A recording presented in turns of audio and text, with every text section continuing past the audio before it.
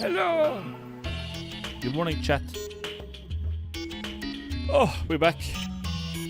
Back on a rainy, cool day in Tromsø where I don't have to sweat the entire stream. And I love it. Dog, go dog. Hello, Poker8, thank you for the sub. Anything works, thank you for the sub. That was 2 days ago, though. Anyways.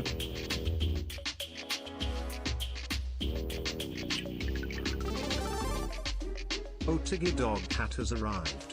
It has! Nice. Took a while. Backflex, thank you for the sub.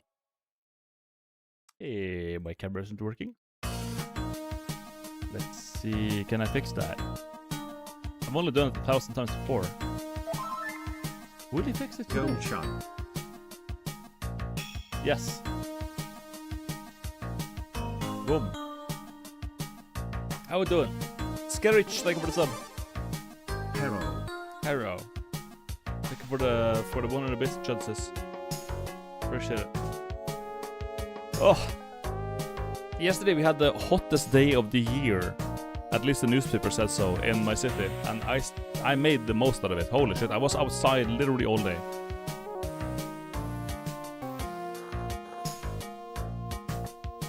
Oh, went to the sauna, jumped in the ocean, spent some time on the balcony having drinks. Hottest day of the year, 20 degrees. Yeah, but to me that's really hot. It's really hot. Now it's like 10 degrees, but I have my fan under me on still because it's hot. But it's raining outside and cloudy and like it's just, yeah, I don't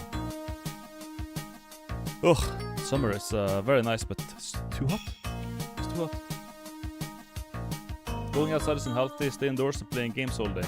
Never. It's banned. It's jail. If you play video games in the weather we had yesterday, it's just jail. No way. Not a chance.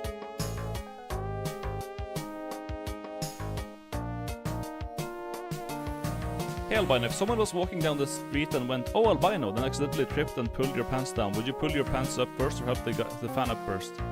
I'd probably pull my pants up first, I think. That's the, yeah. The fan who pulled my pants down, would I help him up? I don't think I would help him up at all, actually. I think I would just leave him there and, like, pull my pants up and just kind of spit at the same time or something. If I did that.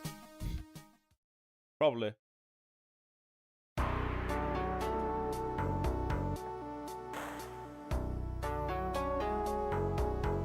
Just like bend over like, oh, my pants are...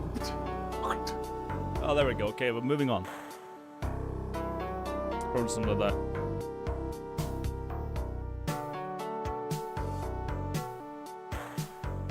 That would work. You guys like the fishing stream? We only got no fish, not a single fish, and only starfish. I think it was great. It was a peak. No fish, but good vibes. Yeah, I like that. The friend that I was gonna be doing the hot ones thing with is now done with his exams, so we might happen sooner, but I'm not sure about that. We might just stick to the date we set. We set like a little bit of a late date because he wanted him to have time to like deliver his degree or whatever. Yeah, it's done. So, but yeah, we'll probably just stick to the date, I think. Wednesday next week, we're going through a lot of hot sauces, and we're gonna die. Music is kind of louder than you. You know, it seems no matter what I do, people will say the opposite. Now the music is louder than me, and like 2-3 weeks ago, that I was louder than the music, and that was a problem. Just can't win. Jesus Christ. Oh, maybe I should make a gamble. Just make a gamble about Spire. I think we'll do like 2 hours of Spire, 2-3, and then 2-3 the other game.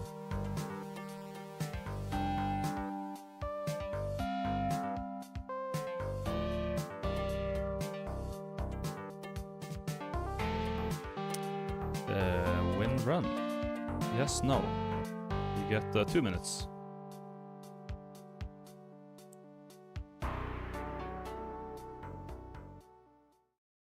Ever played Dave the Diver? It's a good game. 2D harpoon fishing and helping with services in sushi restaurant. I was thinking about playing it, but it seemed like such a Reddit game. Like this really just Reddit. Like, I don't know, man. It just like it was really off-putting.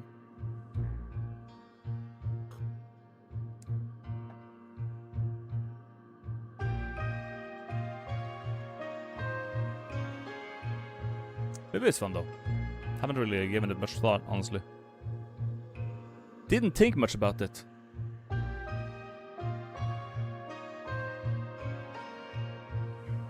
It is, but it's very fun though. It dragged out a little too much in the end, in my opinion though. Okay. Cool. What about Kenshi? I played it before. I played Kenshi. Yeah. We played it on stream for like 10 streams, I think. 10, 11? Maybe more. I had a lot of fun with it. But there like wasn't that much to do, kind of. Like you had to like make your own objectives, but I don't know. It became like kind of a job at some point. You know what I mean? Like it's you were like collecting taxes, or like it was very like routine. There was some exploring in the early game when the whole world was new to explore and stuff, but like beyond that, it was just I don't know. Edmund replied about your voice, or no? No, nothing. No email, no Twitter message, nothing. Ignore.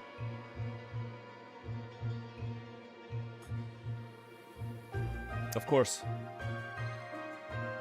You know what I bought? There's a guy called Hugbeast that I collaborated with like a year ago, or 3 years ago, like a long time ago. When I was on like the Most Critical's like podcast, I forgot what it was called, Normal Podcast or something. And he's like doing a video on some like supplements. And there's a supplement that's like really, really cringe that they don't have in where he lives in America, I'm guessing. I'm gonna show you what I bought. I had to buy. I'm gonna send it to him for the video, but.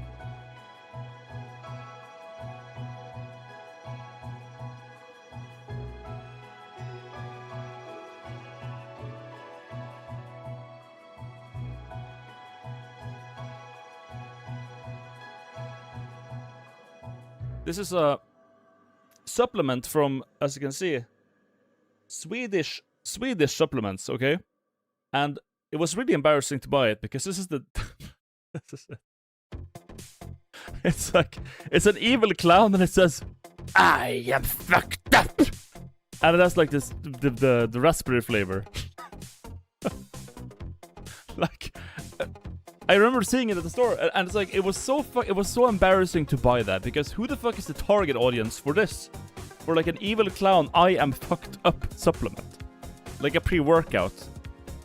It's like literally Reuter pre-workout, and like I held it like this when I was buying it, right, with my hand completely covering the display, and you can only see the license. I was like, here, scan the like the code, please. Alright, thank you. No, I don't need the receipt. Just give me a bag so I can hide the fucking thing. Like, I would genuinely rather be caught with a dildo at the store than that thing. Jesus Christ. Very shameful purchase. Ugh. Why did I buy it? I bought it because he's gonna do like a video on it. Like another YouTuber's gonna make a video on it, and they don't have it in America, so and then he made a tweet about like, does anyone have this available? Can someone buy this for me because I need it for a video? I was like, well, I saw that at the sports shop like a month or 3 months ago, so I bought it. What a bind to buy? People are showing up all the time. I bought this.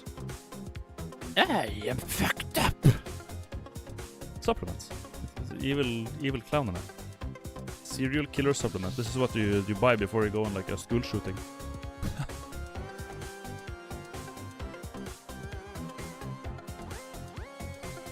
For real hardcore training athletes only. True. That is true. Who do we play today, chat? What character do I play? We got Ironclad, we got Silent, Regent, Necrobinder, and the Defect. Defect got new animations, so there's that. This guy has like a thing that it does when you play cards.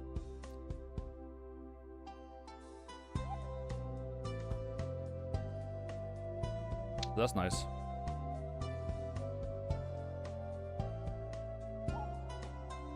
The Ironclad probably uses that supplement. True. The Ironclad, I think this is the target audience for the supplement. Like, this is like, it's like +1 energy per turn, and like play a random attack. It's cool, berserk. Got that.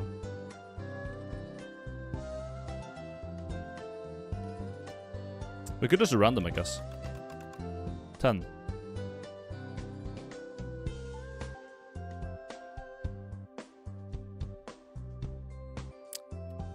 Yeah, it's random. Defect, sure. That's fine.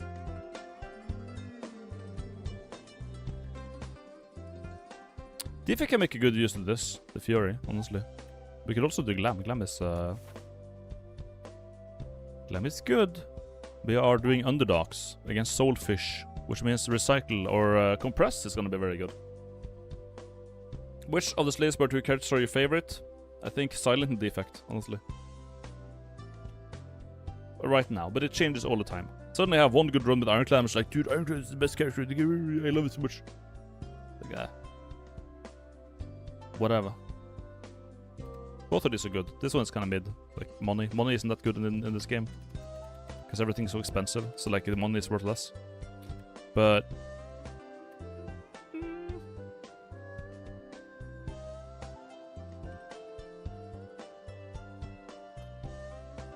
You're like a newcomer, so I can't win with the region because I'm a dog. They're fine. Alright. But I like the classics a bit more. You know? Ironclad, not that much, but Silent and Defect, I like the new version of them. Let's do Glam because it's funny.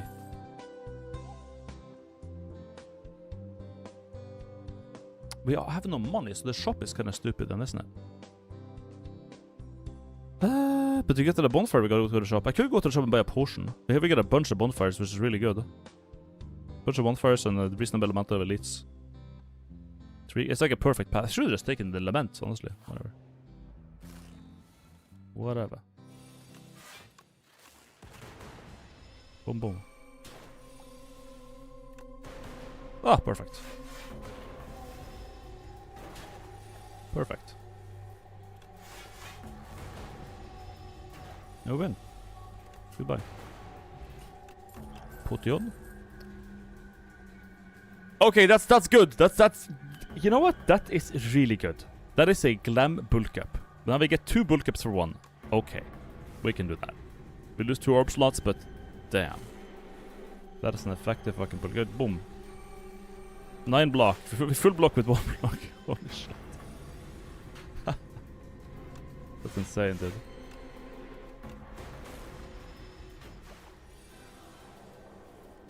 The 10 damage. 10. That's pretty good. Beam cell is good too. I'll take one.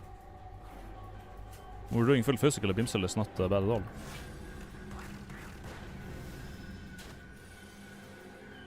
Hello. We just gotta upgrade the bulk up and we're chilling. Potions are up. Deal 6 damage twice with a random attack from your drop pod. I don't like it. I'm gonna skip this. Money? Ooh. Common attack. Common skill.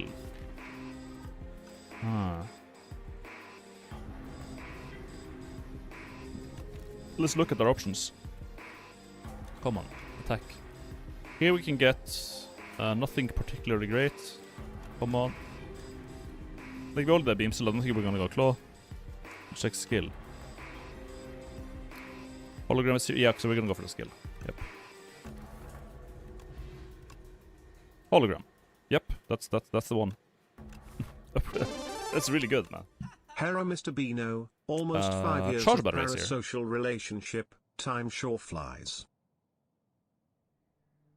Crane York, thank you for the sub for 5 years. Sorry, for almost 5 years. Do you buy a charge battery? It's a good card. Especially with hologram, I'll take it. I've got some good block too. We don't have any good attacks, but I think having a +6 strength and dex will make up for it.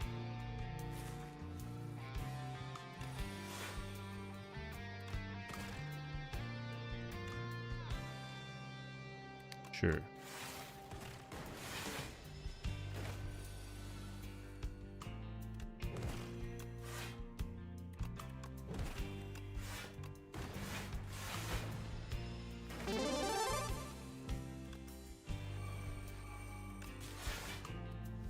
Okay. But should you get any block cards? There we go. Okay.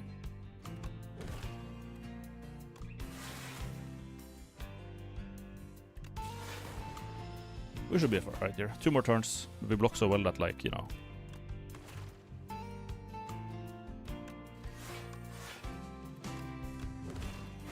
Yeah, we're good. This is going really well. Yippee. Group basin is nice. A zero cost. Do we lean into statuses with smokestack, or do we just get a? I think a zero cost defend is very useful here. But now we really could use some attacks, like for real. For real. Okay, we are just really good at defending right now. This is the only elite I was kind of scared of, to be honest. I'm gonna go ahead and chat. I forgot. This is like when it comes to the dex portion. Like, what are you gonna do? Thank you for the sub, but they stole the cheese.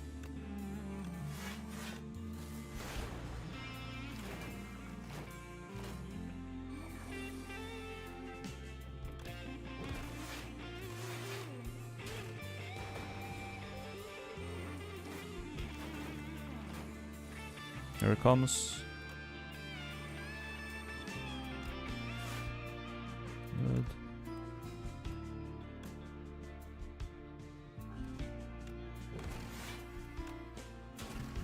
Good. One down, and we still don't take damage, so we're still perfecting it. We have 8 decks. If we draw any blocks, then we're kind of like, yeah, 16 block. We already basically full block, but not quite.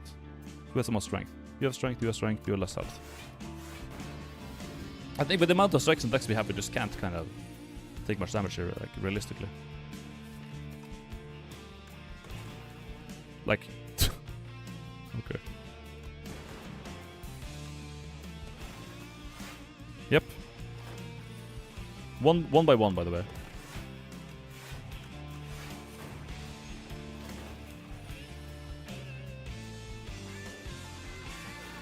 Wow.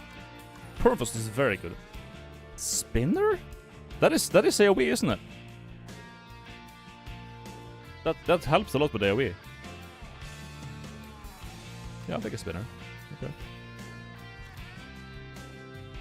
I'll upgrade it too. Now that is kind of not an issue anymore. Well.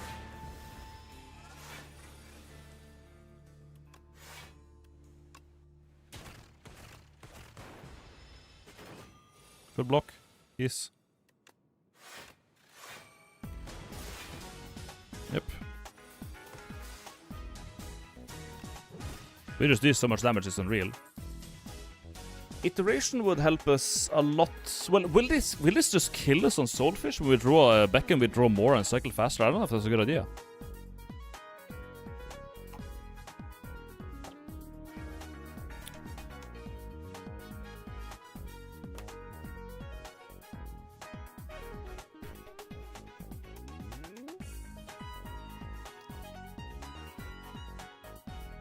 Spin with one orb is kind of funny to keep evoking glass over and over. Yeah, right? Kind of bad on fish, but other than that, it's a really good part. Like, if we want to lean into like some statuses, which is we haven't boosted already, I think I'll take it and just like hope that, you know, we find a way to deal with it. I feel particularly like really strong here, so I'm gonna do this. We need like a beam cell or any like AoE attack would be really nice here. So we just outright kill that guy immediately. That's crazy, dude.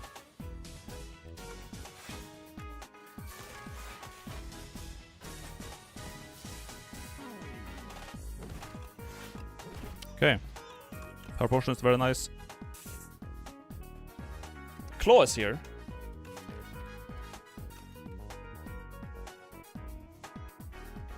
Okay. It would fit. Okay. Terror Reel is here. Nice.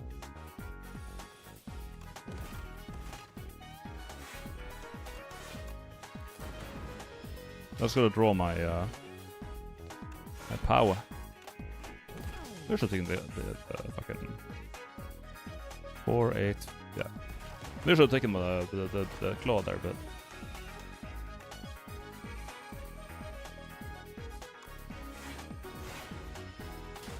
thank you, Basin. Tickle, tickle, tickle. Did I get you or what? All right.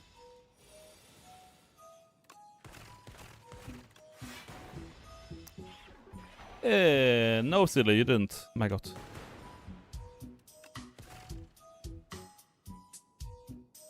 I'm like a fucking scat from Little. God damn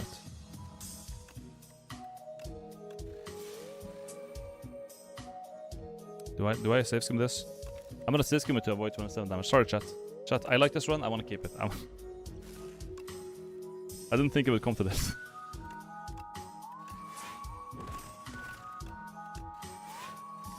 I really didn't.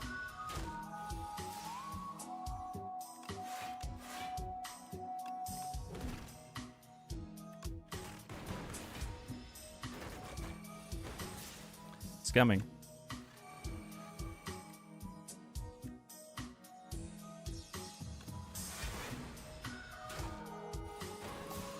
Scamas.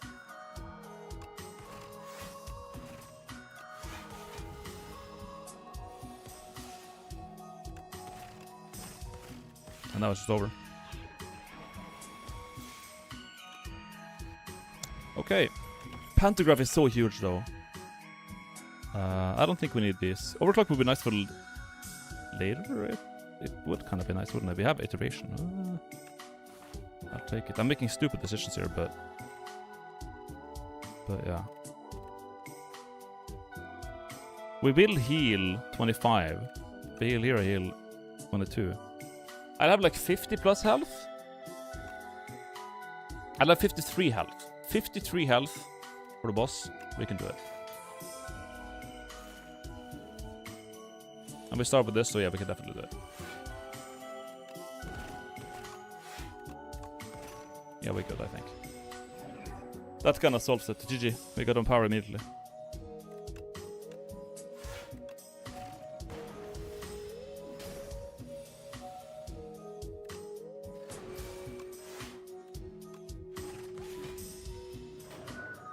I think we're good.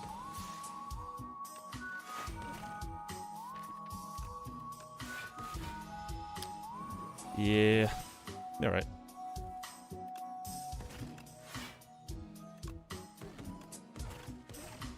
Nice.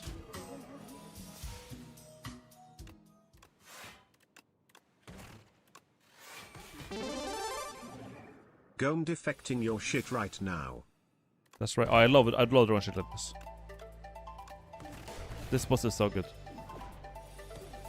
4 backhands, by the way, in same hand. Curious. Damn. He's dead, though. We win. Goodbye, Soulfish.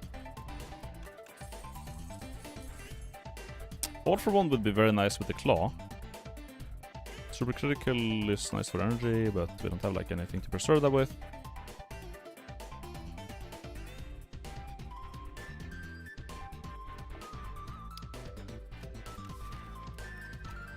I think all for one. Pyramid! Oh, pyramid! Oh my god, dude. We actually got pyramid. We have pyramid with all for one and claws. Then we can cycle the claws way more. Now we just gotta, we can get this and remove some cards and we're kinda gold. Darv! Darv is a Chad. I love this guy. But not his music. Baba music is more fitting. Yeah, pyramid, fuck it. Fuck it. Now we want to remove cards. I want to do events and I want to do shops. I don't really care about anything else because we are like already pretty strong to kind of do whatever. AoE, we have glass for AoE, which is fine. That should pretty much solve the fight with the centipede.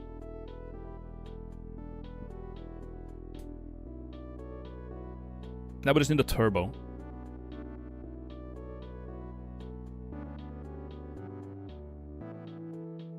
Only one shot possibly sacked.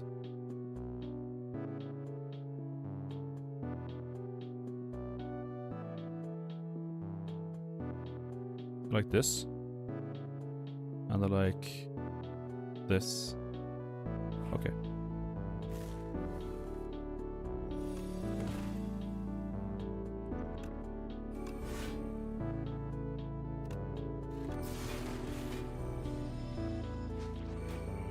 I'd like to keep my health, thank you. Did he take my fucking bulk up? He did.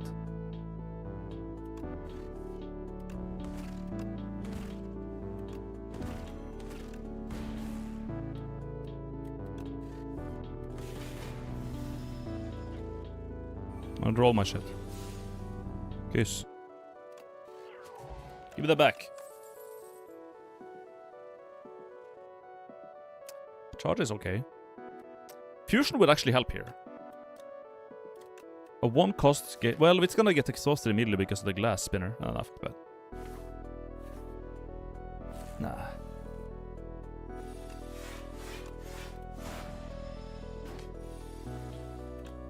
Yes, matey.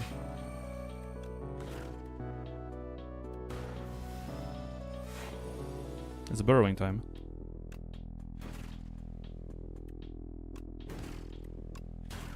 Instantly accused. You just do so much damage with this shit. It's insane. It's just so much damage. Oh my god. Here's a soul for the Antimancer. Nice. Turbo, please. No turbo. First in combat, you exhaust a skill at a copy of turn. Do we exhaust any skills? Not really.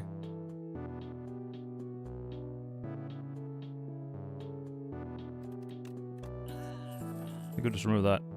And we could buy Wicked Potion, but I wanted to save money for more removes. So we have to get rid of the Strakes and just play other stuff.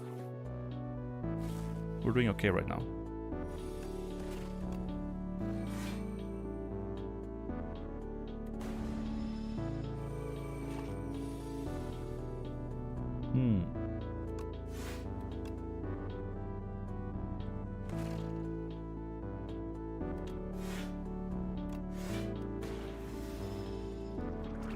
Surely I'll draw the card I need. Thank you.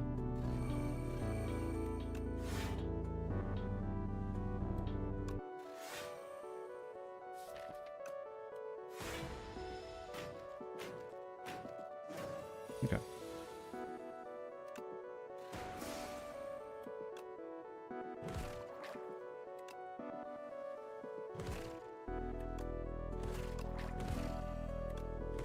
Okay, now those are out of my hair. That's good.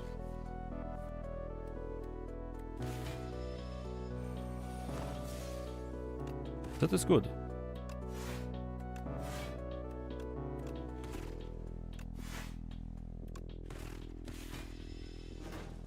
It's like this deck is like King's Indian attack. No thinking, just play cards. King's Indian. What's the King's Indian stack? The fuck.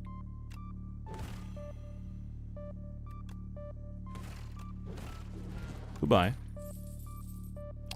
Gun Cup is here is 3 hits, which is good.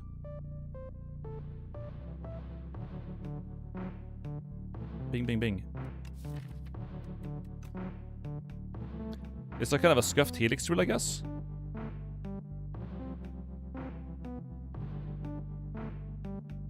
It's like the brain dead opening in chess. You don't give a shit what your opponent plays. Okay, nice. Gunk is absolutely a hit. A click. I mean, yeah, it's good. It is good. It is what it is. I'll take it. Oh well.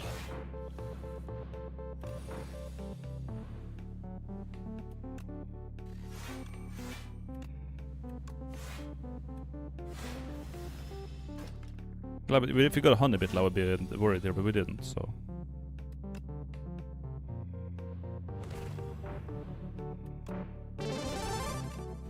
K9.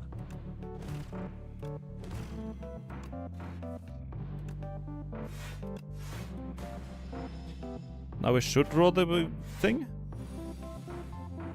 It's the last card in my deck. Okay, well.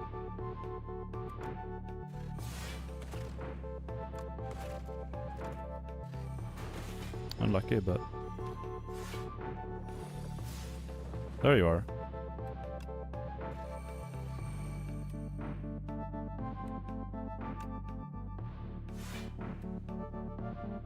It's gonna hurt a bit, but whatever.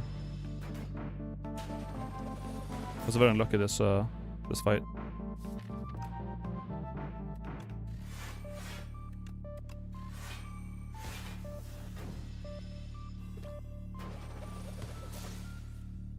There we go.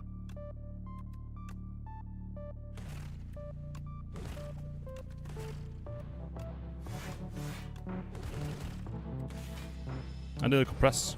That would also help a lot. That would help. Go for the ice is good too. I think we need to go for the ice here. Rocket Punch is really, really good though. Deal 30 damage, draw 1 card whenever you clear the status. Reduces card cost till 0 until play it, like.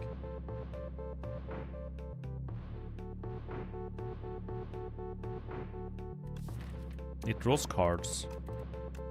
2 cards to upgrade. Is it too good to pass?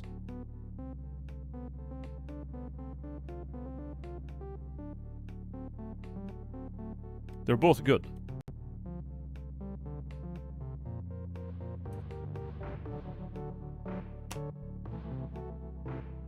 But I need a weekend at the end of the day.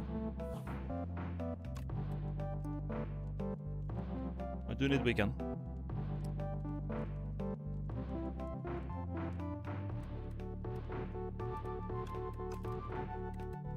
I think I'm gonna upgrade this so I can like find my bulk up faster. You don't enable on the solid block plan already? Yeah, but I want it to be like solid before we get to that point. Like a weekend for 1 turn can help a lot. I also kind of want to get, since we have pyramid, go for this. It's gonna be very easy to like enable, and making it apply 2 then is kind of nice. But I want to get my deck online faster, so I'm gonna go for this. Phantomancer. Well, there we go.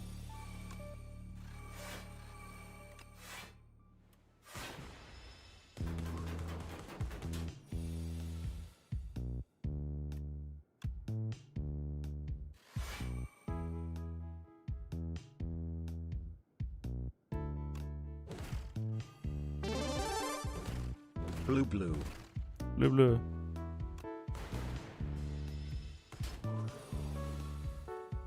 Days. Alright. Whenever you enter a question room, heal 5 HP, that's really good. Loop is good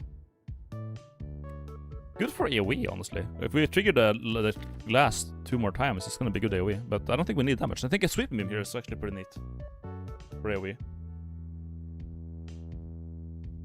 It draws a card and it damages all enemies. Don't need AoE Act 3 anymore. Yeah, but we don't, do we? It's the books. It's good against the books. It's good against kind of the 3 knights, but for the 3 knights, I feel like you're better off just focusing 1 down.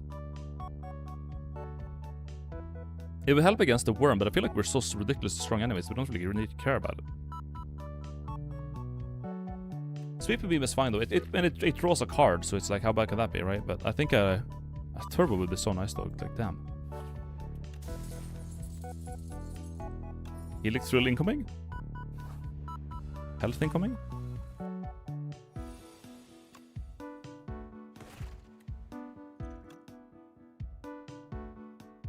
Yeah.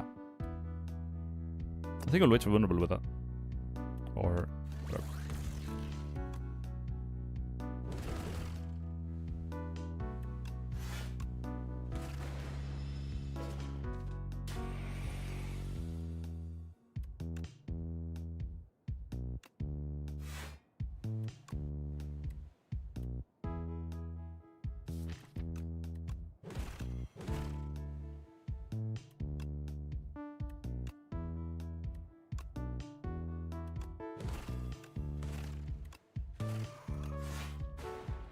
Okay, nice. Nice, that should be it.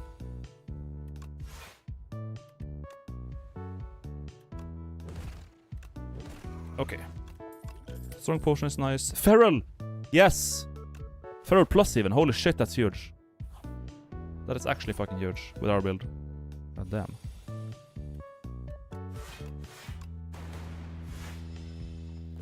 This one again is usually trouble. You might even die here. This elite is so mean.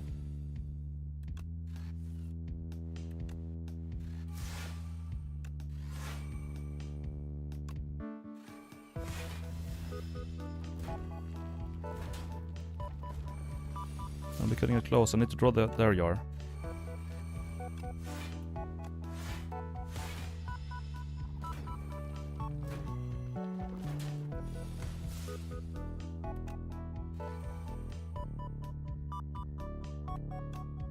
Who's lowest? 27.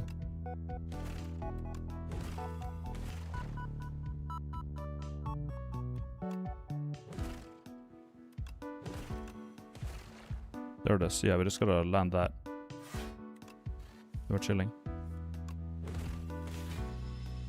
Now we're chilling. Let's land that and we're good.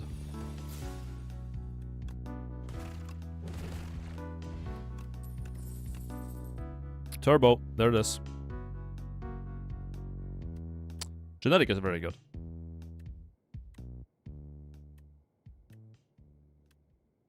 Adaptive is fine, but genetic is, yeah, like that. Now we heal. We heal some more.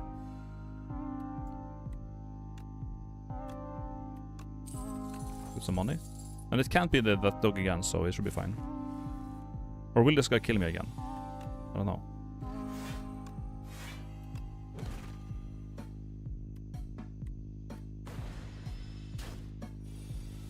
I hate this lit.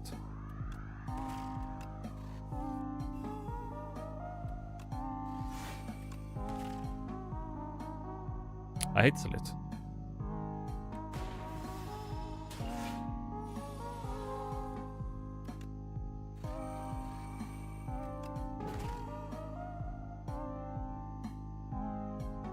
How much tainted do we have? Gain 3 tainted.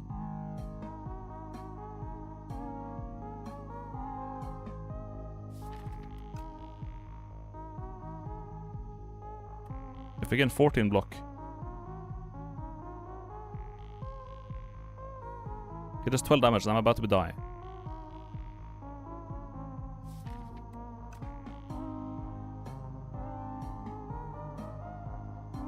Plus 14, minus 9 from tainted. Okay, so it works out.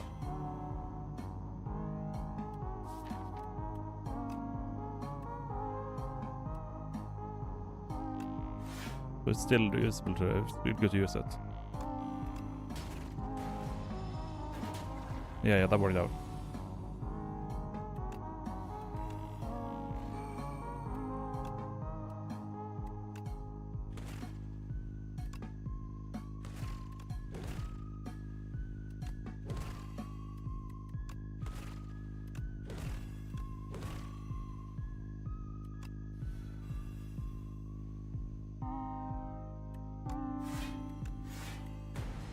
Okay.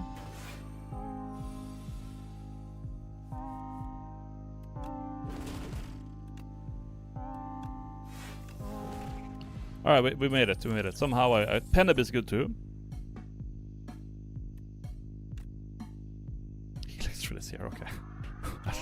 Don't mind if I do, that's really good. I was like, Helix drill incoming? And it's like, bam, there's Helix drill. Okay. Huh. So I think Scavenge genuinely is nice here. Get things out of... We don't have a compress yet. We don't have compress, but Scavenge would like help.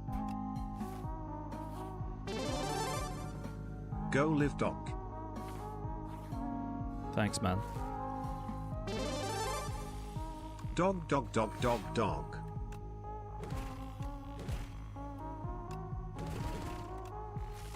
Dog, dog, dog. Rrrr. Hello.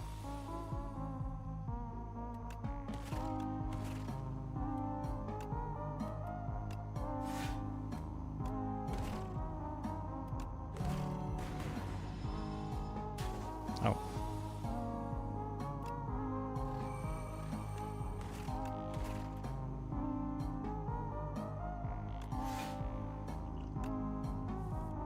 There you are. Fucking knew it.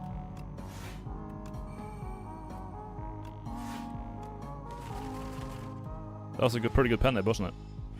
That's a pretty fucking good pen nip. Yeah.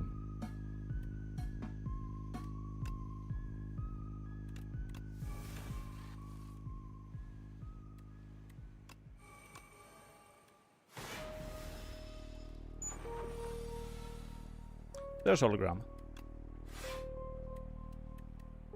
We're just gonna kill him.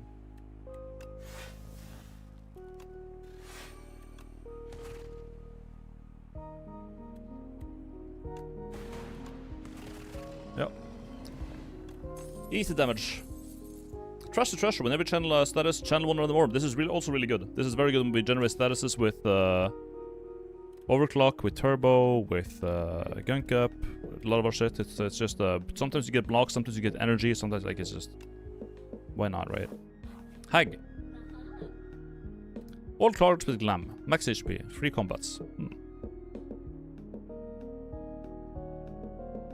And this is Mina? No, this is defect.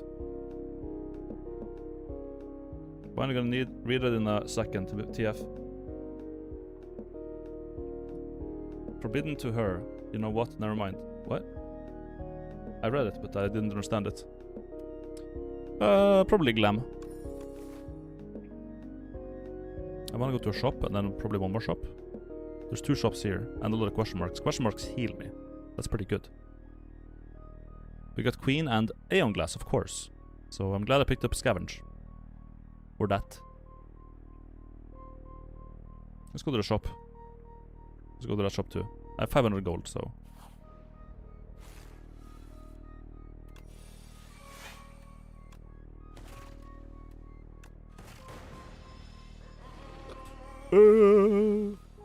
Thank you. Wrong order card. I make the mistake all the fucking time, dude. Holy shit.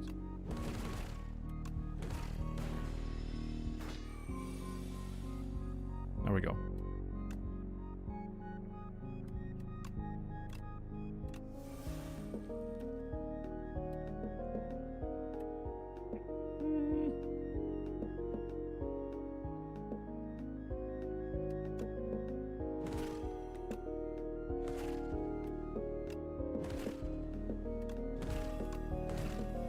Okay. Goodbye, dog. Double lull. Deal 2 damage to all enemies. Apply 1 or 2 weak. Channel 1 dark. Replay 1. Next power play costs 0. Replay 1. That's pretty good to get our powers for free. The next 2 powers will be free for 2 cost. It's fine, but I don't want to have it in my deck. If it's exhausted, I would take it, but it doesn't exhaust, so no.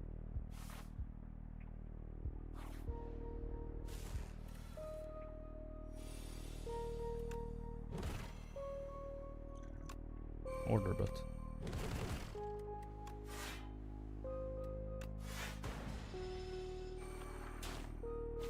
ow.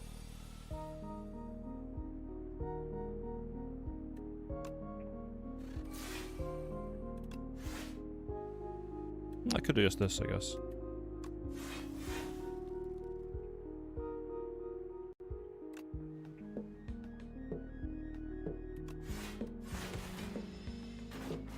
Just will not take damage anymore. Tired of it.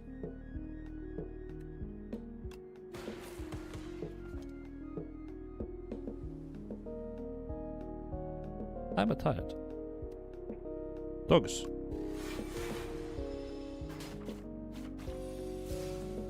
Two dogs.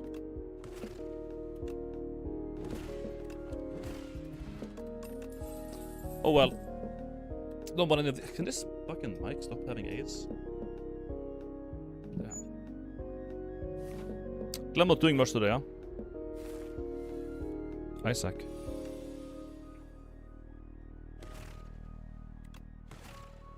That was my fucking thing, damn.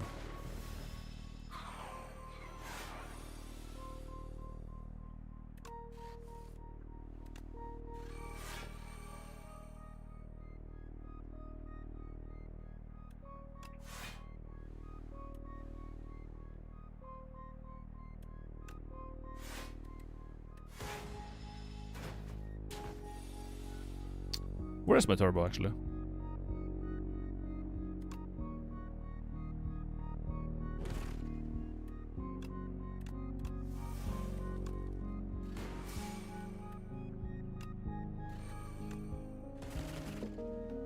Didn't I put Pharaoh? There you are. Perfect.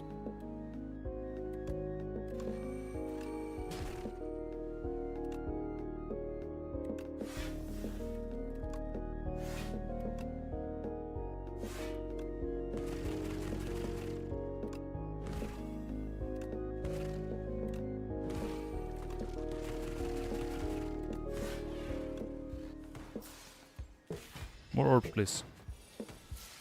Listen to FTL music? No, this is Baba is you. You is Baba.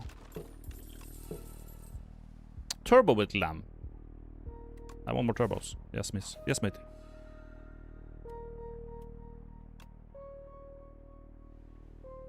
We lost the upgrade on our fucking main car. That's sad. Gam? Is it Legam time? I gotta remove card list.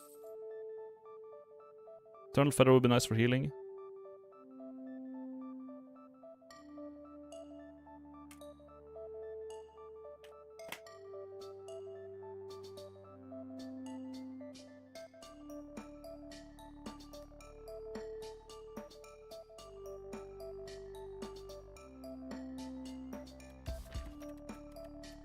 I like the weekend. Helps turn 1. We've upgraded the trash. Upgraded turbo, that's nice. Upgraded furl is there. Overclock still there. Whatever.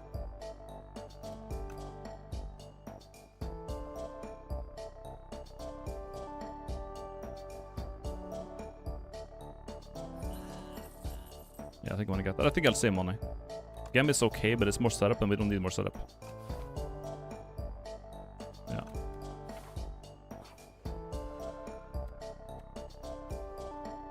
Yeah. Then let's drop more gold, I don't care. Give me 2 relics. Candlebra is huge. Second turn is more energy and then, yes, oh, that's nice. Energy, we have energy issues, that's amazing. Ooh. More stain, nice. And I really want to now just upgrade my bulk up again, because it's kind of a huge fucking value. First these assholes, they're weak now.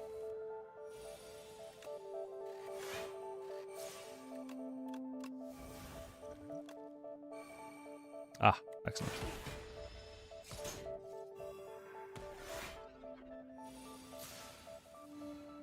Nice.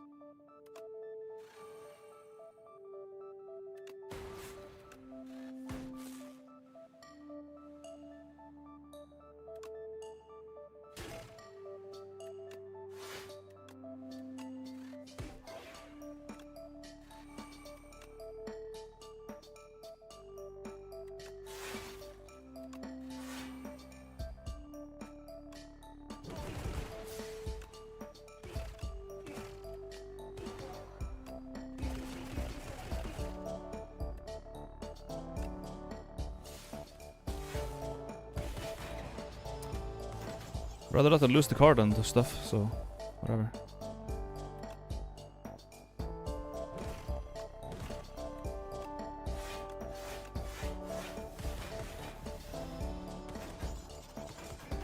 Really would like to draw my bulk up, thank you.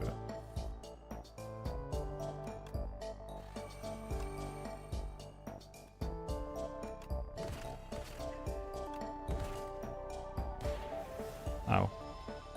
I win. We win. So yeah. Anchor, we get another Glam Claw. Yes, matey. Glam algorithm is kind of funny, but not right now.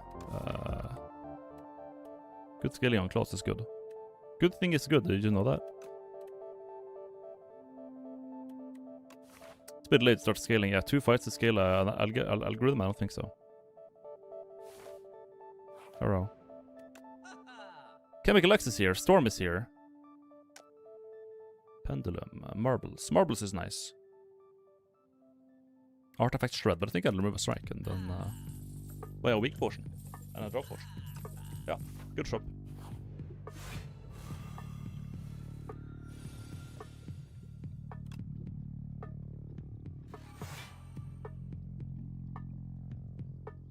Hmm.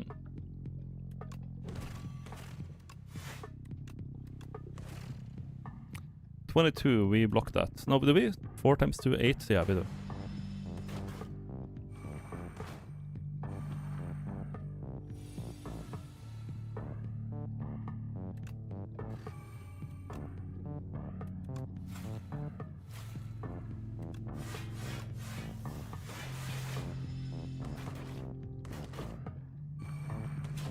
And this guy's fuck off. Damn. Thank you.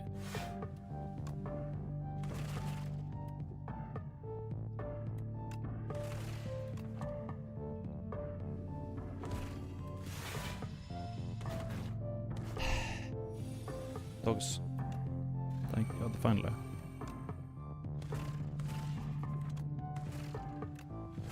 Jesus Christ. Okay, well our scaling issue is not even a thing anymore. Do we dare do another elite? I have 2 potions. And once we get a liner, fine. I'll do it.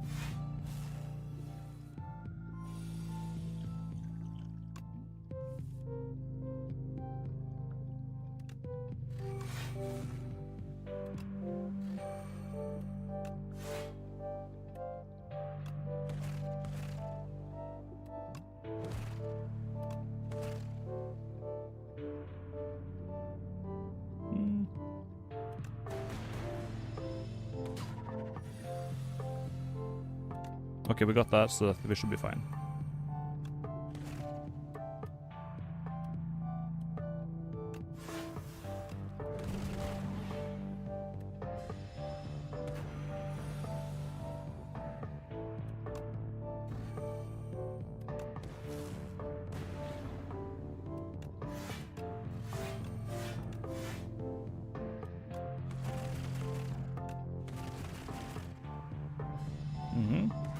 So far so good.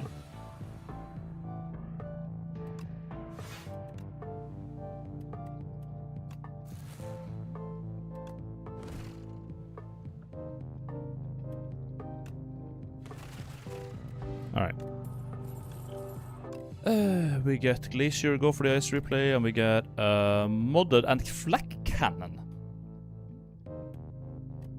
The glamour that doesn't matter. We also get fucking creative, yeah, which is kind of funny.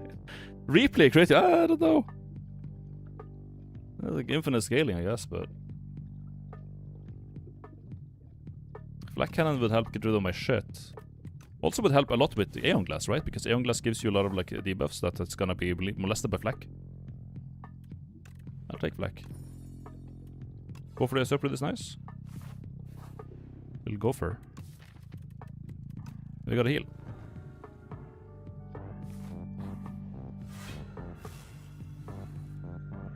Here we go.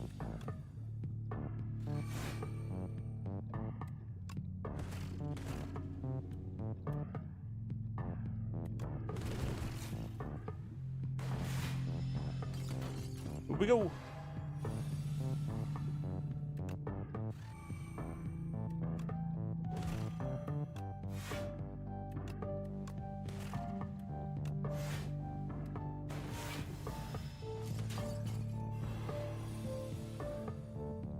Goes the big hit.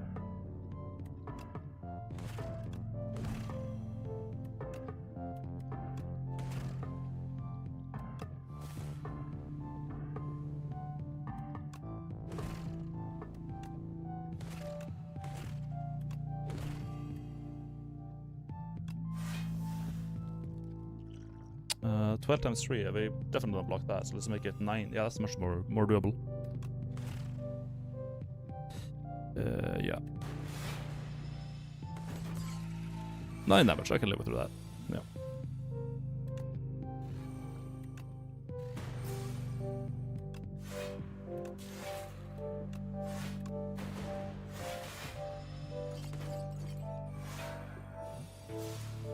Ah, here we go. Arigato gozaimasu.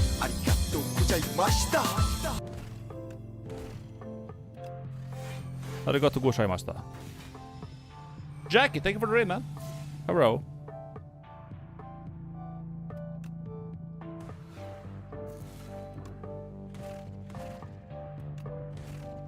Are we just gonna kill her or what?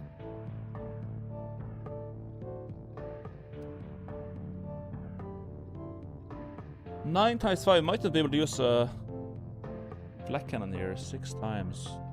We probably have to play overclock, right? Yeah.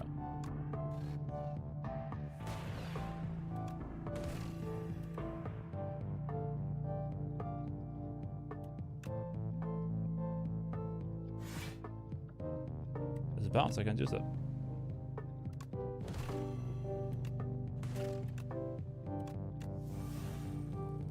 That just dead then?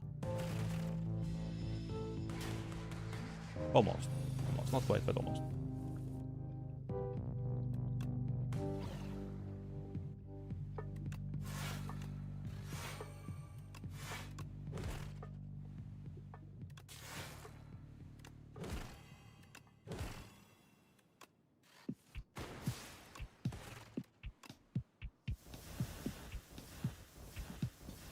Get all the shit out. Alright, goodbye. Next fight, going in with lots of much health, but we have the pantograph to help us out. So there's that. Starting with this also helps.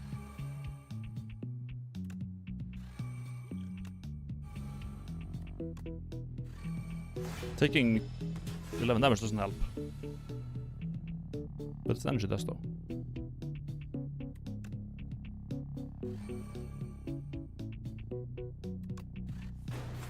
A row.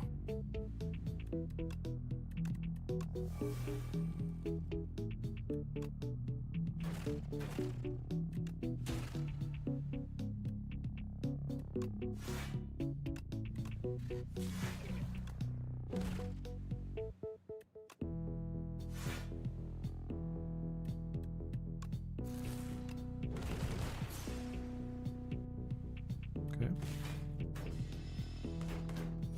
So far so good.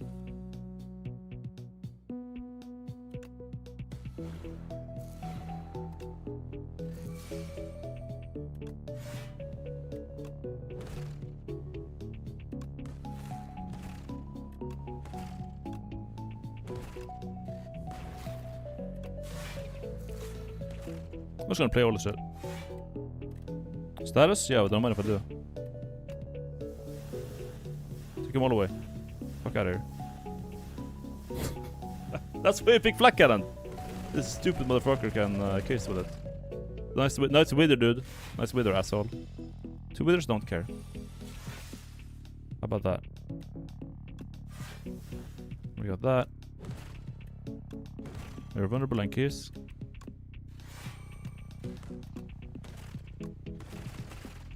Yeah.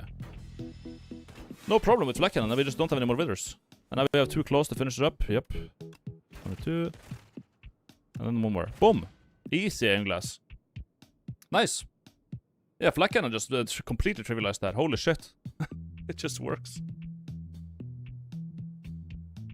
What a run.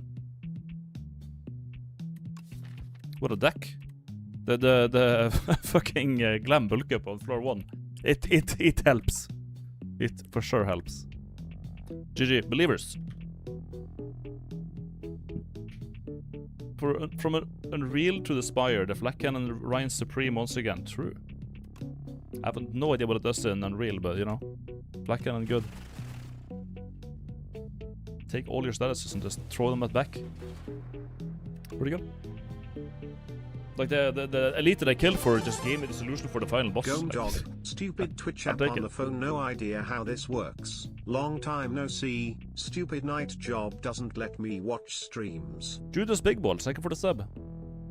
Yeah, you work, oh, but you're yeah, because you're on vacation now, hello. Unfortunate. When's latest streamer mod? When it's made. I don't think it exists yet. I really doubt it. I am fucked up the run. It is made, really? Oh, I didn't know that. I don't really watch streams of this game, so I don't know, I don't know. But I feel I'm like totally fine just playing the game normally, you know? Like, I'm chilling. I really enjoy the game still, so... It's like, I feel like when you do mods like that, it's something you do to like diversify the game a bit. Like, after you've kind of played the base game so much that you need to spice it up somehow. But currently, time to Spire the Slay. Currently, you're getting a lot of like new beta patches. There's a bunch of new synergies to explore. The game hasn't even been like remotely figured out, even by like top players, and especially not by me. So I'm kind of yeah. There will be more ascensions, right? You do know how to plant landmines, right? I'm not gonna play Mina yet. I want to play more Spire. For your next challenge, make Sovereign Sword build works on A10. That's just not I mean, most of the time it just doesn't. That's the problem. It just really doesn't. Like, it's a lot of enemies just don't care about it. I just hope they don't actually remove Doormaker, but I love new Doormaker. Doormaker, yeah, it's a cool boss. He's cool. I don't know. Whatever they want to do. I don't know how many of the bosses they want to have for Act 3 though. Like, it's pretty much been 3 bosses per end act, and there's probably a reason for that.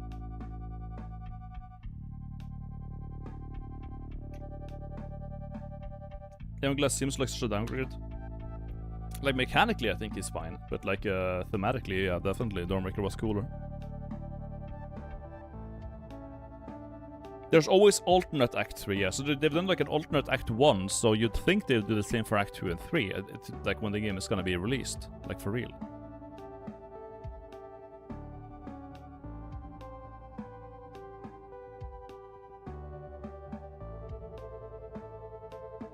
Albino Vivo points up to the message above, and the message above was deleted. Very good.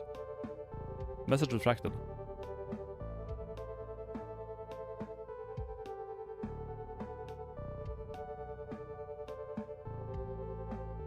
Dawnbreaker comes back with the alternate Act 3 act. Biome for sure? Yeah, probably. They have a good concept, but it just needs to cook a bit more. They just gotta figure out what they want to do with it. And when they have figured it out, I guess that's when it'll be good to see him again.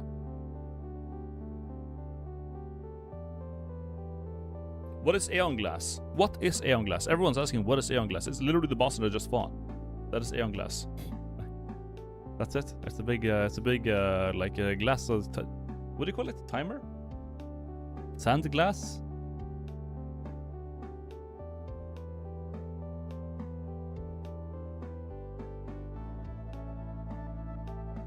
Hourglass, right?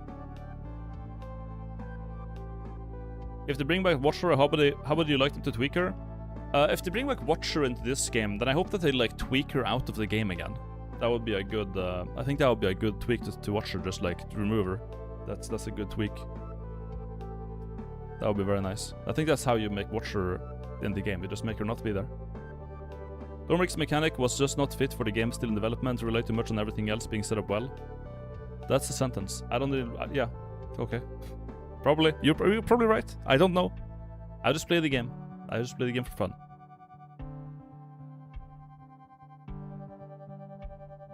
Next challenge is win a 10 minute is coming with a random character. Okay, chat. No save scams. No save scams. This plays super slow. And any character you would like, maybe the new canonized from the prequel board game. What?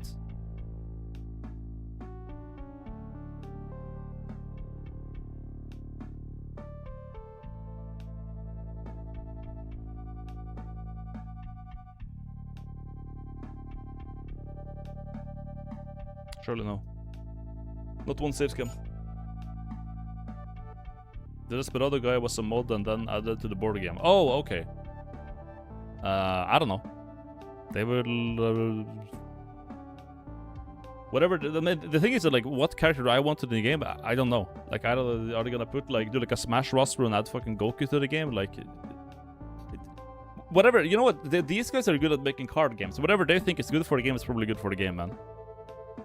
A character with no infinites and a huge deck. Just to make Chinese people angry. That would be a good character.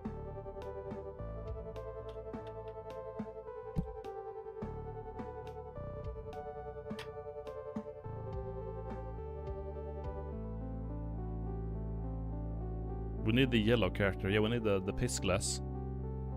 The piss jar with the Mario figurine in it. Your piss Mario, sir. That would be the best character. That would be epic. My Chrome just crashed. I think my computer is having a problem. It just froze for a good bit. But it unfroze again, so we're good.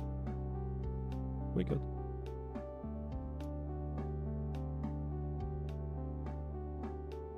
Thank you, Chrome. Inner piss.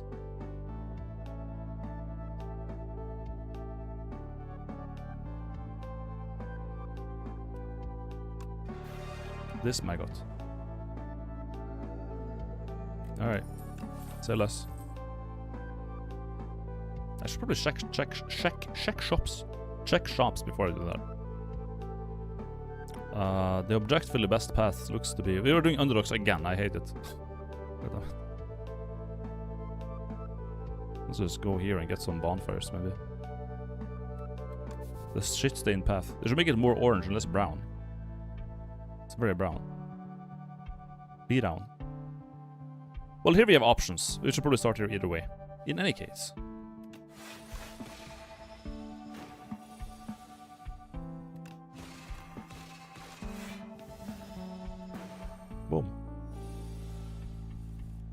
15 goddamn damage. About nothing. Glam Bulwark. Forged 20 for a... Yeah, that's a pretty good card to... Okay, well, if someone said make Sovereign Blade work, I guess that's how you do it. Just forge 20 in one card. Now we just need Sweeping Edge. Then we're chilling. I don't think I want to run to an Elite or anything, but... Here we still have options. Let's go to the route where we have options. I like it.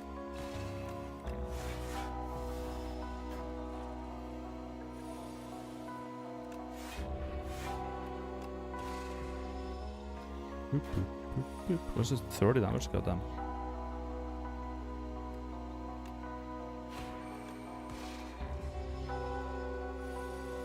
$14. A lot of perfect, huh? Well done.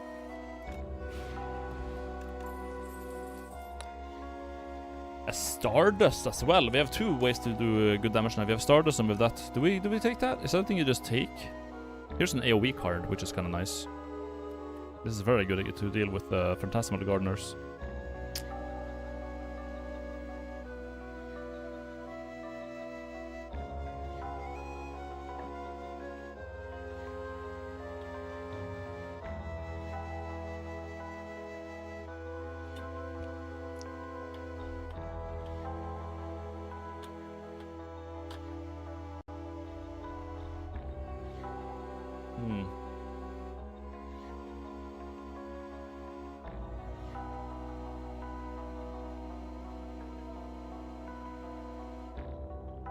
Personally works better here. It really does.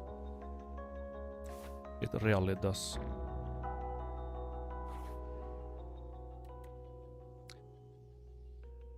Spiral, yeah. That's pretty good. Replay one defend, yeah. Good value. Gotten some pretty good options.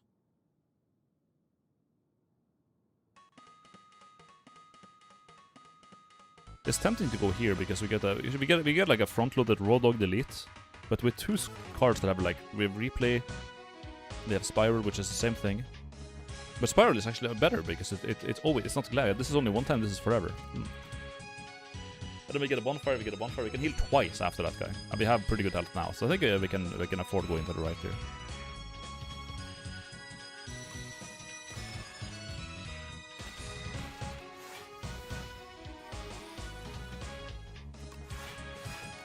Thank you, matey.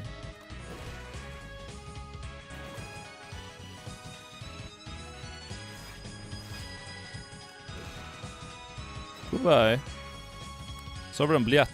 Bye. The potion. Gamma Blast is a good card. That's more weak and vulnerable. I like it.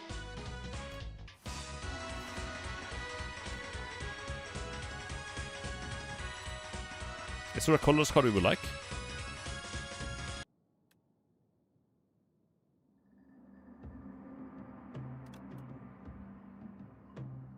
Ass. Ass. All ass. Okay, chat. But I'm not allowed to sit. But it's an event. It's an event. I can say it's going to be an event, Kiss. Boulder is funny, though. Boulder is a funny card. Chat, okay. Okay. But we get a funny card. We get a funny card. I don't want to hear it. I have a weak card that's funny. Shut up.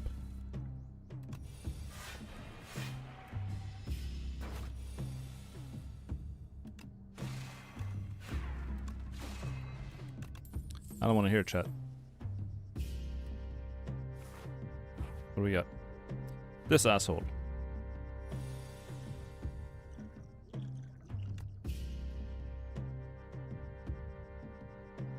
Can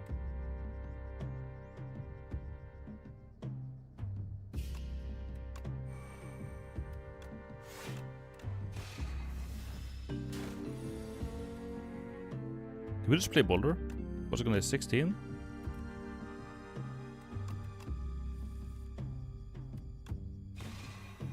Take 12 and just win.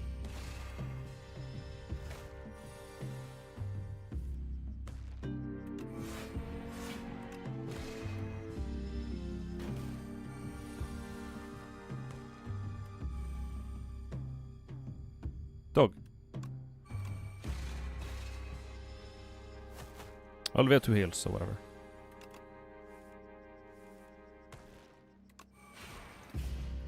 Alright, Akabeko is good. The these are not, though. You need parry. Parry would be very nice, yeah. Potion belt is very good. I think, yeah, this is really good value. Just gain more block and gain more, yeah. But the Rolling Boulder is also good value. 5 more damage per turn.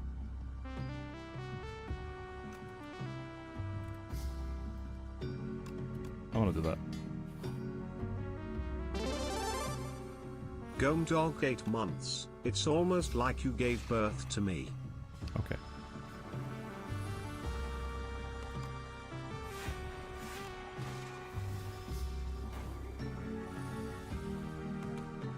Yeah. It's good damage on the boulder. Fairy! Oh my god, nice! Convergence is really good. I'll take convergence.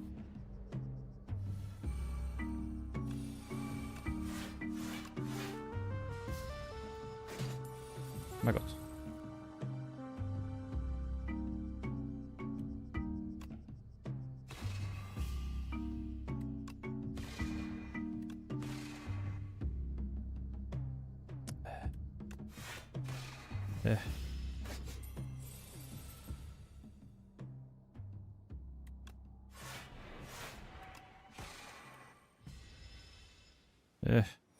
Last card boulder, nice.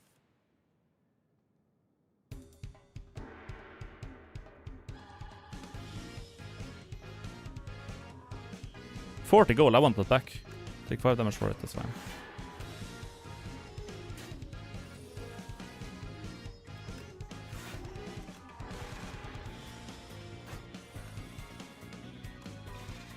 Alright. Serum is nice. Get a light is nice. Alright. What the shop got for me? It has indifference, which is nice with the sword. It has a block potion, which is good for blocking and doing pretty much anything. You remove a strike and add an indifference. Cool.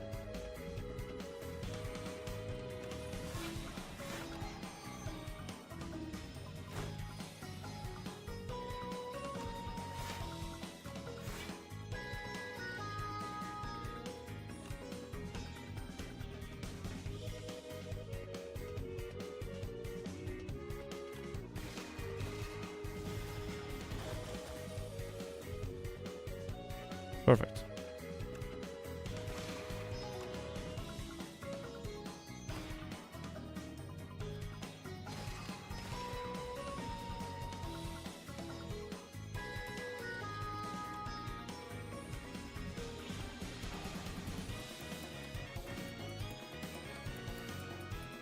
Oh, we barely left, not have enough. No, we have enough. It's wonderful epic. Lantern is great. No, the place is great. We have enough of that. We have like Gamma Blast and Falling Star. Yeah. Yeah. That's fine. We have a Fire in the bottle, so I feel like we're fine and we could just upgrade.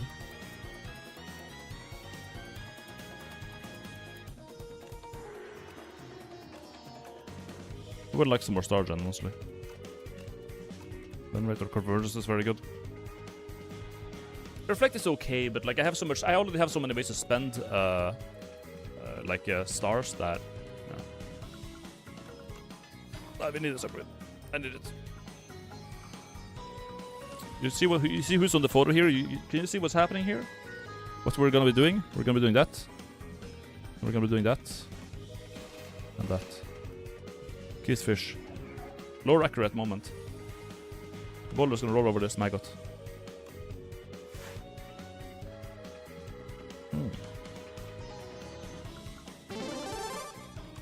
I'll be bait those who knows. I couldn't play Venerate, my bad. XD.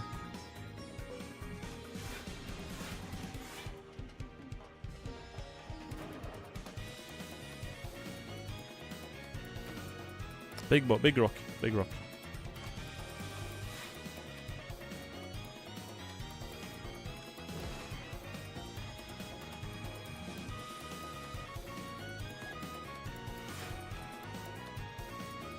Hmm.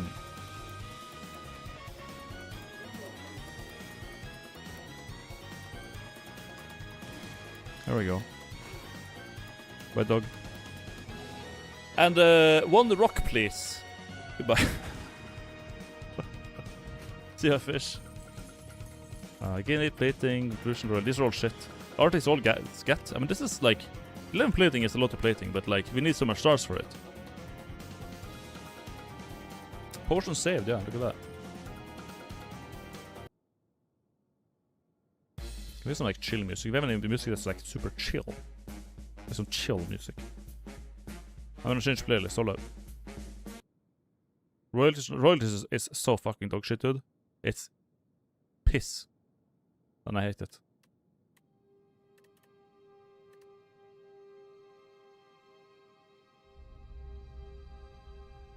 Eggs is too expensive.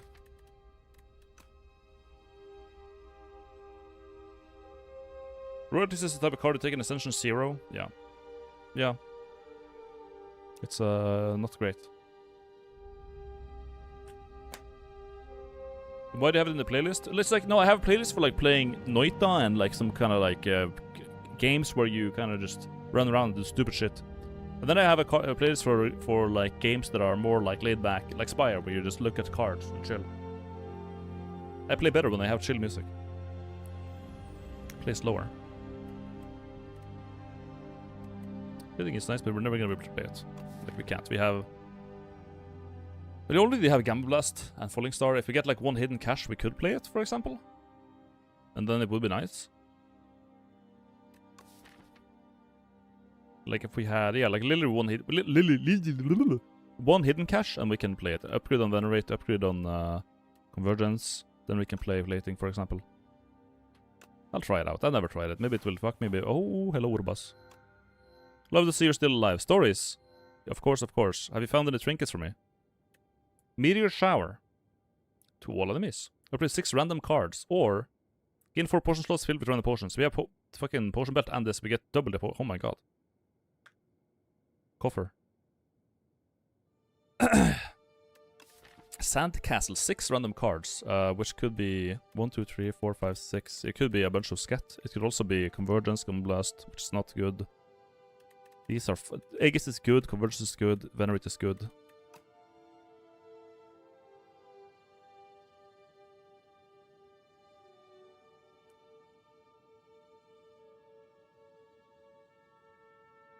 Could operate Spiral Defend for even more value, that's true. Meteor Shower is kind of tempting though. There's a lot of AoE in Act 2. Archaic Tooth. Meteor Shower because this millipede will kill you without. Kind of. We have Rolling Boulder for it, which is 10, 15, 20. So like in 3 turns it's gonna be dead. Like once you pop this, you basically just have to block. But yeah, even then it would help to get lethal earlier. Like, it's more damage and all enemies. Oh, but it also increases the weak and vulnerable. It's 2 weak, 2 vulnerable. That's actually a really big. It's more weakened too. That's actually really huge. To all enemies. 2 weakened to all enemies is really good. This is like a 0-cost 2-star shockwave.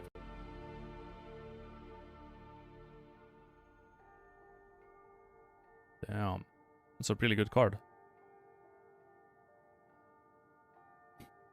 1 to 2 vulnerable is really the biggest upgrade. Yeah, like with a 1 to 2 on both of the statuses is really big. That makes this probably the best upgrade I can get right now. Just make this card that's very underwhelming into like one that does twice what it usually does. Plus it's all AoE. Like it's just too good, right? Transform a mediocre card into a better one. Very fit for this act. But we just gotta get some star gen now, really. And I can play pretty offensively because we have the Fairy in the Bottle. So this path is kind of looking tempting right now. We have a way to deal with the millipede. But and we should be able to deal with the we should be able to deal with the triangle too, because we have Bulwark which forges 26 in 1 turn, and then we kind of just kill him with the sword with plus vulnerable. That should take care of the triangle too in a very few cards. We have like dense block cards that are epic.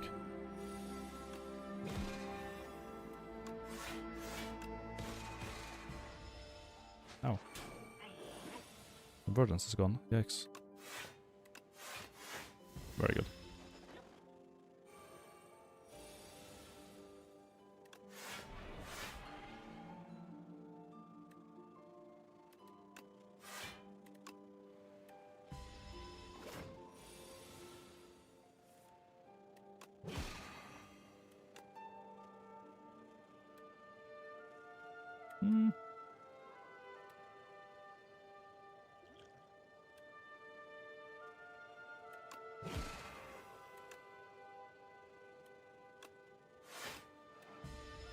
Yeah.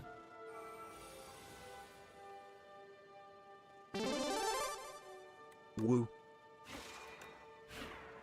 There's no fucking shot. He takes my convergence. Dude. One? I don't chat, I don't care. I don't care. I'm not gonna give him that shit. I'm not giving it. Whatever, I'll just drink the fucking potion then, damn.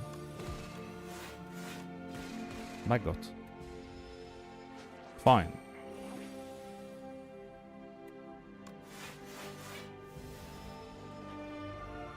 Horrible draw and kiss.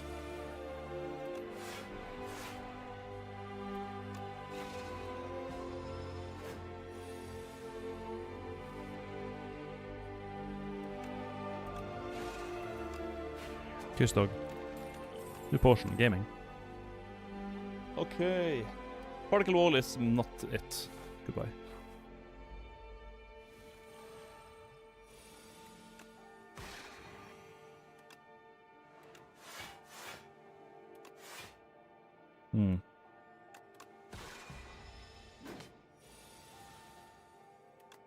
Okay.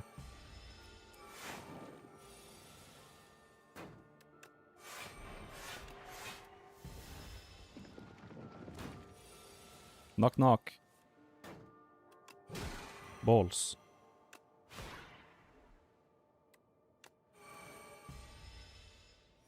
Neutron ages never. Can I get a hidden cache, please?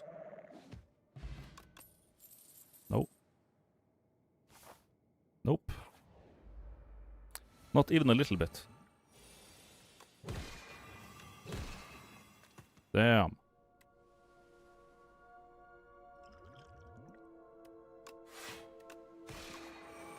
Well, that was a pretty cool fight. Thank you, Meteor Shower. Yep. Real Gamble is here, that's nice. More star. That's one way to get generate stars, I guess. Vigorous 8. Could be good on the Meteor Shower, I guess, but I think I would rather get max HP here. Oh yeah. Max HP is really strong. Ooh. Alright. That helps.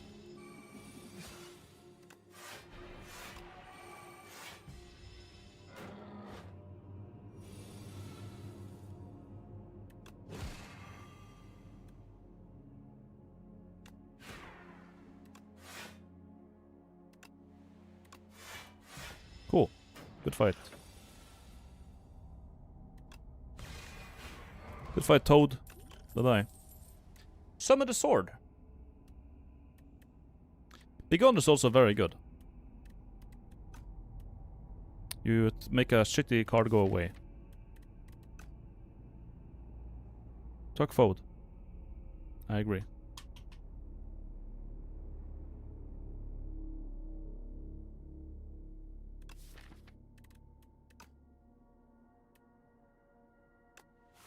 Like Begone.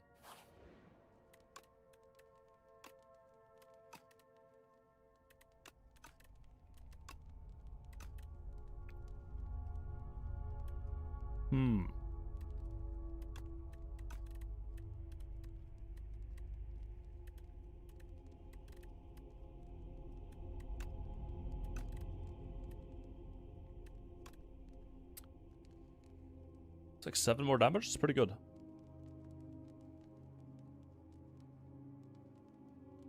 Retain on Gamble is very understandable. Yeah, Retain on Gamble is nice. But there's more damage on this is pretty good too.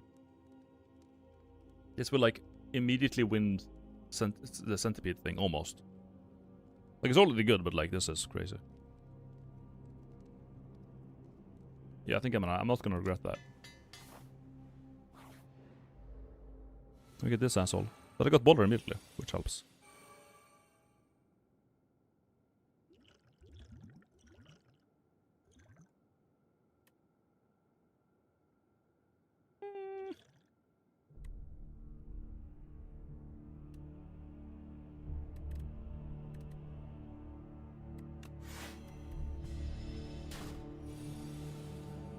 Which helps.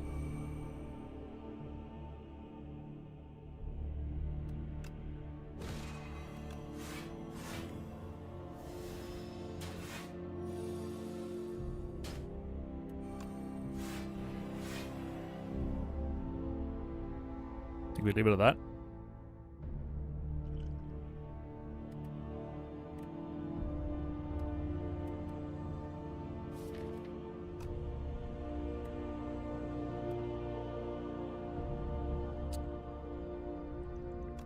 Genuinely? To do that?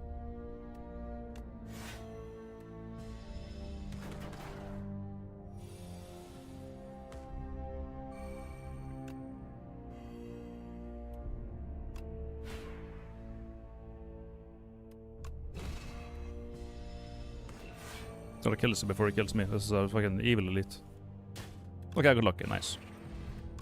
Scales. That helps. Okay, then now they've also solved the Entomancer. Cool. That's very good too. Nice.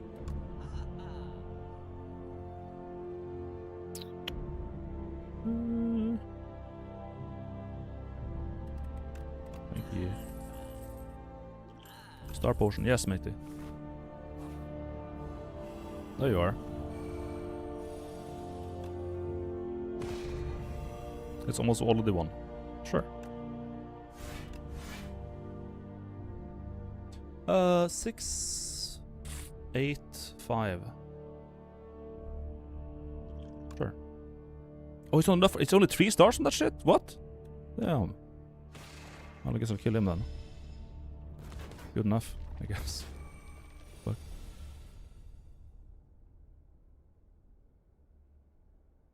Did we just play the boulder to win?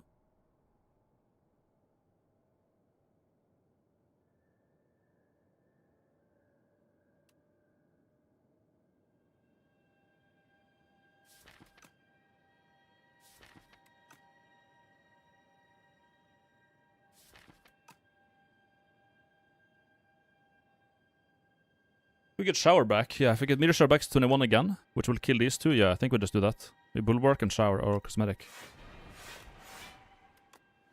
And then we just hope that we draw the fucking venerate. We did not.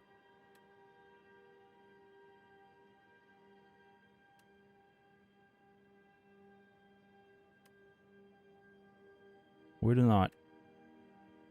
It's annoying.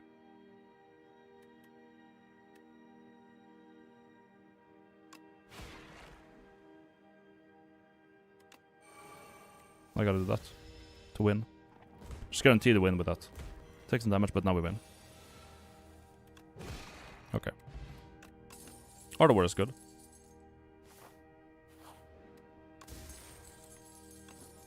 Cool. Oh! Thank you for the sub.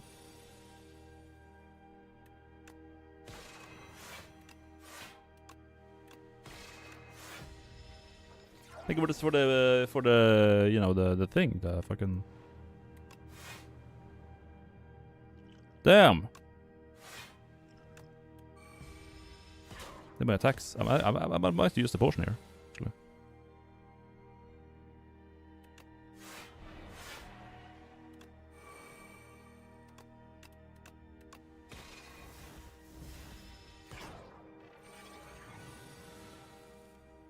Okay. That'll do it. I could just gamble, I'm an idiot. What the fuck's wrong with me?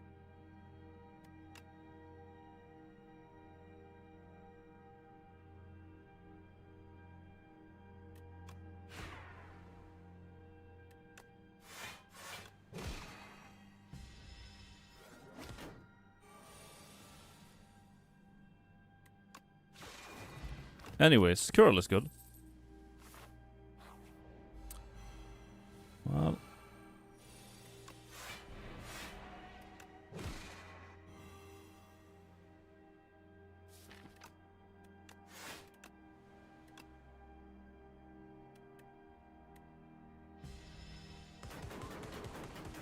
Good damage.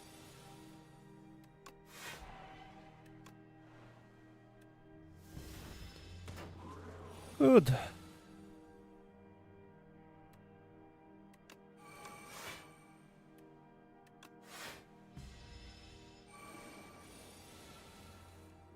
There we go.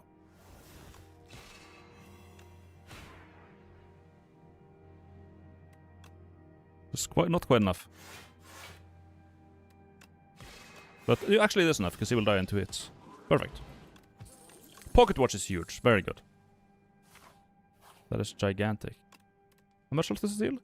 30% of 85. We should be good. We should be good. I gotta generate more stars. That is my problem. I don't have enough stars. So a upgrade on convergence, upgrade on venerate, both are good. I think venerate is probably the most value thing here. Yeah.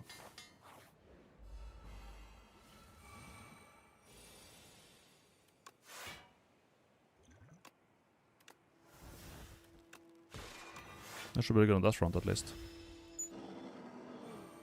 Did not trigger my pocket watch like an idiot.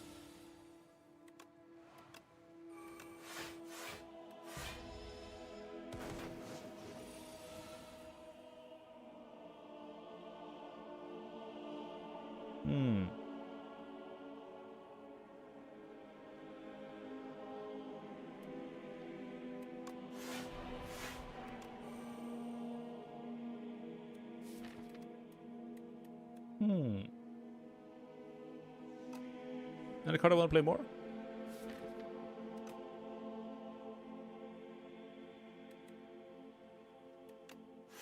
Yeah.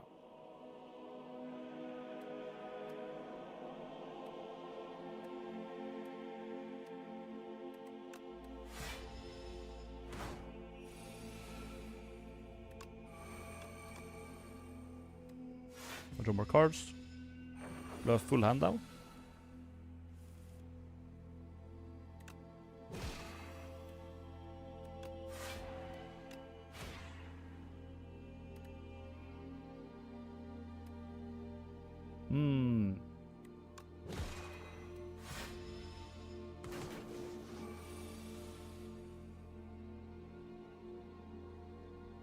We just play it and yeah.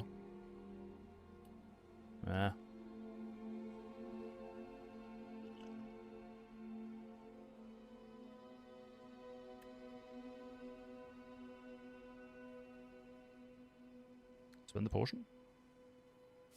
What?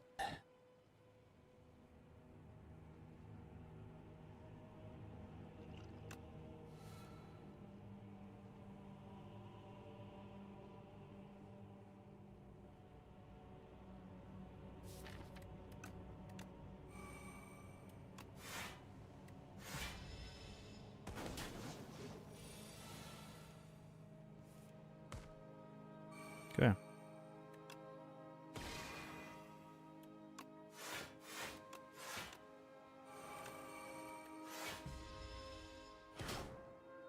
I have potion, thank you.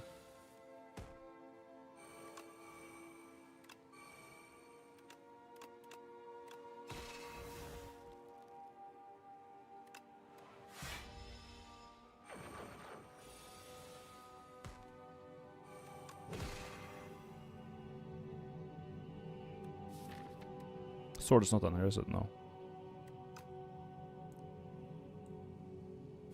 It's there, though.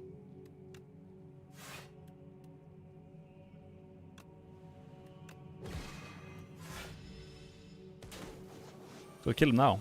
Very good. Thank you, Boulder. Cost me all my potions, but that's what they're for. Tyranny. At the start of your turn, draw one card and exhaust one card from your hand. I mean... very good. Invincible is pretty good, too.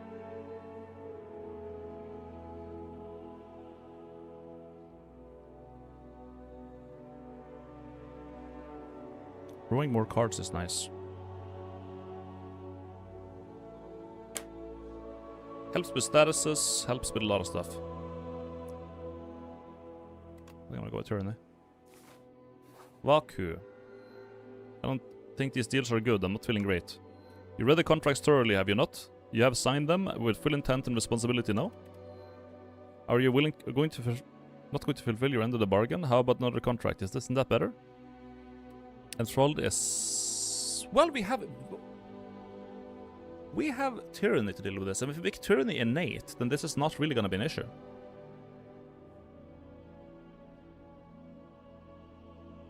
Yeah, if we upgrade tyranny to be innate, as long as you don't draw enthralled, or like, we're not gonna be cycling enthralled, it's gonna be exhausted whenever we draw it. It's only when we take it, turn 1 is gonna be painful, but that's it. Music box is not great with this. No. Well, you can get like another meteor shard, but it's still gonna cost too much shit.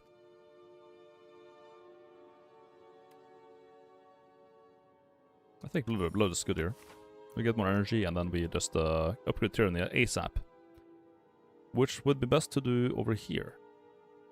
So we go there and then we just kind of... I'll take it from there. I'll do like we get here and then we assess situation. Hello, dogs. But yeah, until that is, you know, in the deck, we're kind of having a problem.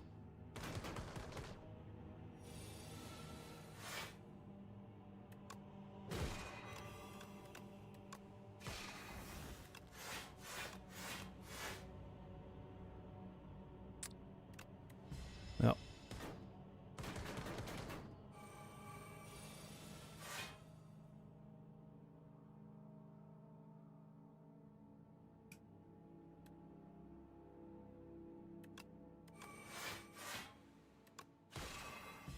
Should have let him, honestly. That's not stupid.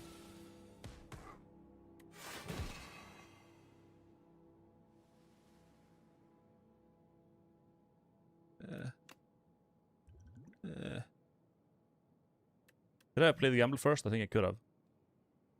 Oh my god, dude. I don't know why I play so fucking fast, man.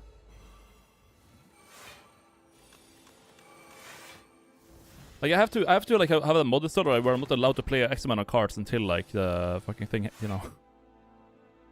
What the fuck, man?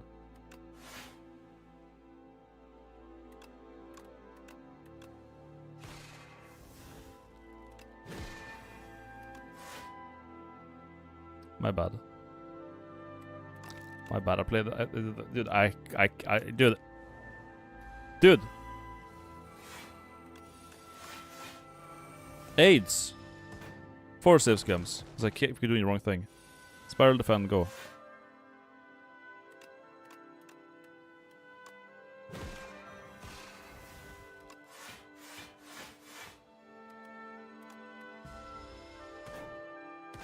Dogs.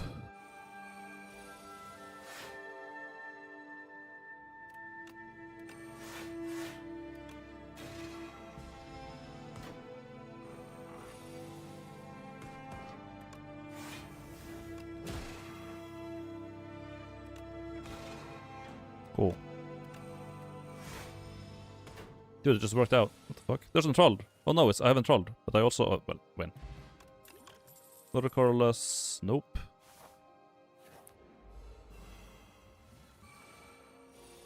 So there's the problem.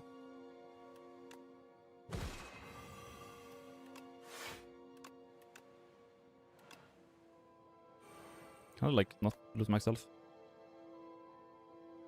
Yeah. I can, actually. Thank you. Good. Centennial puzzle for that. Art of War for Smoothstone. Lantern for Sturdy Clamp. Sturdy Clamp is really good. Lantern is good too, though. Sheesh. Sturdy Clamp. Retain 10 block and then return. That's really good. Persist across turns. It's huge. Puzzle is good draw, but this is like you just may retain block. And a lot of time we overblock, especially when we have Bulwark times 2. 30 block for that. I kind of like it.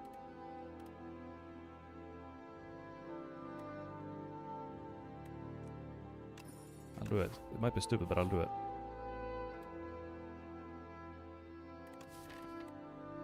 I don't need Be Gone anymore now that we have Tyranny.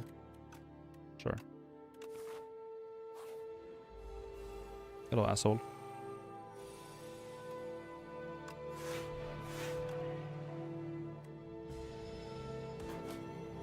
Keep them block. How about that?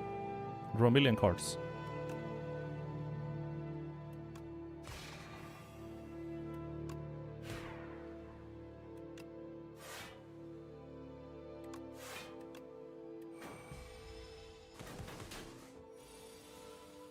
By enthralled.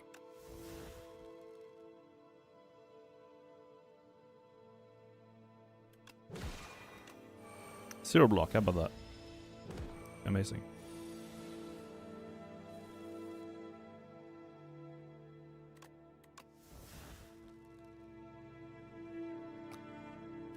Yeah.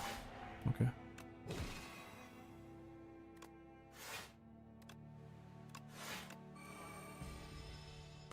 Goodbye. Fire potion, thank you. Another gamble. I think I'll take one more. Yeah, sure, why not? It retains even. And we want to make this an 8 now to avoid the awkward... Yep, yep. Innate Tyranny. Very good. Here we get a shop on the way. I think I like that more. Good! Good hits. Convergence hits. Very nice. I don't think I need more upgrades now. Now we don't need anything at all. I could heal here though. I can do an elite. And for elites, I should be okay with pretty much all of them. The 3 knights get bouldered and meteors showered. The mechanites I kind of can deal with, I think. We have pretty good block. Enthrall is eternal, yeah. It's eternal, we can't remove it. But with Tyranny innate. We start with this innate now, which means that whenever we draw Enthralled, we just exhaust it with Tyranny. Right? Unless we draw it on the very first turn, which is like a 1 in 4 roughly to do right now.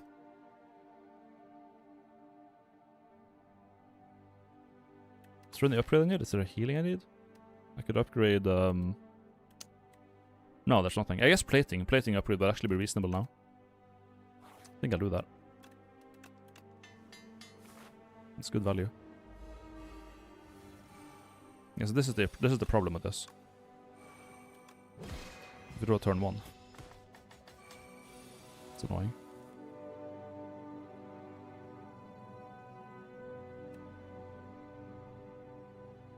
What do I take away now? Gun Blast.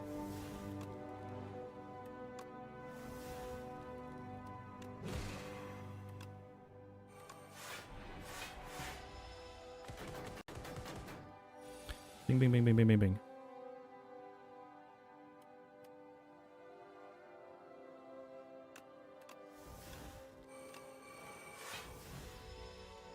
Okay. Keep them block. Troll is gone. Gaming.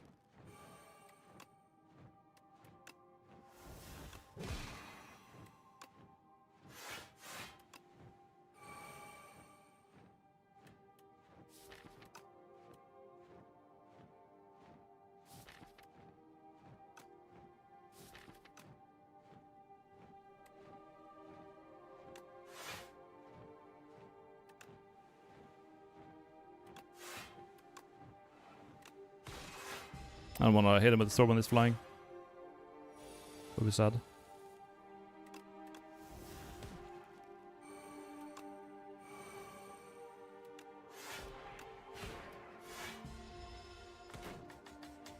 Would be very sad.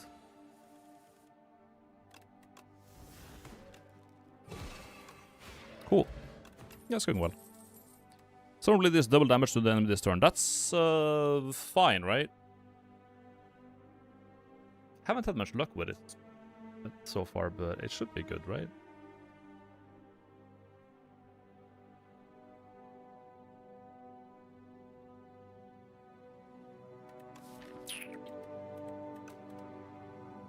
Never had much luck with it. I really haven't either. I've never had this card be like crazy good or anything. It feels like bait.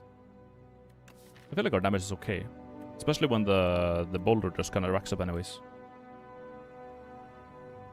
Yeah, if this was retain, of course it's good, but it doesn't have that. I'm good. Like a knight. And of course we get, yeah, okay. Thanks, man. No good roll.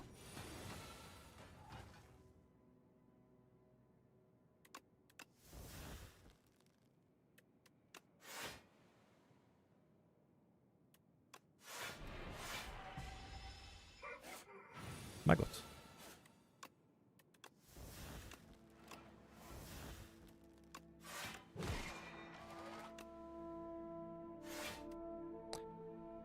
I want to get back. Honestly, we need weekend for next turn, right? Yeah, we do.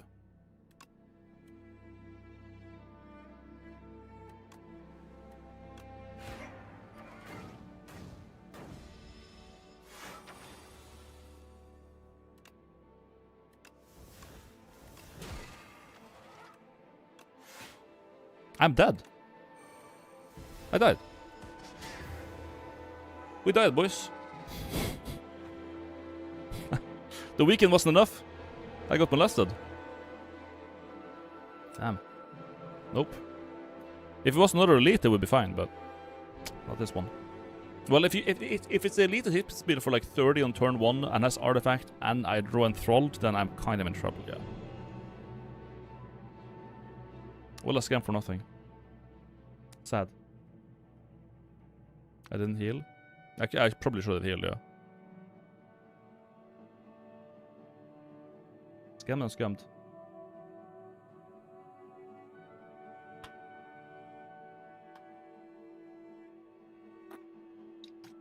We switch? I could. Wait, I got some million messages. What's this?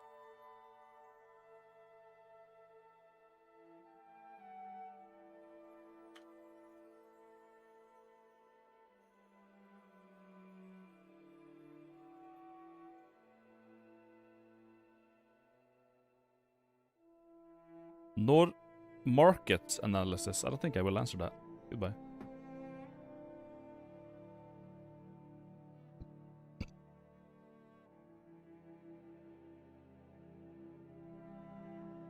It's okay, Bunny. Your money for throwing is in the mail. I believe that. Surely the true no scam run. I don't know, man. I like every time I play this game, it's just like I see a card. It's like, oh, I should play that. Oh, this is a good idea to just play this immediately, and then I just get fucked because it was like, oh, that was actually the bad play. That's stupid. Stupid.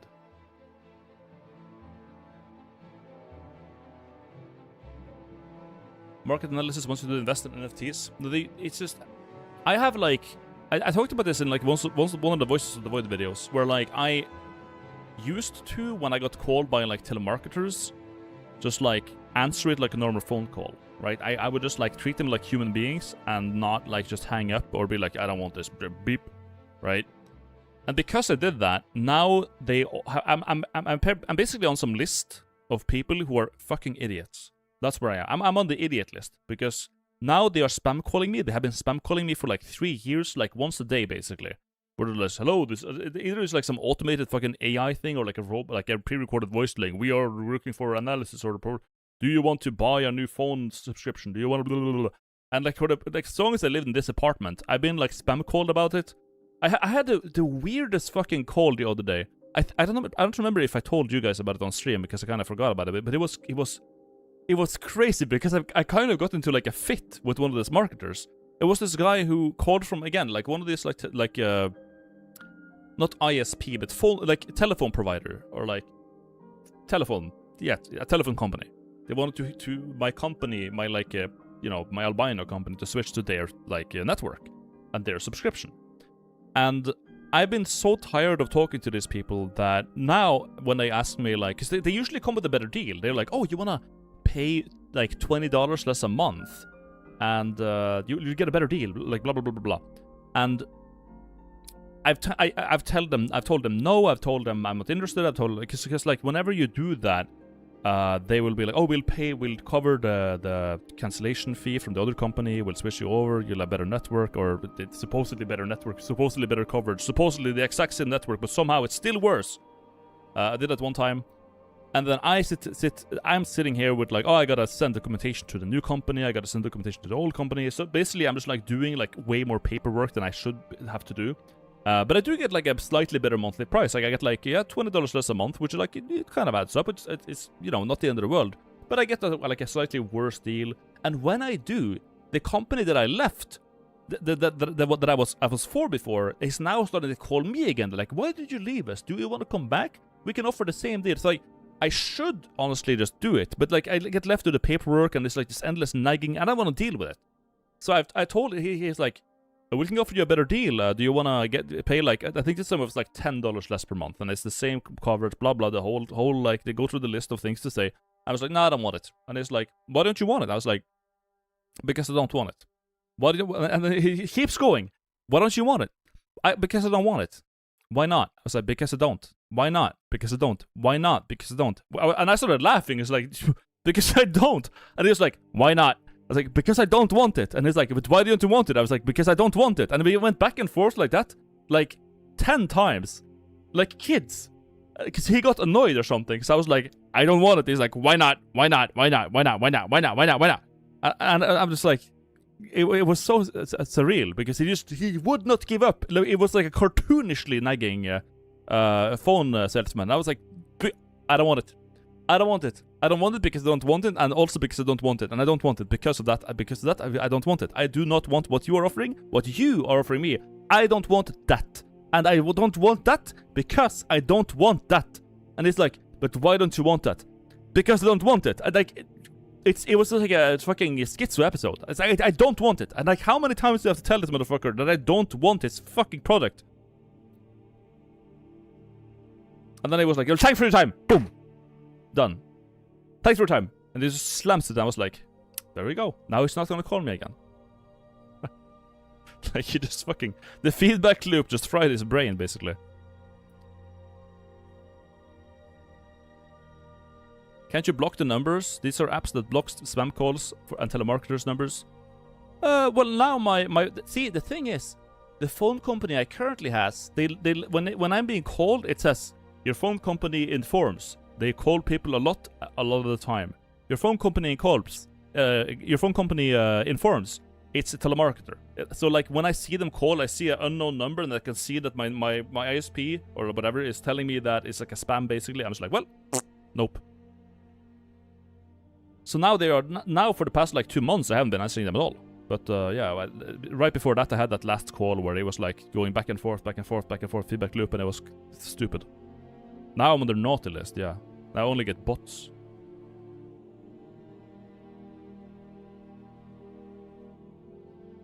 I would have hung up after the second time he asked me. Yeah, but I thought it was funny, so I kept going. Like, and it was kind of funny. It was so stupid.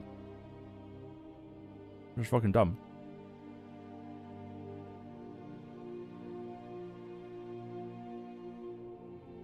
It was just, you know, he called me and it was free content. If nothing else, I got that. So. It's a funny story. I should have, you know, I wish I could just record those calls. That would be funny. If I had like there probably is like an app on your phone where you can like record phone calls and save them as like a MP3 that I can play on stream. That would have been cinema. Got a dog hat today. Huge, Chaotic Turtle. Thanks for buying it. I love that hat. It's my favorite hat. It like, that's the... Dude, when I was marketing that dog hat, it was weird because... Well, it wasn't weird. But normally when you're like selling clothes, you have to like tell people, like, the chat about like how it's like your favorite clothing. It's so comfortable. It's so wearable, dude. It's so fucking wearable. I can wear it all the time. And it is wearable because I do... The thing is, I actually do wear the dog hat on a daily basis. Every time I go outside, there's some sun in the sky, I put on the dog hat. And it's a beautiful hat, and it's super comfortable. It fits my head perfectly, and I can adjust it to whatever size. And this isn't even an ad. It's not an ad, because it's already sold. You can't buy it. Like, I have nothing to gain, like, monetarily by telling you it's a good hat, because you can't buy it. So now, all I can say is, everyone who bought the hat has a fucking epic dog hat, and everyone who doesn't is just a dog without a hat. Now I'm just like FOMO fueling you for the next drop. So I guess it's kind of an ad, honestly. There were fewer made than I expected. Yeah, I also expected. I thought it would sell more, honestly. By the way, are you gonna do the stream where you ask drunk people questions? It sounded really funny. Yeah, we're doing it. Update on that. This weekend is not gonna be it, because there is that festival. Like a music festival. Although I suppose I could do Saturday. Tomorrow is Friday, and tomorrow I'm gonna be going to the festival, right? I'm gonna be going there with a friend. And it's gonna be... It's probably gonna be fun. But on Saturday, yeah, that time I can do it. But I think most likely I'll postpone it till next weekend, because then I'll have more time to prep for it, and also there's no festival going on, so it's not like most of the people in the city are gonna be somewhere else. The weather might also be better. Another issue with doing it this Saturday is that we have like forecasted really bad rain, like it is right now. I couldn't stream right now because all of my streaming gear will get wet. Isn't it dangerous to do a stream asking drunk people because they can just say the N-word? Well, you can say that about anything. Is it too dangerous to stream IRL because something that happens in real life could happen? Like, what am I gonna do about it? Like, at that point, you just like never stream IRL. You never engage with strangers in real life. If you're like, what if they do something that you're not allowed to do on Twitch? Well, it's like, you know, the probability is much higher with drunk people. I don't think so, but dude, we're in public. We're in public in Norway, and our country is like pretty like liberal, I would say. Well, not anymore. The like newest polls doesn't really indicate that. But I've said a lot of like things about Norway, but it's not to the point where like people in public on an open street would just say the N-word. If you go out in a public like in the city in Norway and you shout the N-word or something like that, you're probably gonna get punched. Right, so I don't think people will be so stupid to do that. All of Europe is starting to become far right. Yeah, they are. I mean, fucking people are getting beheaded on the streets in Ireland. So, like, what do you expect? I mean, it makes sense.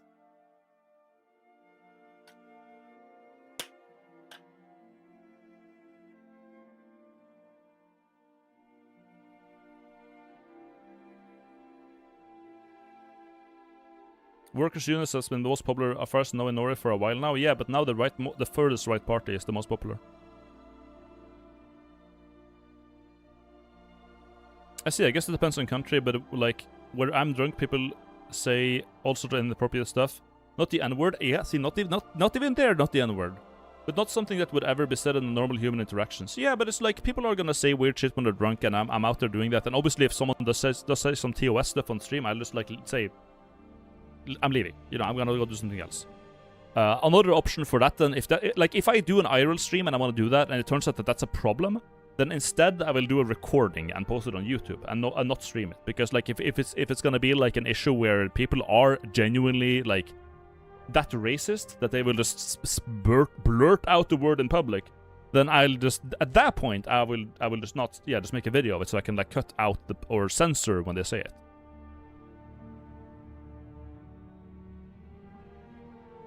We're going to see a massive shift soon in the coming years if beheadings continue. We're already seeing a massive shift, that's the thing. But it is what it is. I mean, people vote.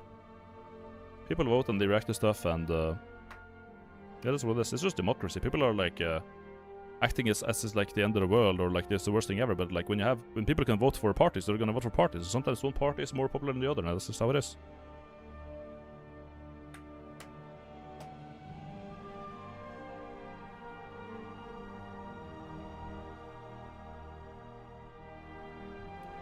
Like the F word describing gay people is negatively is constantly thrown around, but yeah, I see, it makes sense. Not here, not here at all. First of all, it's Pride Month, and very few people up here have issue with like gay people. Like that's not like in like Norway and I think like Norway, Spain, and like Sweden are probably like the most accepting countries towards like LGBT stuff in the Europe. So that would not be a problem. Yes, homo. In Norway, you homo for free. And Finland, probably. Finland also homo for free. You tell them you're streaming on Twitch, and then they'll do the TF2 voice chat incident clip. Okay. Northern Ireland is on fire. Yeah, is that real, by the way? I saw, like, some videos of, like, people marching in the streets and shit burning in Ireland. Is that, like, what is... Can someone explain? Chat, I don't read news sources. Can someone in chat tell me What is happening in Ireland? What are you guys up to? Up in Potato Land? Are they making bombs again? I mean, it depends on the parts of Spain you get into. I get to a zone and you get gigafucked. I mean, yeah, but like I'm talking like, generally speaking, like across the whole country. I'm not saying like every single like square inch of Spain is super like accepting towards LGBT stuff, but Spain as a whole, compared to other countries as a whole, is usually more like accepting of it and supportive of it. Let's watch Iron Slop. In Ireland, you can burn things for free. Okay. A Sikh shanked a guy. People might... Yeah, but that was a different thing. Wasn't that a different story? That was like... that was in England, I think, where the guy got stabbed and then the... That was crazy, by the way. I saw that. There was a guy who got stabbed in England, and then the police comes to the scene, and he says, "I've been..." like, he told the police, "I have been stabbed." And the police says, "I don't think you have, mate." The police ironically killed him. That's crazy. I don't think you have, mate.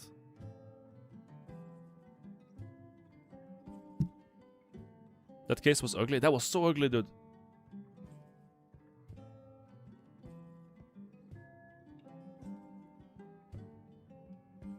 You committed a racism, mate. That was just bleak. It's bleak. They're burning down all the illegal immigrants' homes in Ireland as a revolt. How do they know where that is? First a Sikh killed a dude, and then the police arrested the dude because they said it was racist. Then more recently, a black guy was beheading a bloke and was BTFO'd by locals.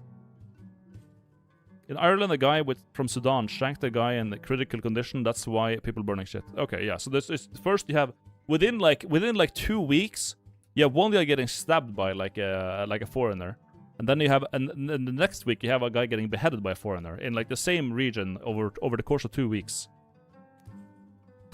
That's insane.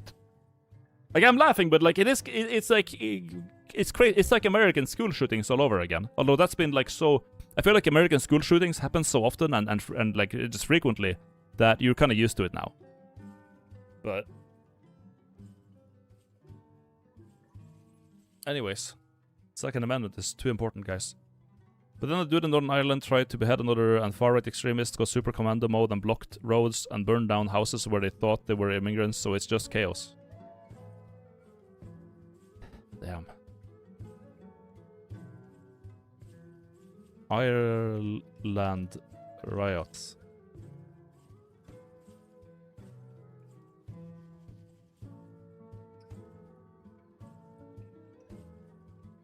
Holy shit.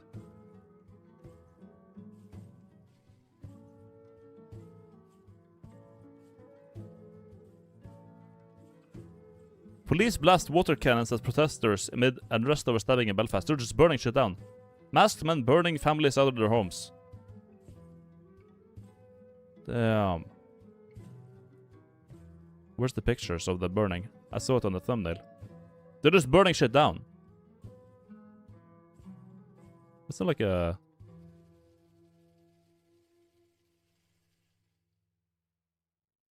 They're just setting fire to this. They're going crazy. Full commando.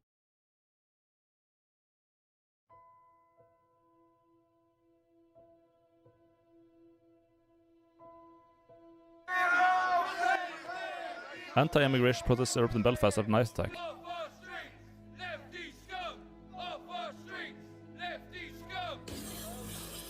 The country is actually on fire.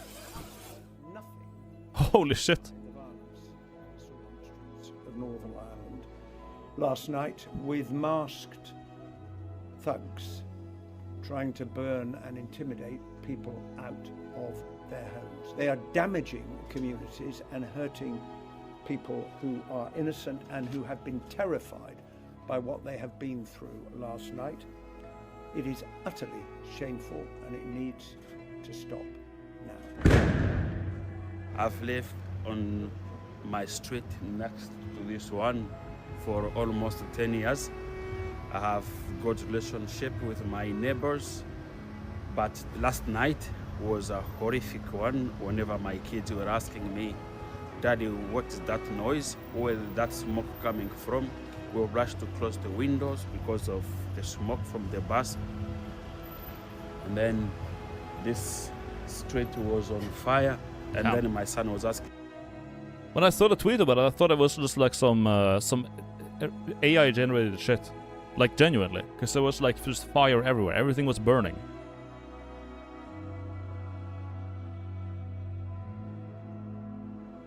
Like houses burning, cars burning, buses burning. Voices, scary music doesn't fit. I think it's fine. None of this would be happening if the police was doing a job in the first place. I mean, if someone is like stabbing another person with a knife, the police can't really teleport there. But with the case of like the guy in England who was like the police were there and just didn't give a shit, then yeah, of course that's like damn.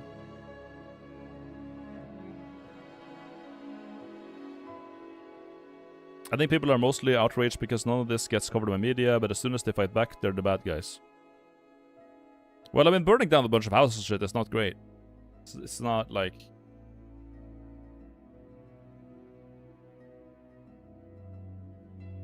That's not nice.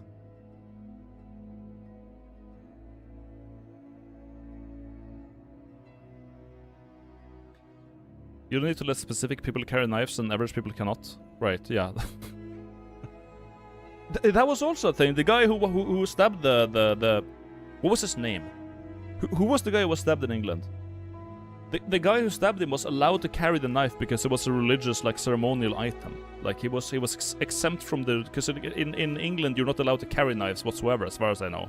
Even for hunting. Like, here I can carry knives, but only if I have, like, a specific purpose for it. Because, like, I'm gonna go fishing, I need a knife. Henry Nowak. Yeah, so Henry Nowak was stabbed by a guy who just was allowed to carry a knife because of a religion. Like, that's insane. They have these laws that, like, no one can carry knives because carrying knives, like, why would you need to carry a knife? That's illegal. But then... You can just say you're a Sikh or some sort of religion, and then it's like, well, okay, I guess the person who comes from a religion from the other side of the earth, yeah, you can carry knives. That's okay. Just bring the machete to work and to the train and stuff, and don't worry about it. We get it. It's religious. It's a cultural difference. So you guys just come here, come to our country, and use your religion, and that's perfect. So I guess like if that was the case here, if Americans could come to Norway and carry guns because it's important to them because they have the Second Amendment, it's kind of the same thing. They're carrying a lethal weapon, right?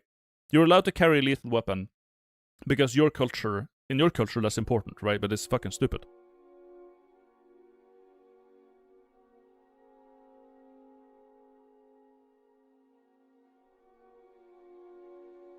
Gonna start carrying a chainsaw around the same religion, use it. Yeah, but the reason why they don't let people carry knives around, like, fucking casually, obviously, is because if there is a dispute, like an altercation where people get mad, usually they just punch each other around, and that is bad enough. That's already can kill you.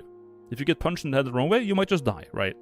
So that's already bad enough. But if you are just like, you happen to be carrying a knife, if you get really mad, it's such an easy thing to do. It's so accessible to just like stab someone with it when you have it available, right? So they want to avoid that. But when they let certain people just have the fucking knife, what's the point? Like, damn. I carry a ceremonial Glock. You see, I'm a Mormon, you see. I come from America. I would like to use my credit card. Is this dairy free? I need to carry my Glock with me. Otherwise, I would be, like, it would not work under the eyes of God. A Bible and a gun. Okay, I need an AR-15 up my ass. I'm not gonna be able to integrate into Irish culture. I'm not from Europe, but what do we use for self-defense? Isn't Europe famous for druggies? I'd be terrified to be approached by a lunatic high on heroin. A lunatic high on heroin? What do you think what do you think a lunatic high on heroin is going to do to you? He's gonna lay on the ground and drool. Do you think... Okay, do I look threatening to you right now? Is this... Do you consider me a threat? I'm gonna stab you.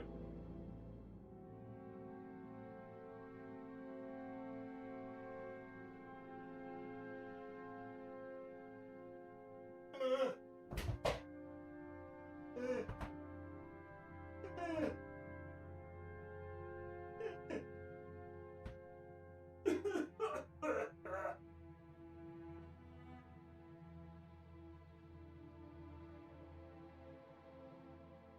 God forbid you can't defend yourself against that.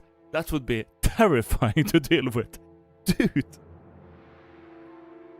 How would you defend yourself against that? You probably need, you know what you need to defend yourself against a heroin addict who is drooling and ODing on the floor? You need a gun. You need an automatic firearm, okay? That's the only way that you will not die from such a threat, okay?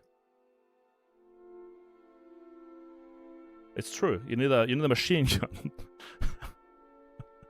You need a bazooka. You know what you do? When he's like fence bending ahead of you, all you gotta do is plant a landmine in front of him, okay? So when he falls over, when he tries to stab you with his really dangerous, fork, then he explodes into a landmine. And it... and it's you're safe now. That's it.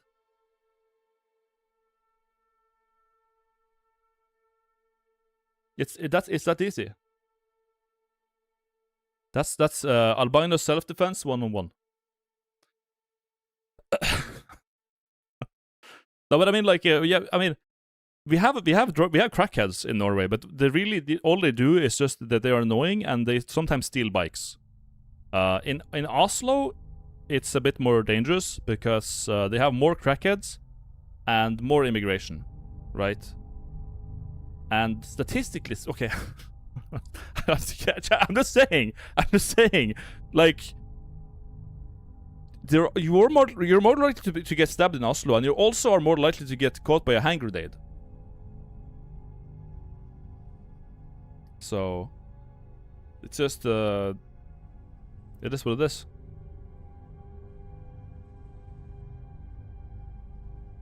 Family member of mine got death threats. I mean, I have gotten death threats. It's just, I mean, it is what it is.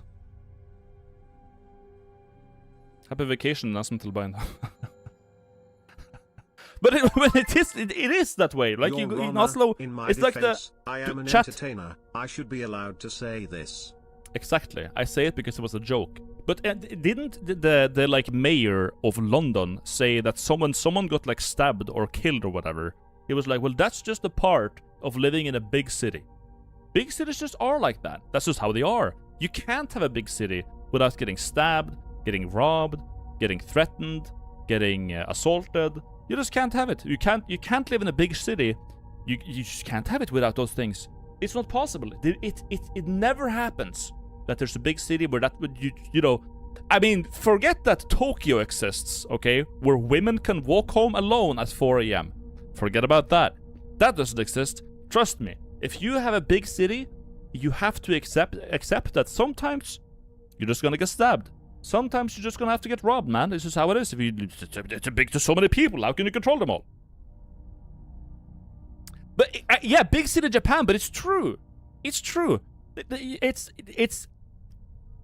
such a. But the thing is, like, that Tokyo is such a fucking big city, but there's like no one stabbing anyone, no one robbing anyone. You don't get robbed in Tokyo. You really don't. And how does that happen when the city has like 20 million people? Right? This doesn't. They have vending machines out in the middle of bumfuck nowhere in Japan. Do they get robbed? Do they get stolen from? No one does that. They don't. It just works.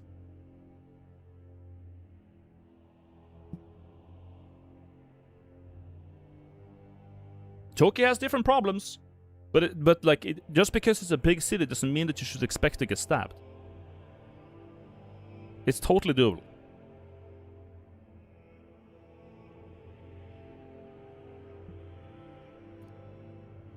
I don't know, man. Here in my city, it's you can walk around and it's totally safe. Nothing ever happens here. It's chill. It also helps that the sun is up all night. Criminals don't really feel as confident or just like, yeah, as comfortable doing crimes when the sun is out all night. So there's that too.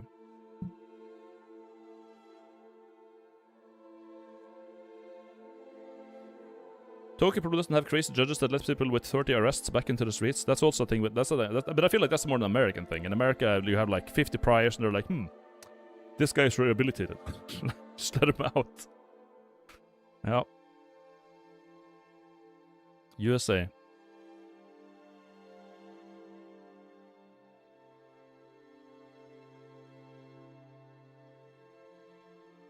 Isn't Tokyo just ultra strict in jailing any small offense? Yeah, they're strict.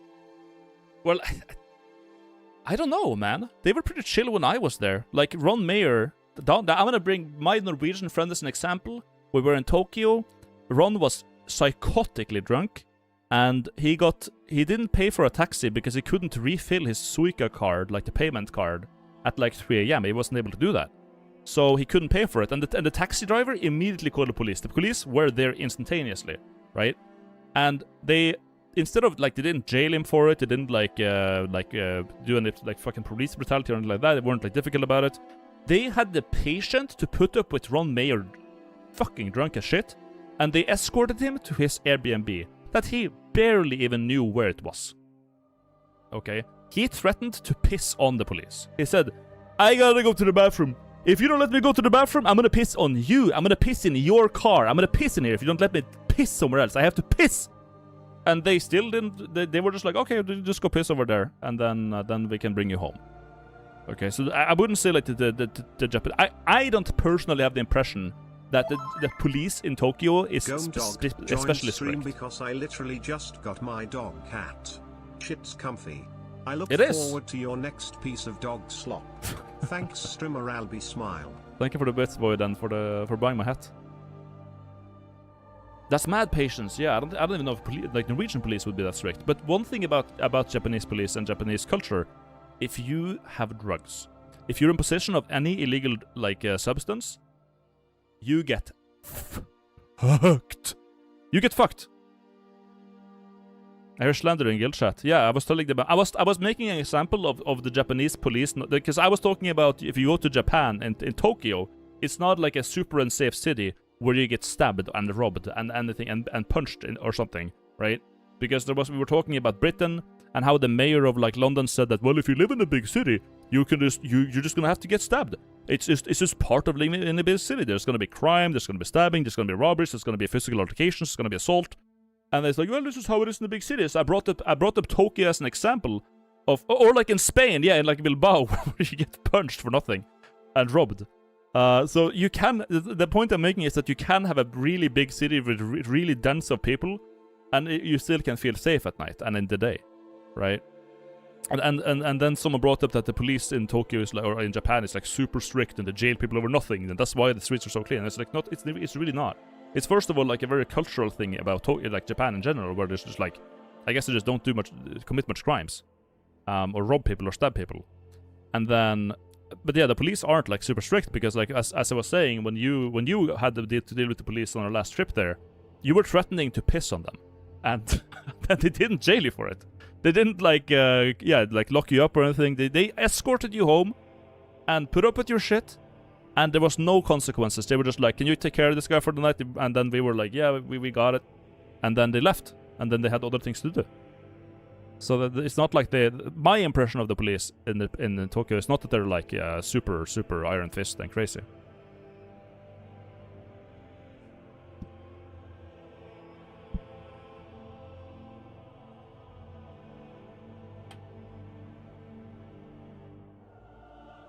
Not sure if you talk about this or if it's 100% legit, but I saw this like a month ago. A Syrian immigrant found guilty of raping a 13-year-old Norwegian girl in a bike shed in Tromsø will serve 6 months in prison after the sentencing court ruled that the attacker had low IQ and a reduced understanding of reality. My God. I don't... in Tromsø? I don't think it happened here. Ron, did that happen here? I would have to... Ron reads newspaper. I don't really read it. Because you have to pay to read it, and I don't want to pay for it. You have to, like, subscribe, and there's, like, 5 newspapers, and I never do it.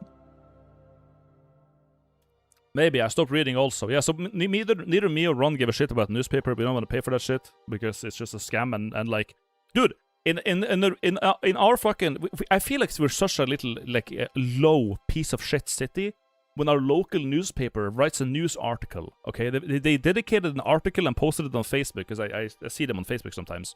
We're like, look at this luxury yacht arriving in Tromsø.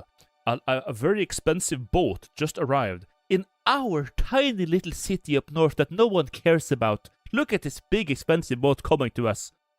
It's like, should I pay to read this news?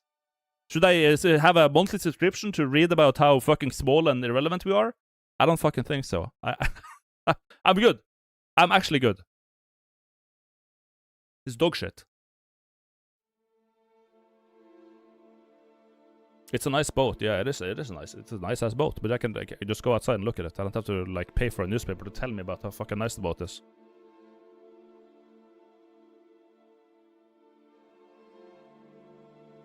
That's where it's Never City. It's where I live too. Yeah, I guess so. I guess so. But then you probably understand that I don't want to pay for a newspaper that reports on shit like that. How are the healthcare services in Norway? In Norway, they're fine. They're fine. If you have a complicated issue, then it can be really AIDS, where you have to wait 5 years to get any appointment, and then you just pay to go private, and then they actually fix you. But if you have like a broken... The thing is that like, if you have like a broken leg, or you have a concussion, or you like get physically hurt in a very obvious way, you go to the ER and they fix you up and you pay nothing, right? You might have to wait for a bit, because you have like a guy that fucking lost a leg from jumping off a mountain because he's a tourist and retarded. And they have to take them first. But like, it's usually, that's fine. But if you have like a underlying medical condition and it needs like some special attention and it's like something out of the ordinary, then usually, a lot of the time people just get like, fucked.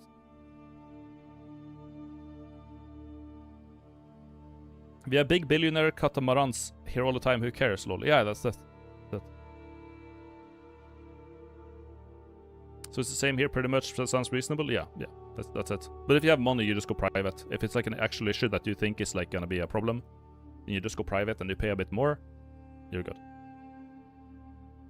I mean, it is Norway after all. If you have a job and you're not an unemployed dog, then you can afford it and it's fine.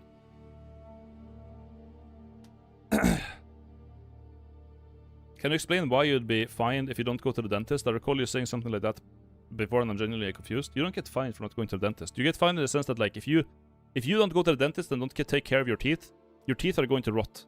If you don't have regular checkups and take care of things as they happen. So if you get like what is it called? A cavity? If you have a cavity and you just let it rot and get worse, then of course the tooth is going to keep rotting and get really bad. And then you're going to need like fillings, you're going to need to replace some stuff, you might have to have like a whole ass operation because you let it go for 15 fucking years. Right? If you don't floss, you don't brush your teeth and you leave it for that long, you don't do the yearly checkup, then yeah, you're going to be hit in 15 years down the line, but suddenly you got to pay like $3,000 to fix it. But that's because you're a dog.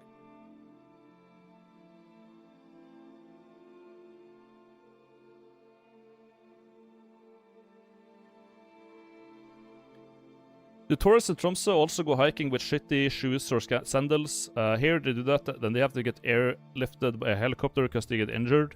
Yeah, sometimes. We have I mean, it's not only tourists. A lot of Norwegian people will like go skiing on mountains in the spring where the snow melts and there's a very high chance of like avalanches and they just get kissed by that. But here there's like yeah, there's some tourists who go up like the Sherpatrappa. I can show you. They go up this thing here. I think it's really, yeah, that's like a staircase. There's like a stone. I've been walked here on stream like 5 times probably. We go up here, we get a nice view and shit. But in the early summer where there's a bunch of snow here, or in the winter where there's a bunch of snow. Hi Maggot, just received the dog hat and it's everything I ever wanted. Shame for the pants, would have been perfect with the hoodie. Very unfortunate. Thank you for buying the hat. And thank you for the sub, Libeo. But yeah, in the winter, this is like, as you can see, it's very steep, for example. So some people will just like kind of walk up here in their regular shoes, and if you do that, if you are in this slope and you slip and you slide, if it's hard snow, you're gonna keep sliding, and if you keep sliding, you're gonna get some speed, and if you get speed and hit a tree, then you're gonna be hurt. So a lot of people they just walk up here, or not a lot, but like there are obviously sometimes people who walk up here with like not good enough gear. And that's really the only issue. If you come up this mountain in the snow and your gear isn't like sufficient, there's a chance you'll just slide down and get fucked. Right? You're not necessarily gonna die. You could, but yeah, you're in for some hurt. And I would guess a tourist is probably more likely to do that. But I think there's definitely Norwegian people who do it too because they're stupid. Like, I'm not saying we don't have retarded people in Norway. We definitely do. But yeah. I think the biggest issue with like tourists in our city is in the winter, because in the winter you need to, like, when you get your driver's license up here, you need to have like a specific course for driving on slippery roads.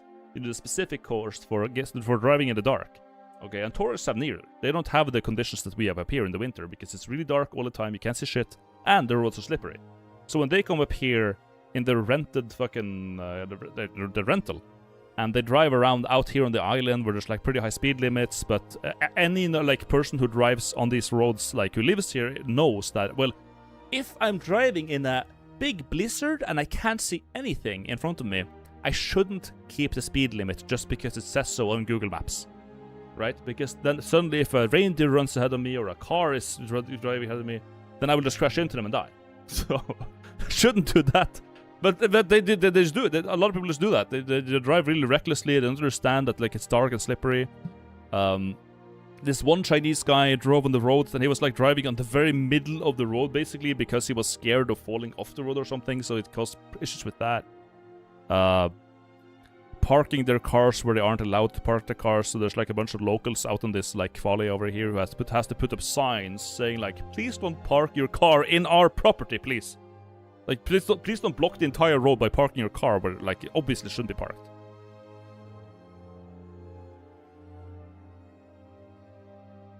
So that's, yeah, that's I think that's, like, the primary issue, that the roads become less safe, because if you have, like, an incident on the road, then that's, like, more... a bigger issue, because, like, lives are in danger than, like, for example, that we have, I don't know, like, there's that the bus is full of tourists and there's so many suitcases you can't get in. Like, that's an annoyance, but the bigger problem is just that, like, when people crash and die or get hurt. Have you ever been injured before? What would you say was the worst injury? I broke a leg, and that hurt a lot, because I was, like, in 4th grade, elementary.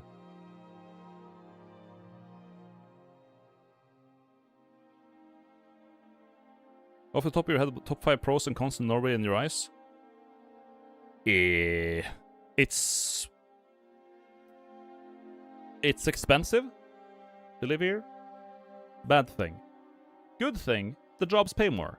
Good thing, everything is high, like a lot of the time it's like good quality of living. You get what you pay for. It's cold, it's dark.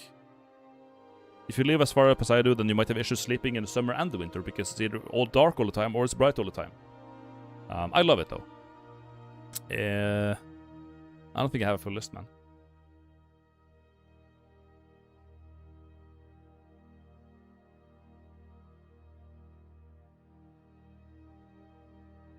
People think that nothing bad will happen to them if they do a certain not allowed thing. True. How did you break your leg? I was on a sliding board. Like, you sit down on like a piece of plastic and you like slide down the snowy hill. And I crashed into someone. Like, someone was sitting at the bottom of the hill, and I like kind of like crashed my leg into their ass, and it bent backwards like this. And then this part of my leg just broke. It didn't break entirely, but I got like I think I got sprained. I sprained it. There was like a big crack in it. But it didn't like break off, like it was like a loose shit. A fracture, yeah. A fracture. No, not the femur. The femur would be this part. I meant this part of the leg.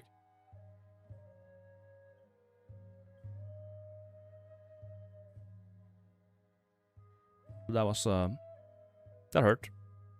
A lot. For a long time. It's annoying.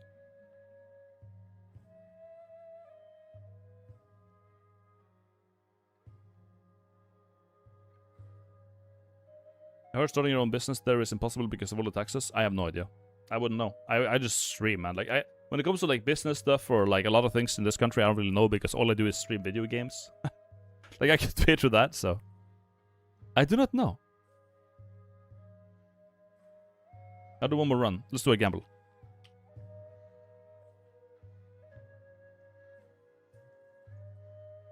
It doesn't count as business? Well, it does. I have a business registered in my name, so it kind of does. I love start time with albino. It's as entertaining as playing games. So we're blessed with a great streamer. Thank you, that ghost. For annoying injuries with fracturing both your elbows at once, man, it's hard to wipe your ass with both arms and casts. Sounds like a challenge. I'm gonna go bathroom, BRB, before we start run. So in the meantime, when I shit, you gamble. BRB. I'm gonna refill water too. I'm gonna forget this bottle, by the way.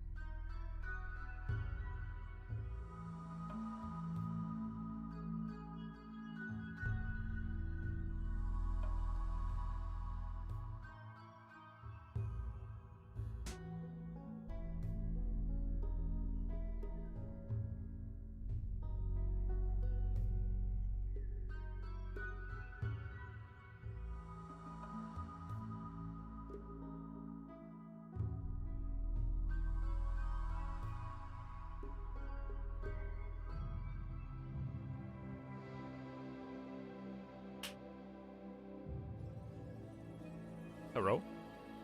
Shid issue, no, there was a shid solution, man. Took a great shit. Best shit ever.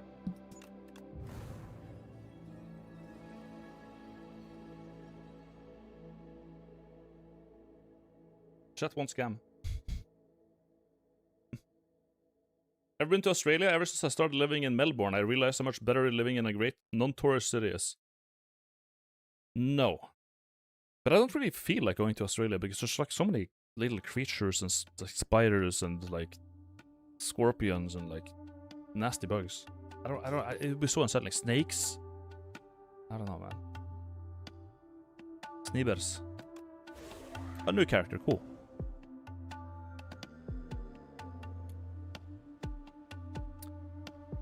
Upgrade summon. Yeah. That'll be it. No good relics, but like this character is a very good starting upgrade, so that's fine. Good value. It's not underdog, so we could do something like early shop is fine. Good to look at some things. Early double shop is bad. I won't do that. Early double elite with no bonfires is bad. Yeah, let's just go this path. Hello. The Commander is my most winner character in A10. Nice. Against this guy, I feel like it's best to just summon and play the Unleash. Because like, this is not affected by your shrink. Because it's us dealing damage, not you. It's pretty neat. Deal damage that way. Easy. Summon 6, we can just double down on summon. Life. 7, 4, gain 7 blocks. So it's a 2 cost and you get how much value? 7, 8, 9, 13. No. 11. 11 value 2. That's kind of bad though. I feel like, is this just a bad card? 11 value 2 cost?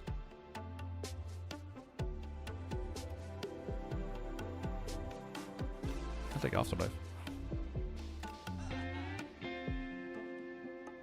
Haunt is here. Haunt is very good.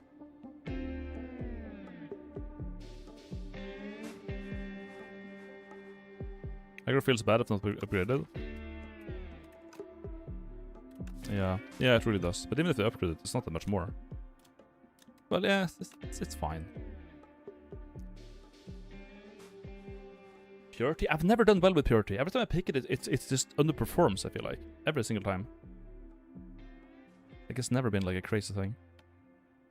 Tempted to pick up Haunt, because it, if we add like some souls to our deck, it's gonna be very good.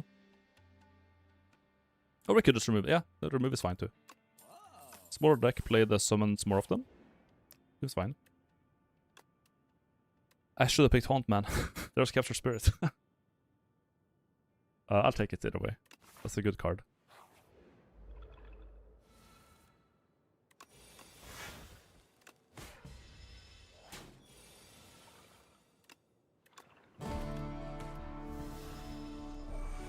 It's a very, very, very, very good card. Because now I can play my Unleash more and just molest him.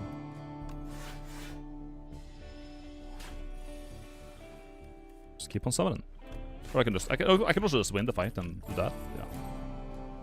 And then play do game 2 block or weaken and block. That's fine.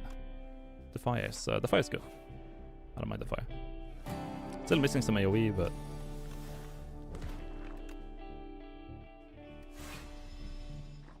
oh, where?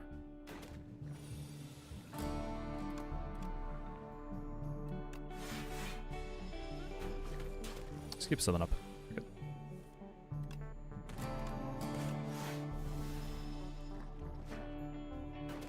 A Spur would be nice now.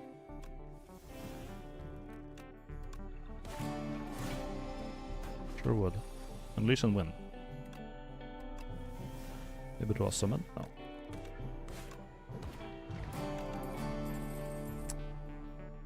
Nope. I mean, vulnerable is fine, but yeah. Summon 9.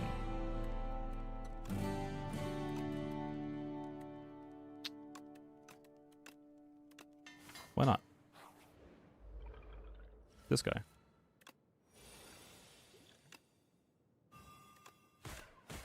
Don't need some vulnerable for this.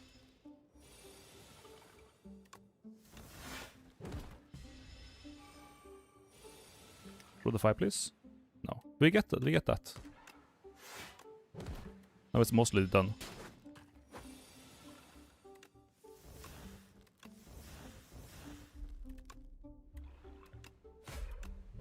Very clean. Very clean. This is a fight that, like, he deals so much damage per turn that, like, your Osti is going to... Like, if you do a summon build against him, it's like your win more Osti doesn't, like, keep up, so your damage goes to shit. But I made it just in time. That's good. Grey Warden is good. I'll take it.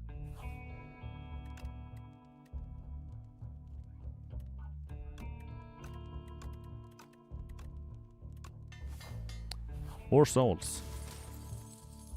First time you gain block from a card is combat. Double limit gained. Nice.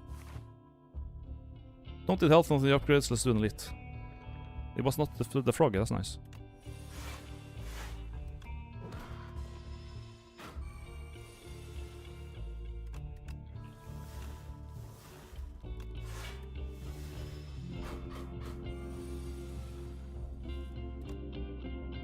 Bit late on this.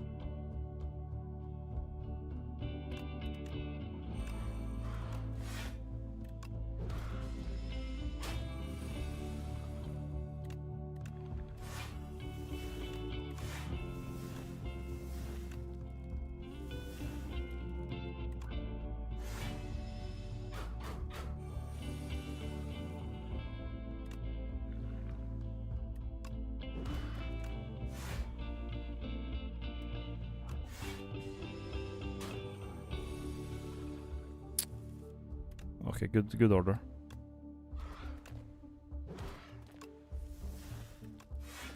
Good order. I just need to strike some and win. Or that. That works too. Cool. Brew. Whenever Osti attacks, gain 2 block. Nice. Cool. Sleight of Flesh is a thing. It's a good card. Next turn summon 2 and gain 2 energy. That would also be nice, especially with all this draw we get from Grey Warden and Capture.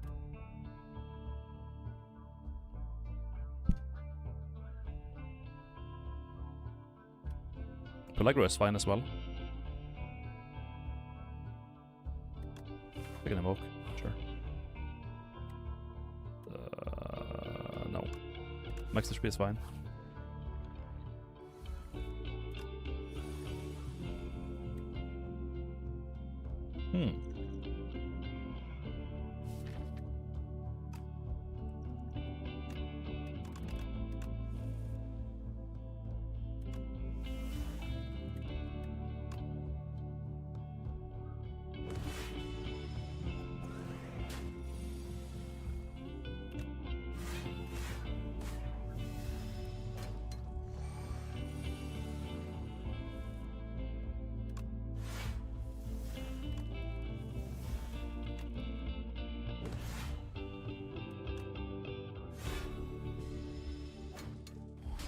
Should be good. Should. Ow.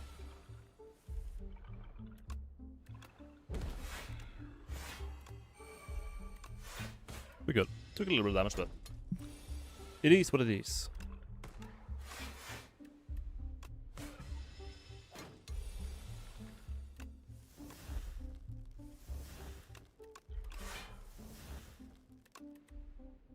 Fine unleash, honestly.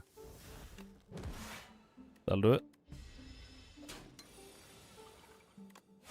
Okay. Clean. Severance is here again. Honestly, a soul would yeah, I'll take it. Just to we have no AoE, and we're gonna get the frog, yeah. So that's pretty good pick, am I right?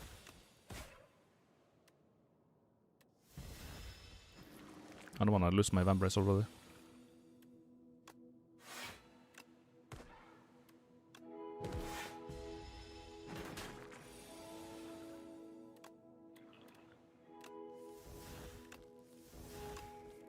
So is here.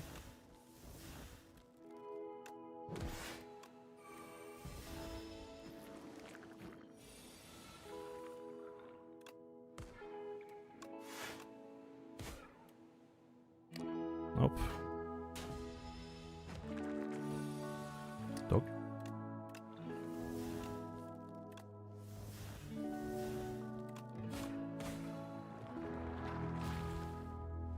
Let's play this, I think. Ow.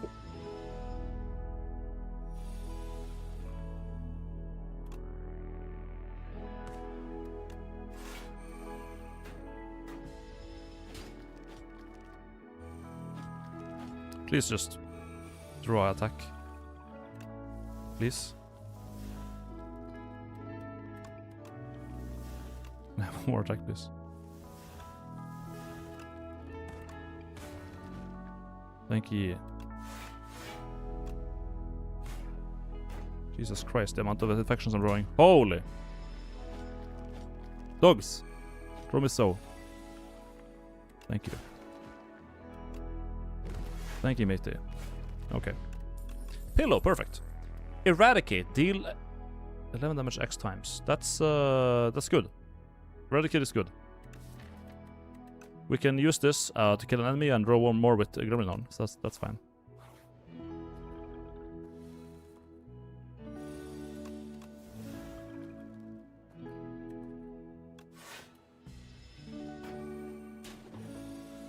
All right.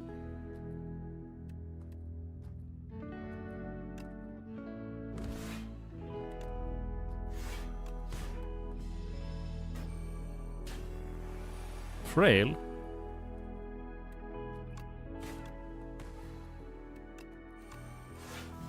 Okay, now we draw a Eradicate with that bonus.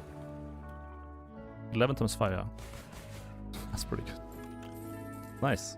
Also deals 4 damage whenever you play a card that costs 2 or more. Return this to your hand from the discard pile. That's pretty good with Bone Flute. Do you have any 2 costs? I guess Eradicate. Wisp is good too.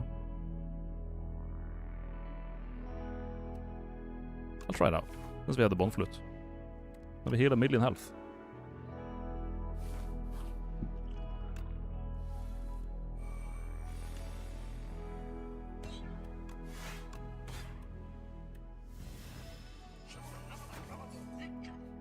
Repost it.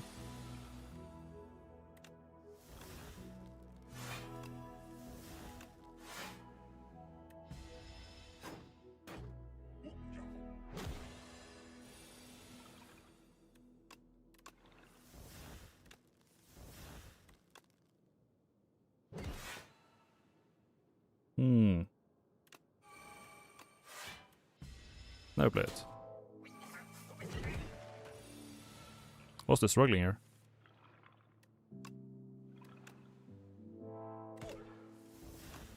Really wish I picked Haunt, man. Damn.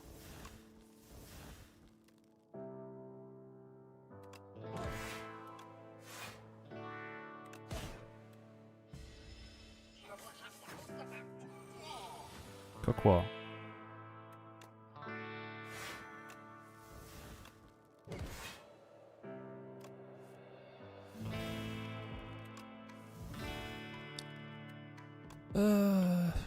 You know what? There we go. That's good enough.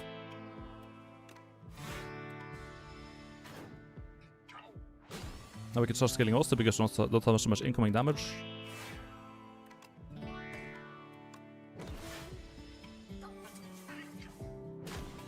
Chilling.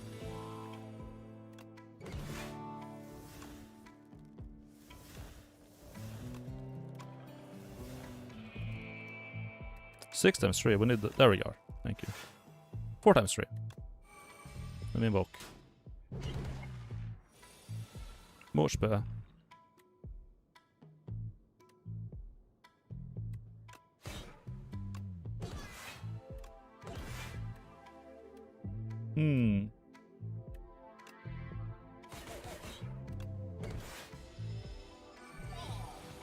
Albino dog. Fuck did I do?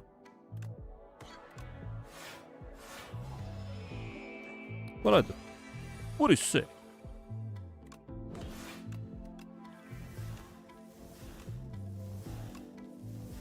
Can I get a better card than fucking nothing? Please. 9 times 3. Defy.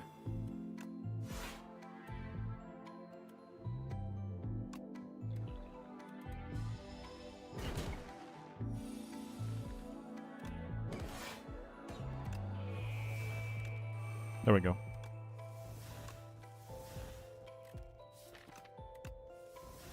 Reshuffle with all the dog shit away. Good. There we go. Perfect. Excellent. 5 energy. Right hand.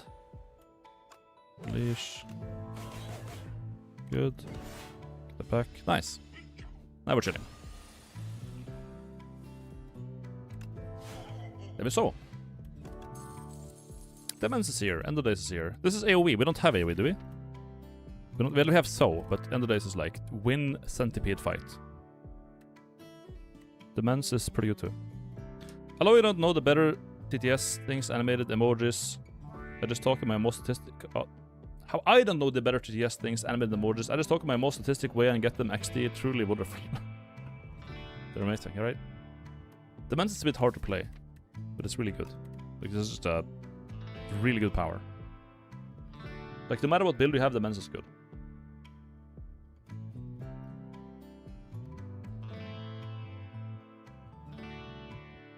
Yeah. Pick the makes the most sense here. No violence. Collect shiny instead. Shiny. My quest will only end when I architect some more. Violence is inevitable. Architect not bad. Maybe talk? Talking good. Very good. Imbued skill. We don't have a very... I mean, we have Afterlife, I guess, but... Protector. Also deals 10 damage. Deals additional damage equal to... max HP. Max HP? So even if he's... as long as he doesn't die, he will deal good damage. Upgrade and Protector, it goes to 0 cost, really.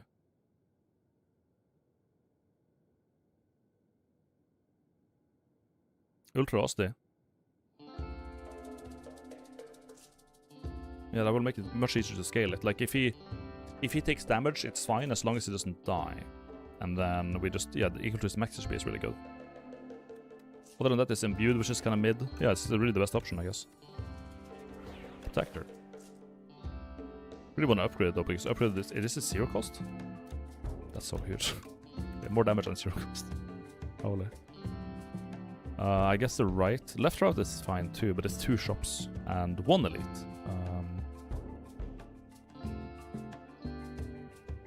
Right path is more tempting though. Get some events, get the bonfire to upgrade that. And then, yeah.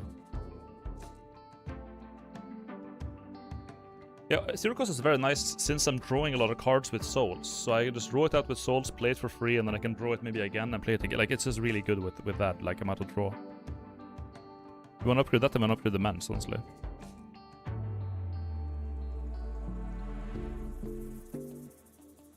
Maybe the left path is better. More events, a shop, elite to end it off. Honestly, this would be a good one. Just go here, maybe remove a card or 2. Or buy something, a card that synergizes, look at stuff in the shops.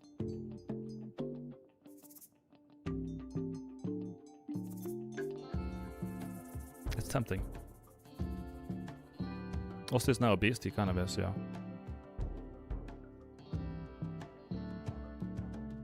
I think I'll go this path. We don't need to kill as many elites, honestly. Inflation Osti goes ber. Real.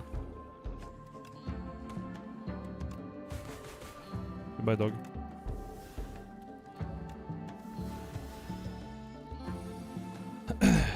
Right hand. Reward. So full block and stun him, fuck it. There it is. Rip the mans, but...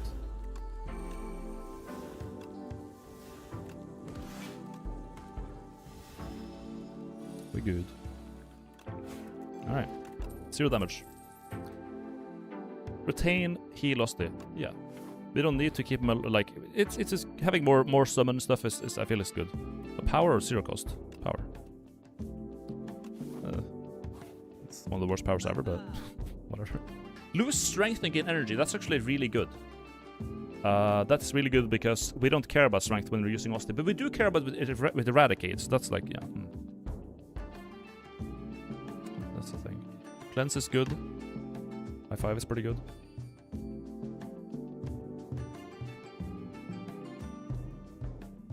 High 5 is really good. Deal 11 damage to all of them and apply 2 vulnerable to all of them. that, so that's nice. AoE, vulnerable. Dance with 2 cost shit makes the hand pop up all the... Dance with the 2 cost shit? No, like, what we want with the... So, basically, what we want with the right hand and Dance Macabre, now we really want an borrow time. Borrow time makes cards cost more. Also, borrow time works really well with Eradicate, because it doesn't increase the cost. So, if I get that, then we could just play like a card, play right hand, but that's also gonna cost 2 more. But we get to play it more, whatever. But High Five is good, because it makes a card come back, more block. I'll buy that and remove a strike. That's it. I'll buy a block potion. Is it over for my Chudbone son? Otagi everyone.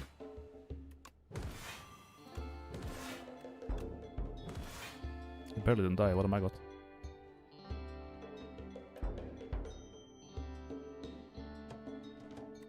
I say 4 health if I block that. I'm not gonna do it.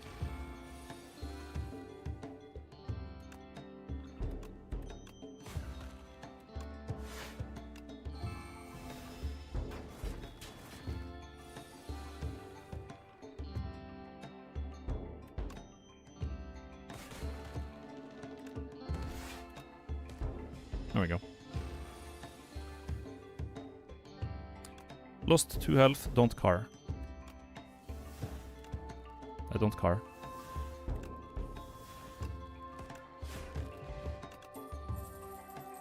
Nope. That was the money for this. Dodge will be okay. But anyways. The maggot.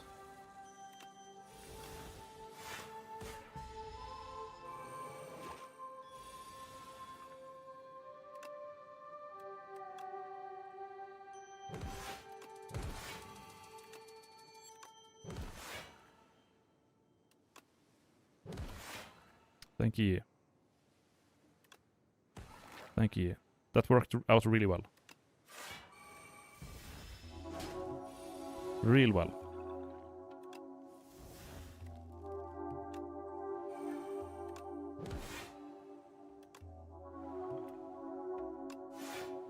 Okay, now we win. We have a Benson and we have a healthy Osti, that's nice.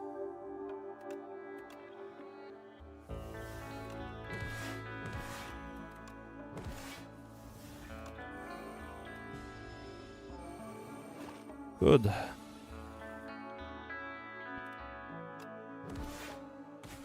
Okay, it's pretty strong. It kind of works. Now we get to upgrade Protector to make it 0 cost. Very good. And more damage. Meal ticket after the shop, so very good. Love it. Oh, Bino, how was... Go, Mr. Bino, how was fishing? I fixed that. How about that? It was very good. Fishing was very great. It was so great we got 0 fish and just coped. Love it.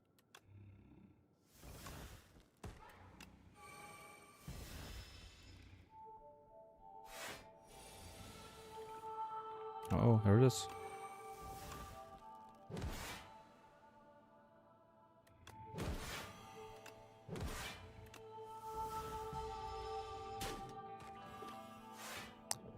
Yikes.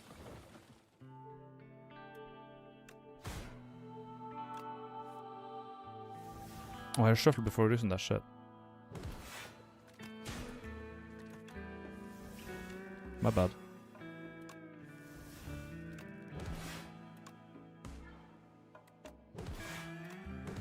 Blocking with Osti is, like, attacking with Osti instead to block is pretty good, honestly.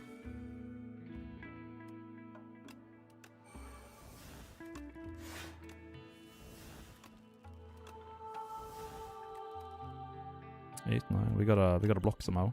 Can we get a good block? That's good. Free block and free damage, nice. Cool. Yeah, it just kinda works, huh?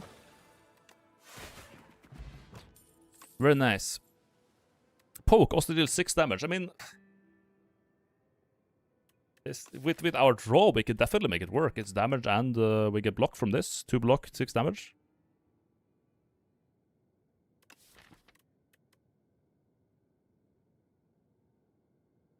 I don't know. I think I'll pass. Could combo with Calcify and Rattle.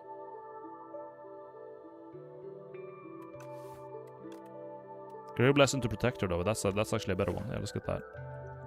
Let's leave the Strength Potion and put it in the Block Potion.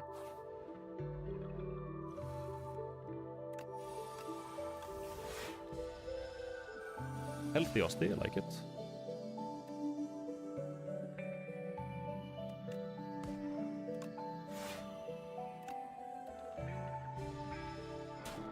Osti is still alive, very good. He rived.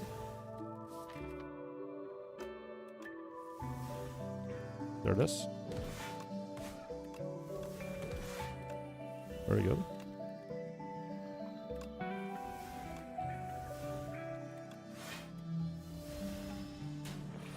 Riposte though.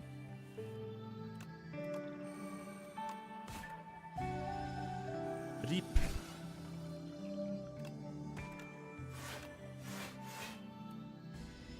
This is chill.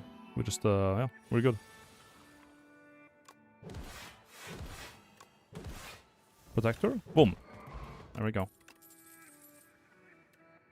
Doom and weak? Nah. We're good.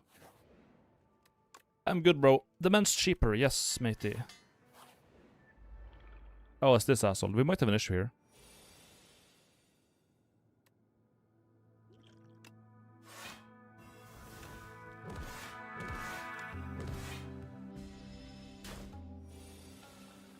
With this cunt.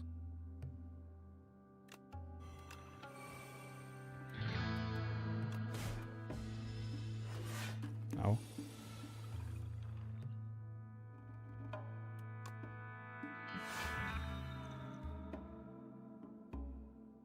It's a skill, really? Well, we don't want these souls because they're making it like a truck.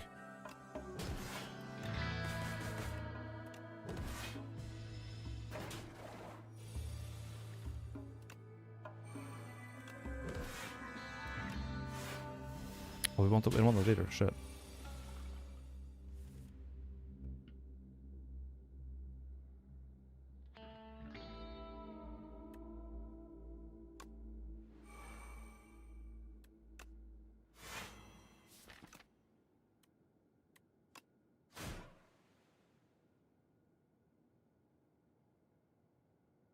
Damn.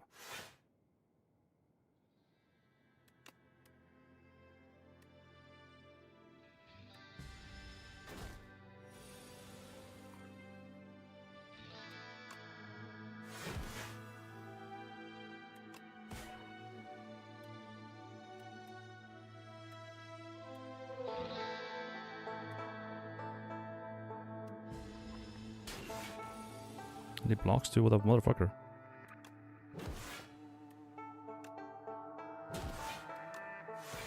Okay, we're good, we're good. That's a tough one. Service combat upgrade 2 random cards in the draw pile for rest combat. Very good. Very good. Dredge is here, that's a very nice one. We wanna upgrade that too. Pull are also nice with one right hand and with Dance Macabre. The Dredge is like you can bring back fucking free protector, which is like most of your damage, honestly. I'll take this though and upgrade Grave Blast instead.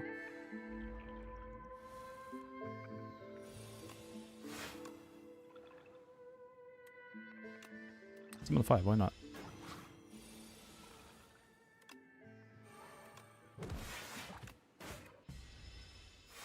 The men's is up, we're chilling.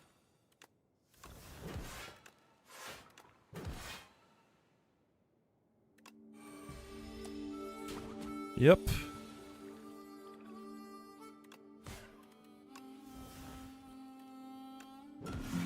Damage.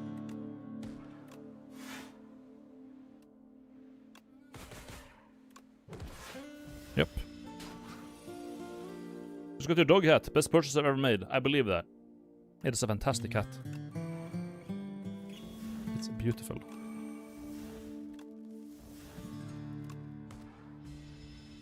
Beautiful.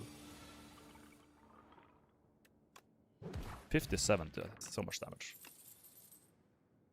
Afterlife, summon more. Can pass. We can actually upgrade here, that's nice.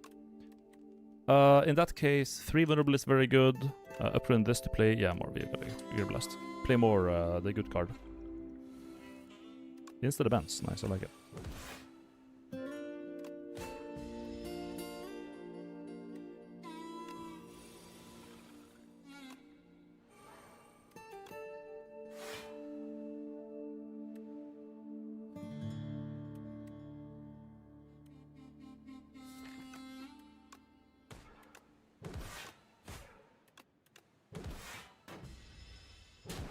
Ow.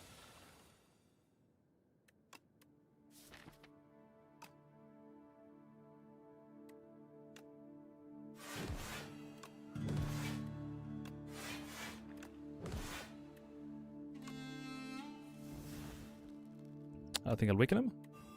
Yep. Good, Austin lives. Maintain weaken, good. Good.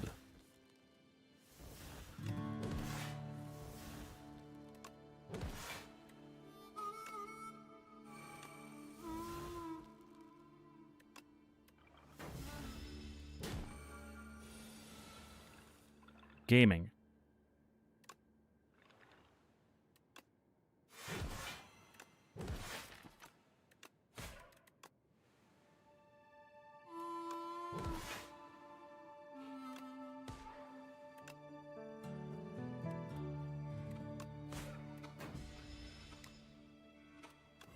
More disintegrate.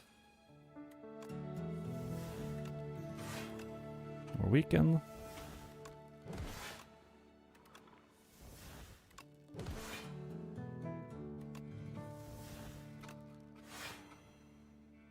We take 13 plus 15. I think you can just do that. Yeah, Osti lives. It's chilling. High 5. Get that back. Ray Blast. Get that back. Eradicate. Good. Why is your tag? Good choice. Hang? No. Benches Cry? No. Time's Up? No. Do we play ethereal cards? We play Demands. Yeah, this none of this is great. We are kind of lacking in AoE, I think.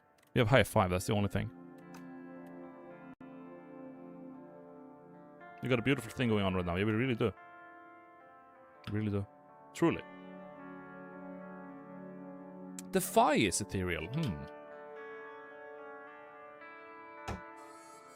Well, it would solve our AoE issue, but it would kind of come in too late, I think. Wouldn't it? Would it not come in a bit late? So it costs how much? 9. 7. It just goes down the cost if you upgrade it. So it goes from 7, you play the 5 once, it's gonna be 5. Right. So if we play the Mans and we play the 5 and then we draw it, it's gonna go down to 3 cost, which is still pretty bad. Not really. Oh, Darv, is it? Could it be? This book seems tied to you. I've been around longer than you have. How did you come in possession of that? Scary things may have a way of ending in a collection. Remove 2 cards. Drop an additional relic. Transfer all strikes and defense. I think it just removes 2 strikes, honestly, right?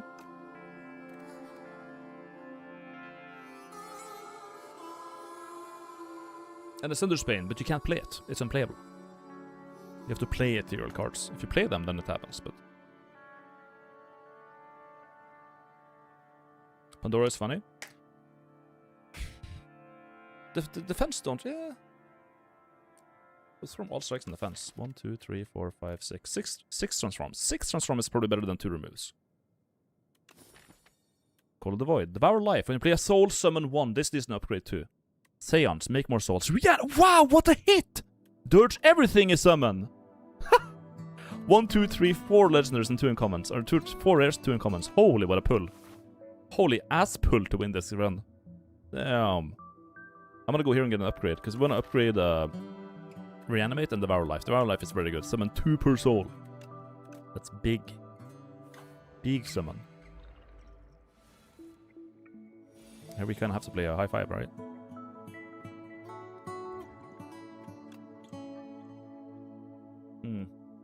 I don't like this.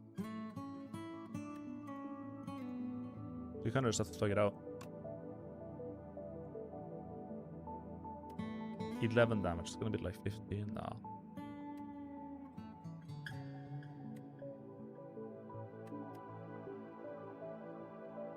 Grave Warden and high 5. Then we have 12 incoming damage.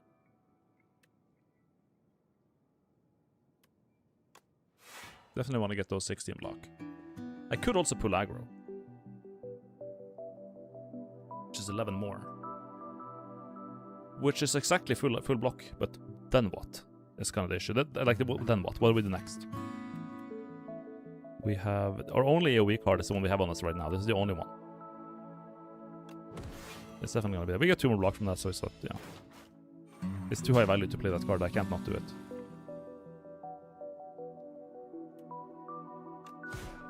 That helps, but ow. Ow.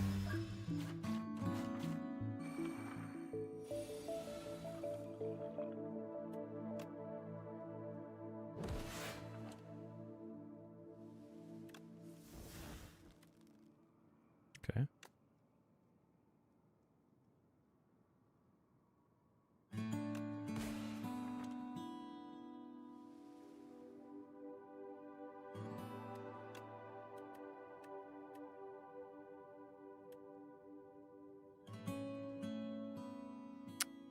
Dog.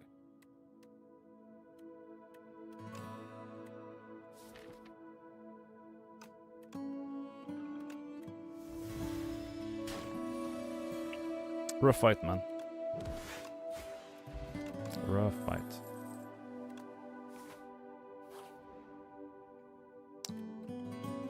Oof. Are we gonna do many combats? Not really. How much damage do you take per 4 HP?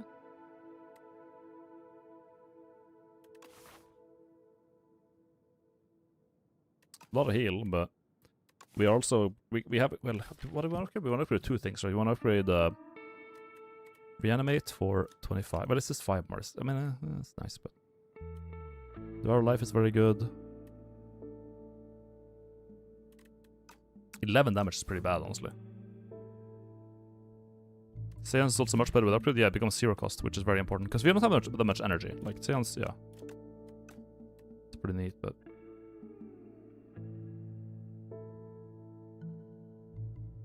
Lose 4 HP at the start of the combat.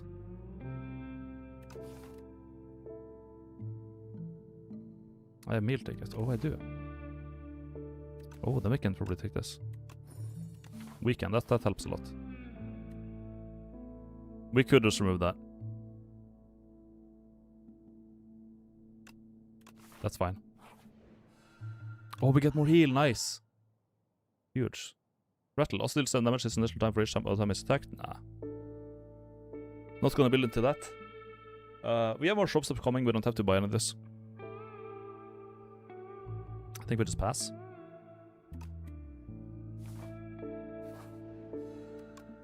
We heal right back up.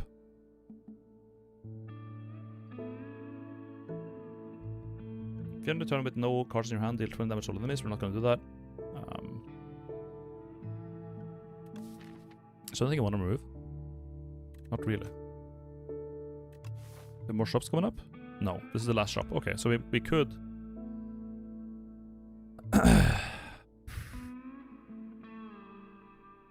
It's free to play this combat.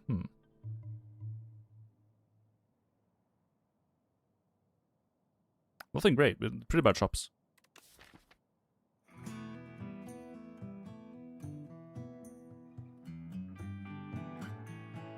Wait, relic? This relic's not that great either.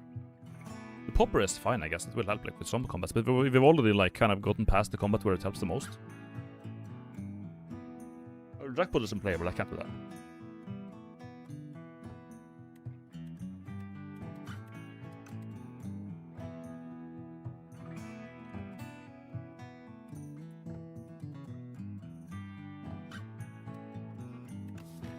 I think I want to remove. If all of those are good relic, I guess Festive Popper is fine.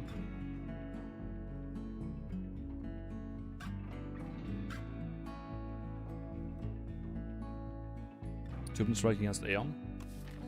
That would help in one fight, but nothing else.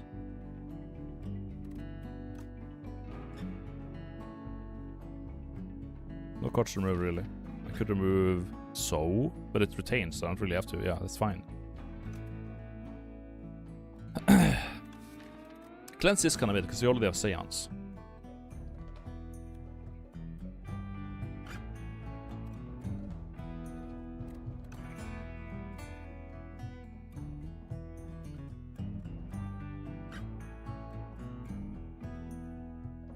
I think Scorpion Strike against Aeon to get rid of the Withers will be okay.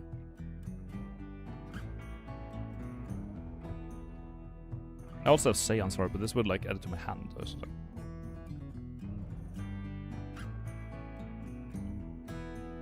Just buy a potion. Honestly. Yeah, let's buy a potion.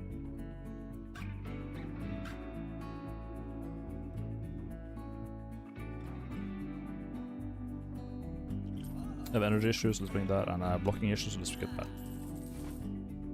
Then we go bonfire, we got upgrade. Wanna upgrade the Devour Life to be 2 times, or do you actually do something else? Make this twice as good, thank you. That's nice. Yeah, then my max health is back, good. Upgrade. Retainment, that's good. Seon Zero's cost is good. More summon is good, I think I'm gonna go for that.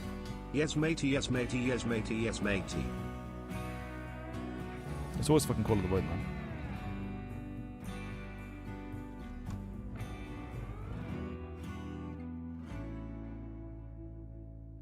Alright. I do need some block, so there's that.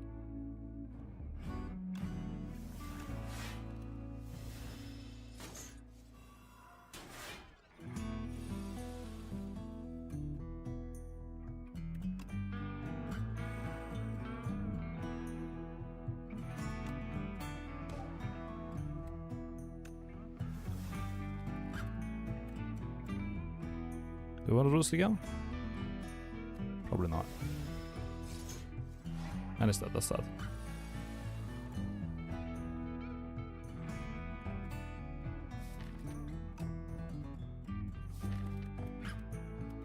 What do I want to draw?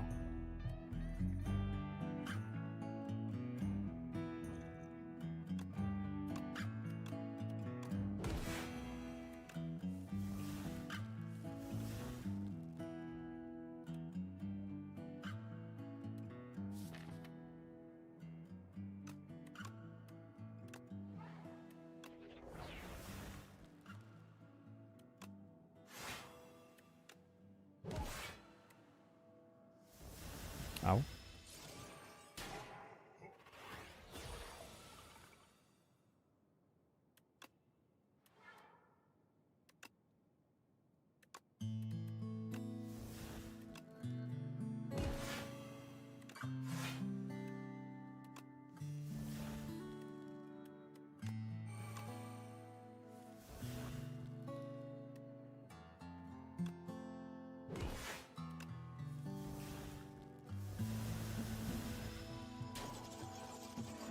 I'm getting molested. Help me. That helps.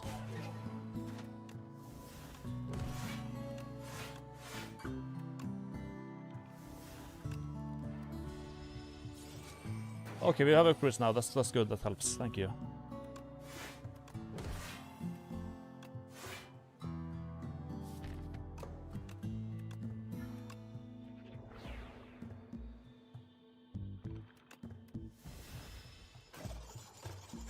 Oof.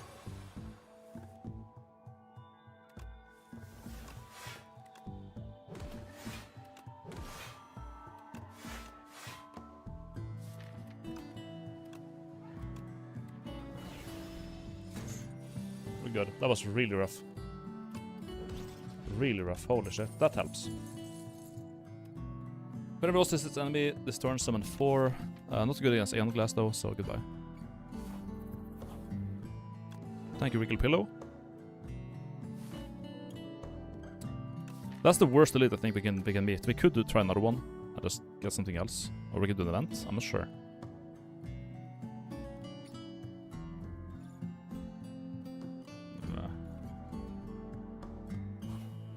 This way. What is it always called the void, man? Stop.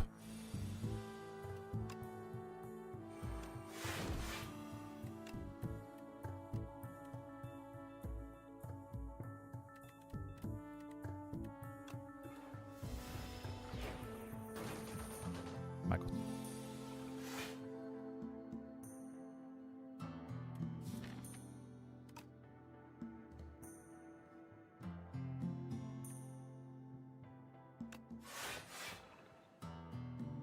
Mm-hmm.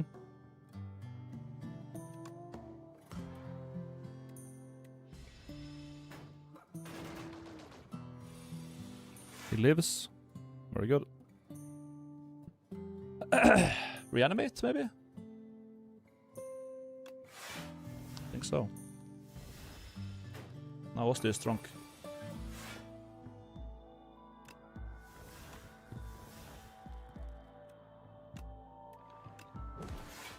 Thank you. Thank you, matey.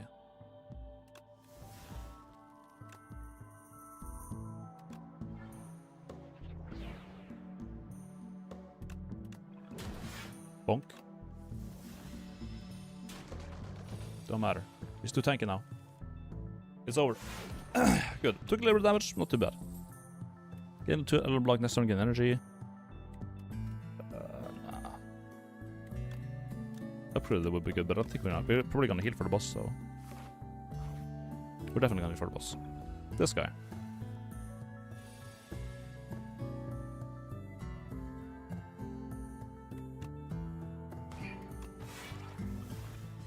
Ow. This guy always hurt me so bad. Holy shit.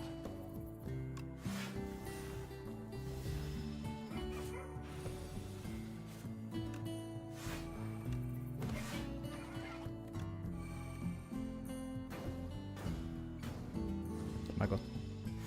I have like a million energy though.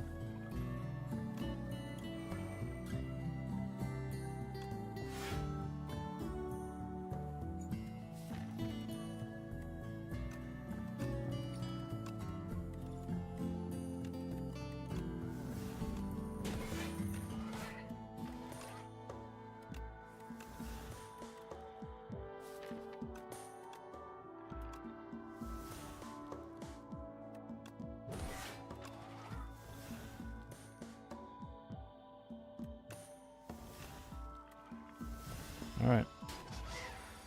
Must have got hurt a bit, but that's fine.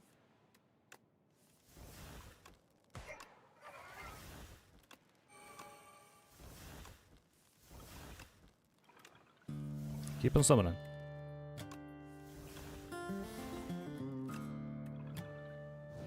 Oh my fucking the burns, dog! Ugh.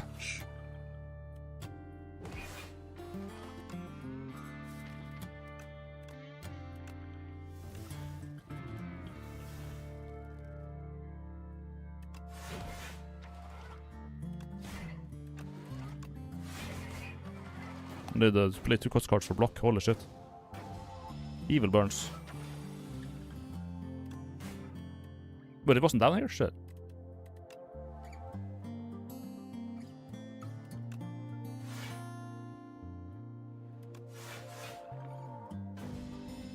Well, Ostis is too fat.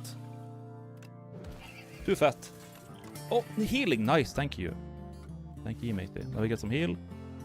Get some more heal. We're almost full. Time for the Aeon scat. Dodge upgrade, nice.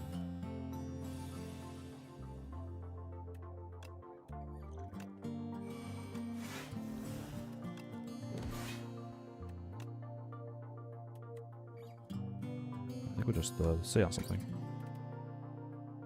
Seance away. Call the void. Ow.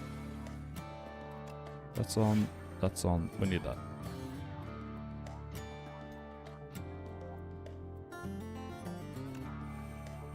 There it is.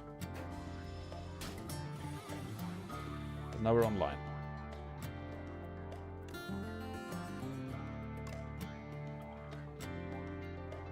Spamming salts might not be the play here.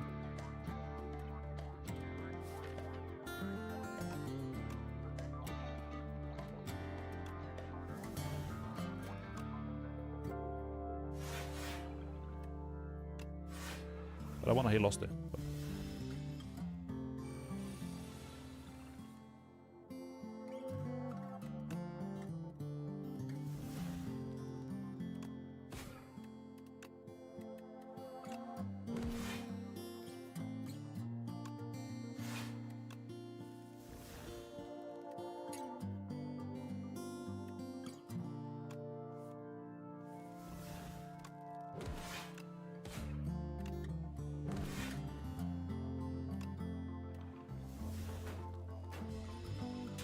Oof.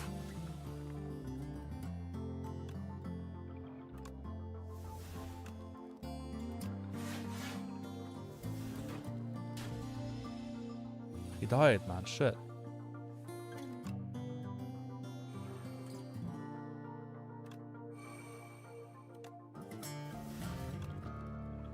That's really bad.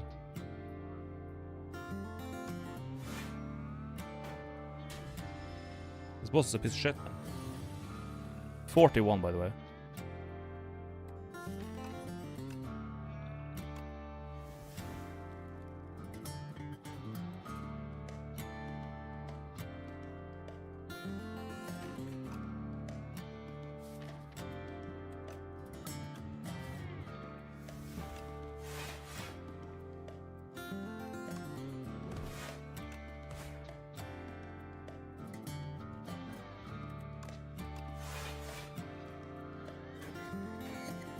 God damn. He says so hard.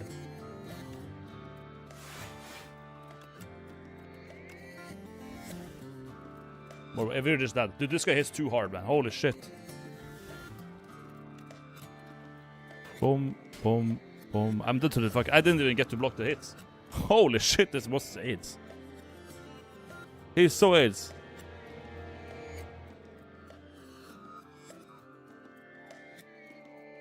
GG. Yeah, the souls were not helping that much here. Wow. Nope. Anthony, you bastard. Would they reach you before Osti? Yeah. But when you have card effects, they affect you. But when enemies do direct attack, it's on Osti.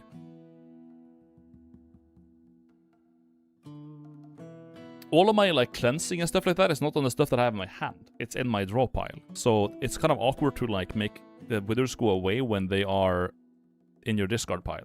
Like if you're playing Defect with Compress, if you're playing Ironclad with Burning Pact or Second Wind or something, it's super manageable.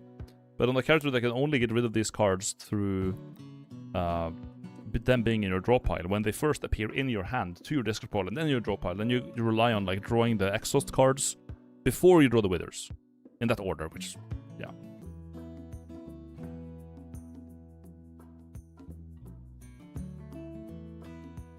How cracked do you think the architect is going to be?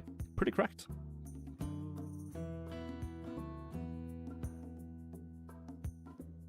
The one use case for purity is this dog. Yeah, but even then, it's like you only get to use it one time. I guess if you have purity and then you add like non-exhaust on purity, then you can kind of maintain it. But if you only can do it one time, then it's not that. Then it's basically just like one use of second wind, which is not like amazing. Like you need like a reusable exhaust engine to get rid of those cards. Otherwise, it's just not good enough. How do you even deal with this guy on silent? Well, you could discard. Like this guy, you just gotta have like a lot of, like a few card plates with very effective cards. Like you do use few cards to do a lot, and not a lot of cards to do a lot. That's like how you deal with it. But like my deck was not ready for that. Necro does not have that much to deal with them. Regent has transformed. Defect does not care. Flak Cannon's compact. Yeah, exactly. Like Ironclad exhaust and silent discards done. Yeah, so like this boss for silent, I would say it's pretty hard because you can't get rid of the cards, and yeah, and Necrobinder can't really get things out of her hand or exhaust them out of her hand. So it's very, very difficult. Flak cannon we used last run. That's how I won last run, because I met this guy, I got like 10 withers, and then I used flak cannon one time and they were all gone, and I did a bunch of damage. Like, it was perfect. And I picked up scavenge just in case, you know, to also get rid of them while they're in my hand. But yeah. And if you're Regen, just hope you have Tyrant. Well, Regen has transformed. He has Begone. Like, a lot of the time I will pick Begone on Regen, because it is like, on its own, it transforms a shit card into an exhaust card that does 6 damage, which is already decent, and it draws a new card. And then if you have statuses, like if you have the mites in Act 2, I think they're called, they're like these little bugs that give you toxic in your hand, then suddenly transform is block 6, deal 6 damage, and draw a card. Like, it's, you know, if you have a burn, if you have any curse you don't want, or any really bad card, and like, yeah, Begone is just like a really good common to deal with those situations. And he has guards, he has so many ways to deal with cards in his hand, but Necrobinder just sorely lacks that, and because of that, bosses like this are really, really hard to deal with. That March in the Soul deck is to deal 100 plus damage every turn. Yeah, so that will work too. Kind of, but you will still be stuck with all these withers, and at some point, if you use card spam to draw cards against the boss that punishes it, like, you're just gonna at some point have so many fucking, you know, withers in your deck that you just don't get to play anything. That's the issue there. What will you say is your current game rotation? Are you back to Mechanics anytime soon, or will you be left in the back burner? I guess I'll go back to Mechanics eventually. The whole, like, metagaming and building a house and taking care of the cats, I've said this a million times. I'm just, like, not too interested in that. In this game, you just, like, end the run and then there's no strings attached. You just go into the next one, whereas, like, in Mechanics, you kind of, like, rig over time. But like the moment-to-moment gameplay in Mutagenics, once you have the run, once you set the run up, once you will have painstakingly like skipped days and bred the cats correctly and gotten the results you want, you have a good stick of cats.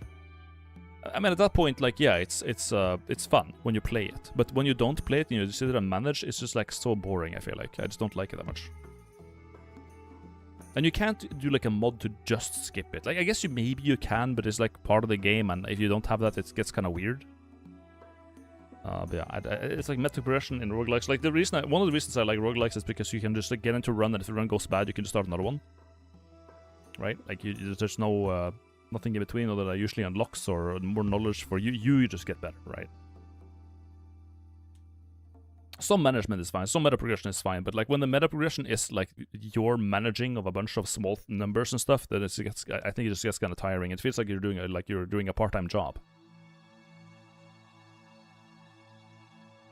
Eugenics guide when? I played like 3 hours, so my brain got fried from all the shit to do. Seems to no progress. I don't think I'm gonna do that. The game has Eugenics is like such a chaotic game. There's so many small tips and tricks, and there's so many things in the game. Like, how do you make an Isaac guide? There's like so many items to take into account, so many synergies, so many potential things that could happen, that it's really hard to make like an all-encompassing thing about the game, unless I want to sit here and make like 50 different guides in one game that honestly isn't really getting that much views on my YouTube channel anyways. Like, when I thought Mugenics would do well on YouTube because it's like by Edmund McMillan, they made Isaac, and Isaac does well, but like on YouTube, Mugenics doesn't really perform very well. So that's also a reason why I don't really feel like streaming the game more and making more like content for that game, because like when I do post it, it doesn't seem like it's a game that people are really interested in looking at. So, yeah. It's kind of a lose-lose for me. I don't really like playing it that much, and people don't like watching it much on YouTube at least. So like when I'm trying to like make YouTube content through the stream, then it's just not. It doesn't seem to be very valuable. Yeah, especially learn by playing. I think like engaging with the community around Mugenics a bit to learn tips and tricks, and then just playing it yourself and learning that way would totally be fine. Like if you watch, yeah, people play it or whatever. And the runs are like 2-hour videos. Yeah, they're super long.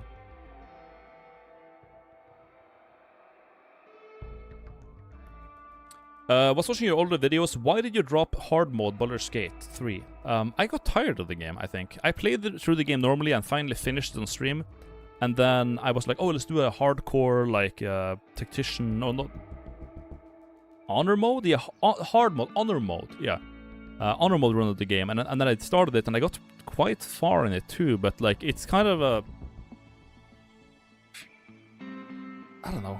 once I've played the game, because at that point I've like played the game already one time, and it's a really long game, and it doesn't get that good views, so it feels like a stupid investment to like to drag that out, I guess.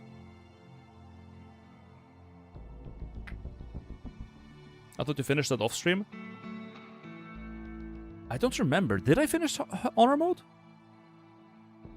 I think I did, and it wasn't particularly hard. Here's like I did an interview recently on TwitchCon. There was a guy who wanted to guess my favorite game, and he couldn't guess it. It's a niche game. It's called Underrail. It's an RPG that plays similarly to Baldur's Gate, like top-down, like turn-based combat and stuff like that. There's like RPG elements and you know, good dialogue, good writing, good world, and all that. But it's unique in that it's an RPG, like a role-playing game, like Divinity: Original Sin, like Baldur's Gate, and those types of games. Where in those games, it's a very common thing that once you are in the early game, the earliest parts of the game where you haven't developed like your character very much and you're like playing on the hardest difficulty, that part of the game is the hardest part of the game. When you get past the mid-game in those games, you are so powerful that every encounter you do the same solution every time and you just win. Like, you don't really have to sit down and think what you're doing or anything like that. And the thing about Underrail, what I really liked about that, is that first of all, it's a solid game in the beginning, it's hard. In the mid-game, it's hard. When you get to the end game, that's the hardest part. Like, when you play Underrail and you get to the final area called Deep Caverns, that is the hardest part of the game. Even though we have like this broken build that can do all of this shit, it's really hard. So it doesn't like let go of being difficult. Like and this, you don't really do the one solution for everything necessarily. For some builds you do, but yeah, for that's what I really liked about that game, is that like the world building is really good, and the gameplay and lore implications of the late game are really good, and then the gameplay also keeps up. That I really like that.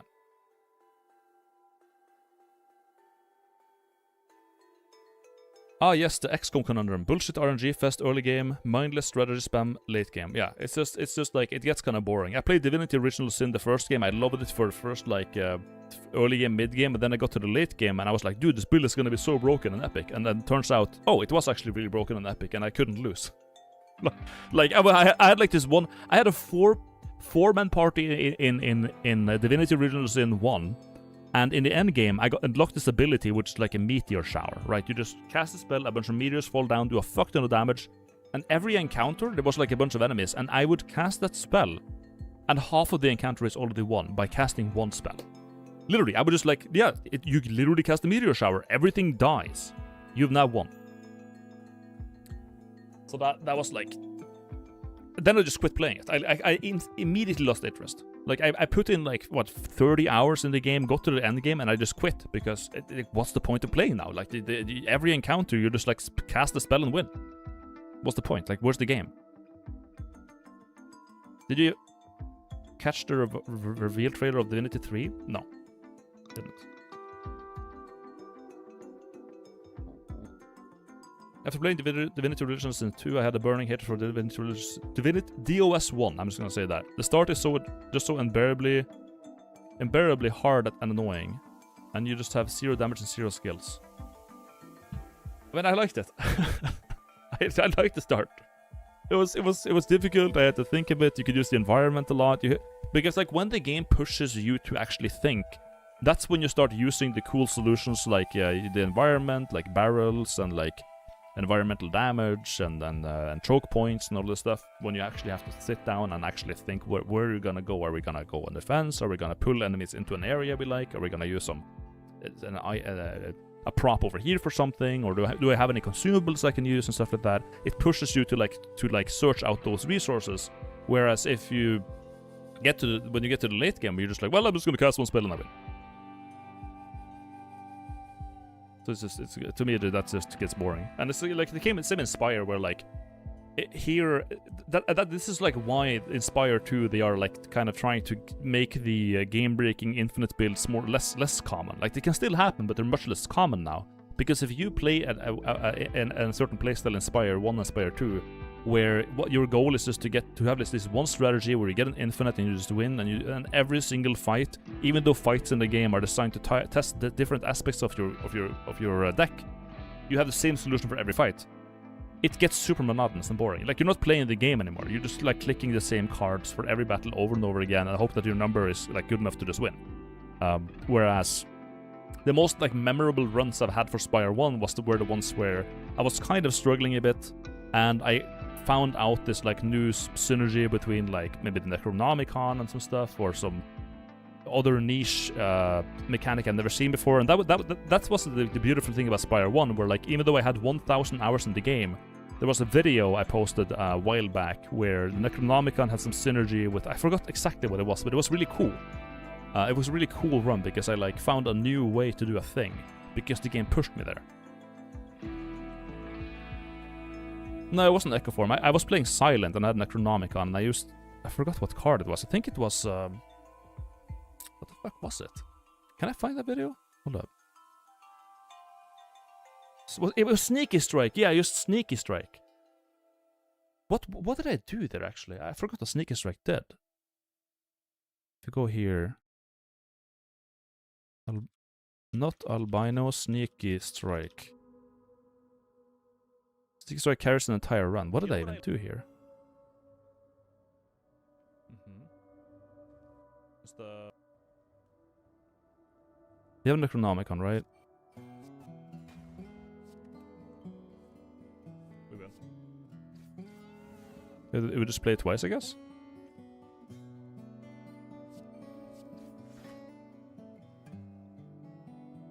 Yeah, we had the Runic Pyramids, Necronomicon. La Bomba.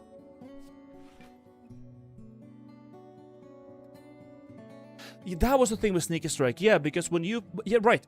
Sneaky Strike says if you have discarded a card this turn, gain the energy back. But when you have Necronomicon, you place it twice. So when you play Sneaky Strike after it's discarded, you play it, get the energy back, and then you play it again and get 2 more energy. And then I had Runic Pyramid to retain all my cards. And then it was just like kind of... You get energy to play everything, you get energy from Lace, all of this stuff, and then it just... You do a really good damage with it, even though it's like an attack common from fucking Act 1, you know?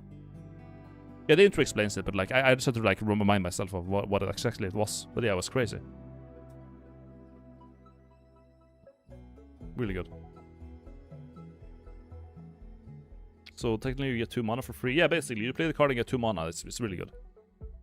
Real fucking strong. But that was sick. Seek. Was a broken run you also did with Necro Curse, Blue Candle, and Rupture, where you got infinite. Yeah, there was that too. Blue Candle. That's good shit. I think it's a bit late to start Mina anyways. We could just do more runs. Like, we're gonna get like 1.5 hours of Mina. Yes, but... Bodycam... I don't think we're gonna do bodycam videos. We could just, Well, we could watch more of that, of the Lego drama. Let's watch more of that. Someone said there was, like, new information about it. Let's just do that. But before we do that, I'm gonna go to the bathroom real quick. I have to piss. Maybe we can listen to Spire. We can watch some slop, and if that ends, we do one more on the Spire or something like that. That will work. Anyways, BB.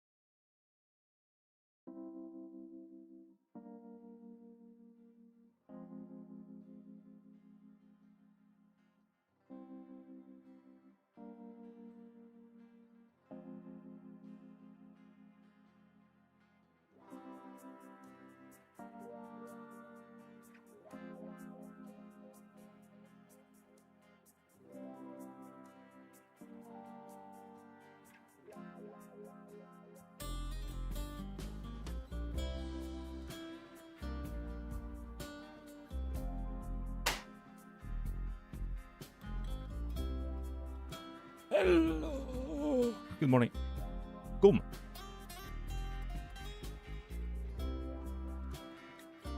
Didn't the Lego shit finish? They gave the sets back and the part ways with the owners from the store. They did? I don't know. I haven't gotten that far, man. We've taken this in bite-sized pieces. I'm not like fucking. I'm not like Charlie, Moist Critical. Like I don't like speedrun this video day one to make 5 of my own videos on the channel. Like I was like, I watched it and I was like, oh, that's insane. That's fucking crazy. And then if you just enjoy it here and take it like bit by bit, because like I primarily do gaming, so we play video games, and then like when I'm kind of feel like having a break, we watch some of this, and you know, we'll do it all at once. What was I gonna do on my phone? I was gonna do a thing on my phone. Chat, what was I gonna do on my phone? There was one thing I wanted to just like click. No, okay, fuck my phone then. Whatever. Whatever. Legoslop and Spire. Smiley. Yes, matey. Legoslop and maybe Spire. Smile. Just chatting. With my chat. Yep.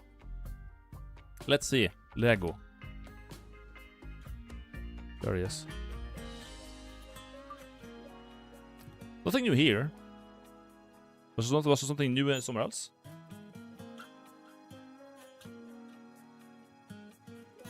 Search for a way to record spam calls and make content as good idea. Coffee Sealer dropped a video on the Lego stuff. Posted it in React. Oh, really? Urli. Where's that at? React suggestions. Yeah. I found the 2,000 missing Lego. How long is this? Don't be like 2 hours, please. 50 minutes. We can deal with that. That's okay. $1,000 Lego collection went missing, causing a lot of you to ask me to find it. And after seeing the cops point guns at YouTubers, people get arrested and sued for $1.3 million, I decided enough was enough. This looks like a case for the internet detective. This time in the $10 million Lego studio. So I talked to every suspect involved. What I found shocked me. They all have the same Lego editing, man. This guy as well.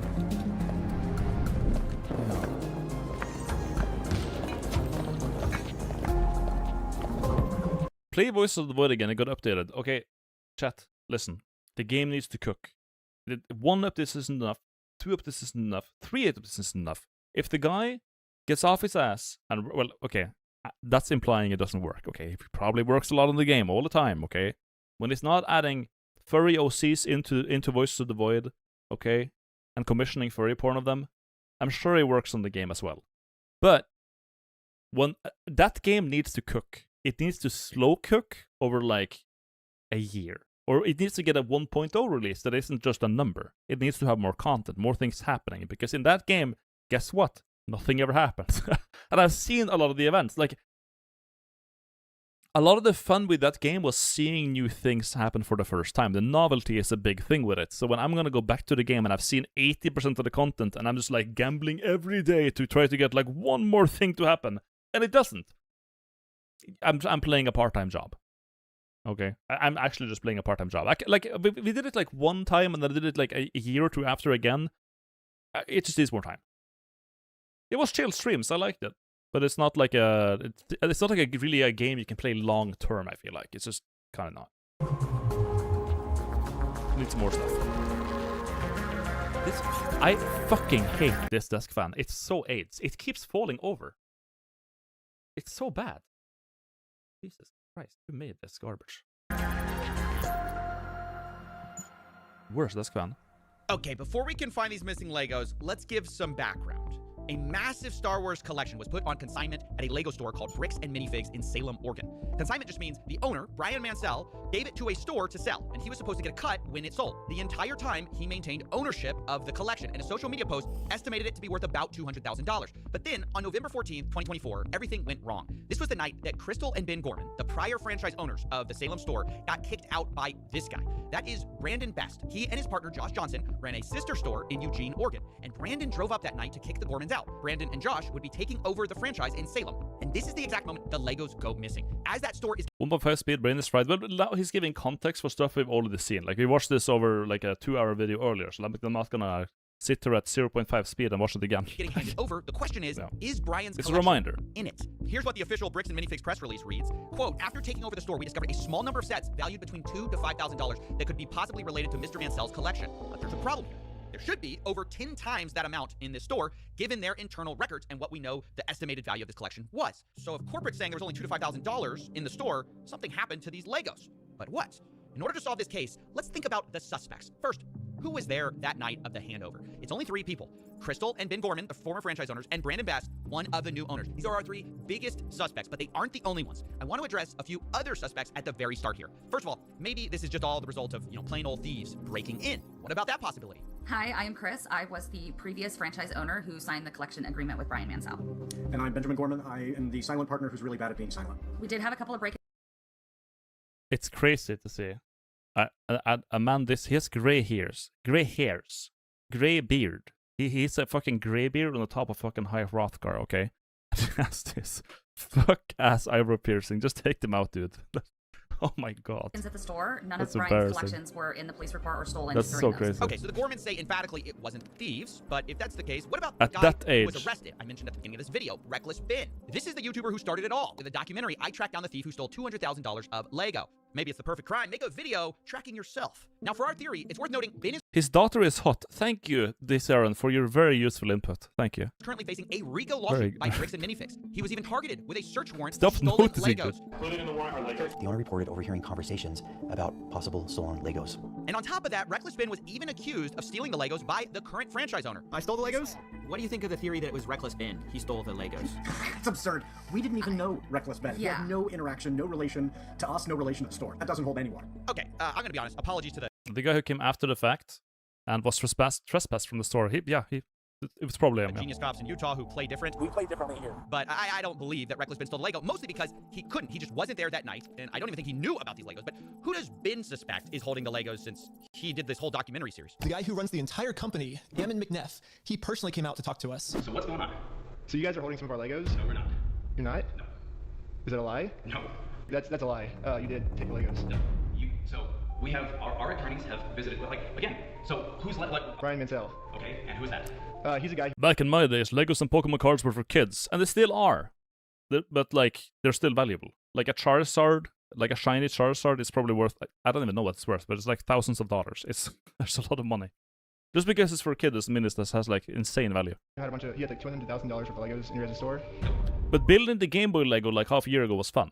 Okay, I got it for Christmas from my sister, and it was actually like I don't know if it's because I'm like autist adjacent, but I did enjoy building the Lego. Okay, yeah.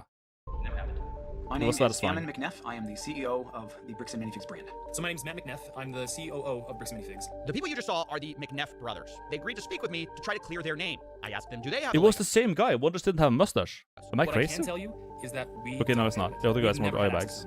It seems to kind of go missing. Parts of it seem to go missing on November 14th. Well, and I guess no, not at all.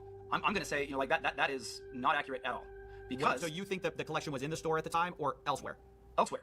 When you look at Mansell's own words that he reiterated to a podcast last year, he explicitly stated to another podcaster, the sets were moved off-site for security. The collection will not be stored on site after hours for security reasons, and after Sunday, the sets will be available for purchase but stored elsewhere. Now, one thing that's been a big subject of the Bricks and Minifigs kind of story is, hey, there are these off-site locations. Can you address what that is? Is that true? So the offsite location in the letter that that corporate is referring to is the original press release that we released when we were launching the collection. In that press release, because we had previous break-ins, I specifically included the location that after this weekend, those Legos would be stored off-site to deter any future thefts. They were briefly stored off-site after that launch weekend, while I bought safes for the back room, and then they were moved back into the store. Okay, so for most of the time, the sets were in the store after y'all got the safes in. Yeah, exactly. Yeah. Okay, so Ammon McNeff suspects that a lot of the Legos weren't there that night. And then on the other hand, we just heard from Crystal and Ben Gorman explaining. But it started to get marketed towards adults and raised the price for kids. Can't get a fucking gift for my niece. Got her addicted to gunplay instead. Yep, that works. Like, or you can just buy them a cheaper one. You don't have to buy. Listen, you don't have to buy your niece the $5,000 Stormtrooper. Like it doesn't have to be that. My sister bought me a Game Boy. That thing probably cost like $80, right? Like it's not the end of the world. Or you can buy something smaller, like a affordable thing. Like it's not that expensive. It's expensive if you want to have like the shiny, fucking, gigantic, super rare $200,000 Lego, but you don't need that. Like you can just buy something else. The off-site story saying that later they no longer use those off-site locations. But what do we really know about the Gormans? They are the former franchise owners after all. I mean, shouldn't we be suspicious of everyone? They're one of our key suspects. They were there the night we lost Brian's collection. They were the creators of the consignment deal after all. And one group in particular is pointing their finger at them very hard. It's the McNeffs who say they were behind on payments. We started getting calls from the landlord letting us know that Crystal was behind on the lease payments at the location. We had also gotten a couple of notices from some of our vendor partners that bills had not been paid by the store, and so we felt pretty strongly that there was going to be a risk of her just, attempting to file bankruptcy, doing some of these other types of things which we've had franchisees do in the past, and that's problematic. So that's why we sent them up there to take some video footage. So we needed to just be prepared if we need to do a hostile takeover, which can happen in franchising, where a franchise owner That's just what it did, right? tries to steal inventory and do some different things that way. Okay, so Bricks and Minifig's story is that they were worried about the Gormans skipping town, so they sent Brandon Best as a secret shopper on October 24, 2024. This is weeks before the takeover. Brandon takes a video of the store condition in preparation for this handover, but at this point, Brandon does not announce himself to Crystal Gorman. Later, though, on November 14th, once again, the same concern about the Gormans stealing or theft was expressed by the McNeffs. Brandon was trying to make sure that they weren't taking things from the store, and so he was kind of trying to make sure that she wasn't putting things, like hiding things in the back, and that he, like, while he was watching that, trying to make sure Ben wasn't grabbing stuff from the store and moving or doing anything along those lines. Because he just got a weird feeling about the whole transition. She took at least one, if not more than one, cartfuls of things out to her car with her coat draped over it. So yeah, the McNeffs say, look, they don't trust the Gormans, and they explained it, even further. They said, hey, there's some issues in her past. She apparently has a retail theft and other criminal, arrests on her record that we were not aware of. When was that? Oh. I don't know. This has been brought out by several people online now. Now look, that's a huge accusation to bring up. People online said it. That's such a solid foundation. Listen, it's been brought up by people online. Chat said it. But Twitch.tv/albino chat said she's a criminal. She's a thief. People said it online. So obviously, I wanted to talk to the Gormans about it. They're like, she has a history of some type of burglary, theft. Oh my God. Wow. Yeah, that's what they're wow. saying. Yeah. Oh. Well, And? yes. Well, You know about this. Explain. Yeah, when I was 19 years old. How long ago is that? I am 45 now. So this was in 1999. This, something that happened 25 years ago, has no reflection and no bearing on what happened in the last 2 years. My management of the store, what happened the night corporate seized the store. It is another deflection, and it infuriates me. You're gonna try to publicly embarrass and shame me for somebody that was manipulated by local police departments when she was pregnant and 19 years old? Fuck you. That's my response to that.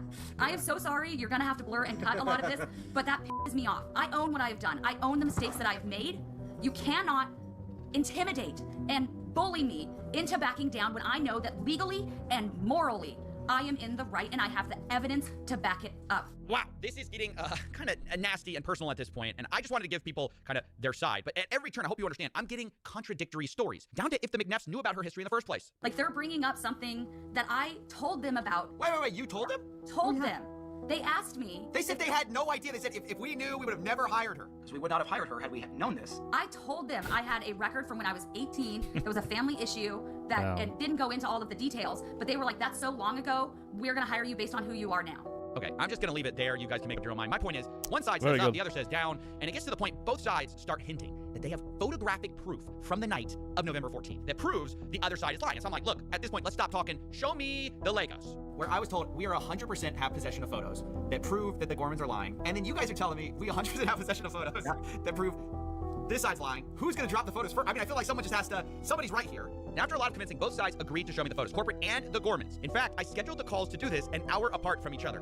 But let's remember their positions for a second. The Gormans say whatever was left unsold of Brian's collection that was in that store spreadsheet was in Salem store the night of November 14th. Then you have corporate side. They say whatever was left that night was maybe The little horns $25,000 in front of me, yeah, of Legos. The I rest was couldn't- either I stolen could by not thieves say or Gormans anything. Or held off site. It Impossible. was not in that store. And on both sides, there's a lot to lose here, right? You've got the Gormans, who basically have been insinuated to have been stealing. And for Josh and Brandon, too, the new franchise owners, there's a lot on the line. I reached out to Josh, and he told me, I think her pictures would only show a few sets and minifigs. I replied, so if I can prove that the Lego sets were in the store, that will prove Brandon was lying? Josh replies, if it shows something different, then yes, I will eat my words. So the stakes have been established. And let's see the evidence, starting with Matt McNeff. First, he showed me the video, October 24, 2024, for a baseline of how the store looked. Both so this is sides the have Salem Kaiser generated location, photos. is that correct? Salem Kaiser location, yes. So is it fair At to this say point, I I'm wouldn't be seeing Quite surprised. a few Legos here. I mean, I'm seeing a store of Legos. You'd agree? There's a good amount of Lego on hand. Look at all the Legos. This isn't what I would say is a well-stocked bricks and minifigs, but it's not terrible. It's I would say a little below average as far as overall stock. So now let's go to November 14th. Can you still see my screen? Yes, sir. Okay. So November 14th, when Brandon was in there. Wait, this is the day. This is like the big day. This is the day. Hold on, I gotta prep myself emotionally for this. Okay. This is a big deal. This is D-Day. This is the big moment. This is Brandon takes over the store. This is we don't know where the Legos are after this moment. We don't know where the Legos are after this moment. And I want to point out again that we've had this for a while. We haven't this is the first time we've shown this publicly. We've been waiting for our attorneys to give us the approval to say, hey, this is okay now to share in this capacity. So we'll go through these pictures. This is what Josh saw, or not Josh, sorry, Brandon saw. He took pictures of everything in the store, all the inventory in the store. This is what the shelves look like compared to what you just saw a moment ago. Okay, so I'm seeing a lot less. Just to state the obvious, go back a little bit. Yeah. I'm seeing like way less. So yeah, the pictures I was being shown on November 14th those shelves looked emptier than they did on the day of October 24th. But to be fair to the Gormans, they addressed the empty shelves themselves. As we get to the very end of this video in particular, right here, you'll see that empty space right here. So this is the retired and certified set section that we have to keep separate from the new in-box current sets being sold by LEGO. All those empty spaces up there were the sets that we had on display during the day from Brian's collection that every night when the store closed, we pulled off and put back into the safe and then put back out in the morning. So when they say, see, there's empty space on the shelves, yeah, because we put them in safes at night to keep them safe. Because we have giant windows. Yeah, it's an explanation that kind of makes sense given the history of burglary. Now, of course, this is something I had to ask the McNeffs about. Is this a case of, did y'all see Star Wars sets in the back? Did y'all not see the Star Wars sets in the back? Did he take, not in the back, but specifically in a safe? Like there were a bunch of Star Wars sets in a safe. Did Brandon see those? Has there been talk of those? You know what I'm talking about? Yeah.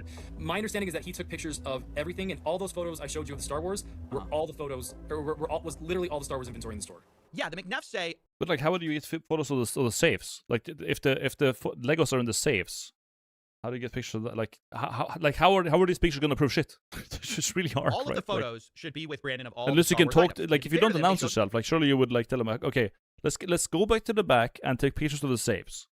Done. Me a lot more pictures and even showed me a spreadsheet of all the Star Wars sets in the store the night Brandon took it over, and it valued to about like $5,000 to $10,000 or so. But then I had to ask. Sorry, here's another kind of set. Okay. Do you think y'all have all of these? Very likely. Okay. Again, I'd be surprised if we didn't. But then I couldn't help myself. I started to bring up some of Crystal's photos to see if they matched up. Have you seen this before? Not that I recall. So, do you see that? Yep. So do you see it's in like some kind of like a safe thing? I don't know if you can see the sides there. Looks like a bookshelf to me, but sure. Okay, sure, yeah. So I think the important They thing got is making pictures sure of the that all safes. of these are in the inventory for Mansell. Sure. Sure, that's cool. 75041. Yep. The Vulture Droid. 75169. 169 I'm not seeing, so there may be... Okay, so there's one that is not on our list. Let's try this. 10240. Okay, nope, not seeing that one either. What about 9493? 3. I don't see that one either. So maybe those were locked at the time, and Brandon did not get those pictures. All right, that's kind of a problem because the Gormans had over 200 photos of this store. I definitely knew looking at these photos, there's a lot more Legos in the Gormans photos, by quite a lot that Brandon's photos just didn't show. But corporate didn't really see it that way. But still, in the grand scheme of things, we're not talking, again, 10 times the amount of sets here. I don't know. I haven't shown all the photos yet. I don't know exactly how much. If there's a calculable figure that we can look at and say, great, this is what was there, I promise you, it's not $100,000 worth of Lego. And so where's the rest of it? You got me. I don't know. Maybe I'm a little too in my head about this U-Haul story. You don't think it could have been some U-Haul thing? There's no way. I must not understand anything. Yeah, have we talked about... Were you not here when you watched the previous videos? It's basically someone leased Legos for a guy, and then the new owners took over, and suddenly all the Legos were gone. That's it. So they're trying to figure out where did they go? Where's the Legos? Well, yeah, we gotta talk about the U-Haul for a second. This is another one of those things that was like Bart, really disputed between the two parties. Was this U-Haul that supposedly was driven up to the store the night of the takeover? So when Brandon came to the store that night, he was driving a U-Haul truck. Now, in typical fashion, this was immediately disputed. Brandon showed up to the Salem store in a rental car. When he came to get the keys from Crystal, he was there in a rental car, not in a U-Haul. It wasn't until after he told me he was taking the keys and locking me out that I really kind of paid attention to the fact that he had a large, not the small, the large U-Haul truck. So yeah, I just kept hearing about this U-Haul truck. Now, why is it significant, U-Haul or not? Well, one, a U-Haul truck can fit a lot of Legos, but the big reason it mattered to me was because I was actually called by an ex-employee of the Bricks and Minifig store in Eugene, Oregon. Remember, that's the one that Brandon and Josh owned, and he told me something very interesting. I'm a former employee, started in 2024.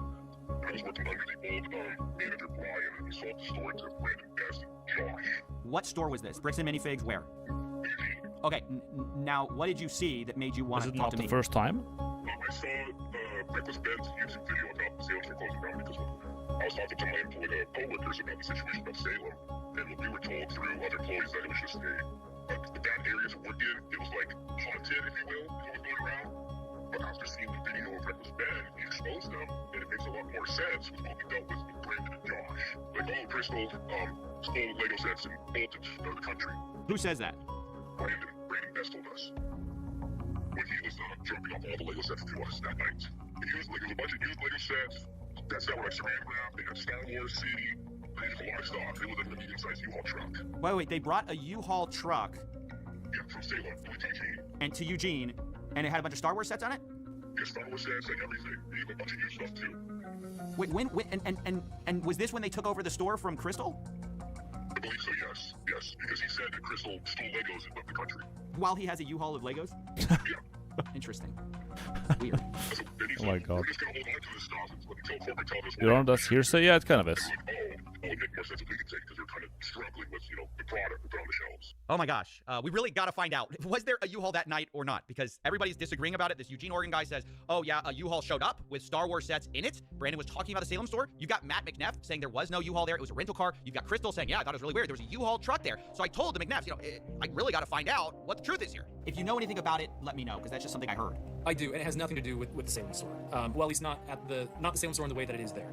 Brandon showed up to the Salem store in a rental car. When he came to get the keys from Crystal, he was there in a rental car, not in a U-Haul. So when there was the handoff, there wasn't a U-Haul, it was a rental car. Correct. He was there in a rental car. Got it. Yeah. Okay. And I think any of the, like, if you were to look at the footage, the ring cameras, all that stuff, you won't see a U-Haul sitting anywhere in the parking lot. So after hearing all of this, I realized, look, Well, if they have some of the footage of like security cameras or something like that, it shows there is a U-Haul, then it's just fucking over. Like it's just case closed. Gotta find the evidence. So I start sifting through these photos I have, right? Surely it No, doesn't it's have a that. Parking lot photo. I check it. No U-Haul, just a red truck out there. I check another photo where you can see the window, but the problem is it's night outside, so you can't see. And so I'm looking at everything I can, and there's just nothing. I have this alternate angle. I'm looking at that, and then wait a minute. Zoom in on that photo. Is that a Bring up the brightness of this photo a little bit, and is that a U-Haul truck? there's a U-Haul in the parking lot right outside of the store the night of November 14th, 2024. This is Wait a something minute, that Chad. Matt said he had seen footage of, and it couldn't be true. And again, I believe I've seen footage from that night that shows clearly out into the parking lot, and there's no U-Haul. After seeing this, I said, I really have to make a call. And that's when the story changed. So last night, I talked with Matt McNeff. I brought up this question of the U-Haul. He told me emphatically there was no U-Haul. Y'all came to me this morning. You said, hey, we looked into it. There actually was a U-Haul there that night. Can you clear up what that's about? So there's actually two different things that are going on here, just to help you understand. And I don't know if you want this particularly not on the record, but we do know of a disgruntled former employee that worked at another location that back on the 24th of October, there was a U-Haul that went to a storage unit in Salem for another previous franchisee, for a different situation that we had just gone through some things, and he had it previously, hey, I have some inventory that I didn't turn over that I was supposed to. It's at this storage location. You guys can come pick it up. And so Brandon was sent on that day to pick up with a U-Haul inventory that then he moved down, but that was October 24th. So when we're talking about this ex-employee, you're saying they are conflating the October 24th. Why wouldn't they mention that though? Like, if there's like, he's asking specifically, was there a U-Haul? Did you drive a U-Haul there on October? Was it November 14th on that day? And then you see the footage on November 14th. There is a U-Haul outside. It's like, well, there was a disgruntled ex-employee in October who did something, but it's like, it's not what we're talking about. Event of the U-Haul coming up to Eugene with Legos with sometime after November 14th, after the store takeover. Is that correct? Am I understanding that? Yes.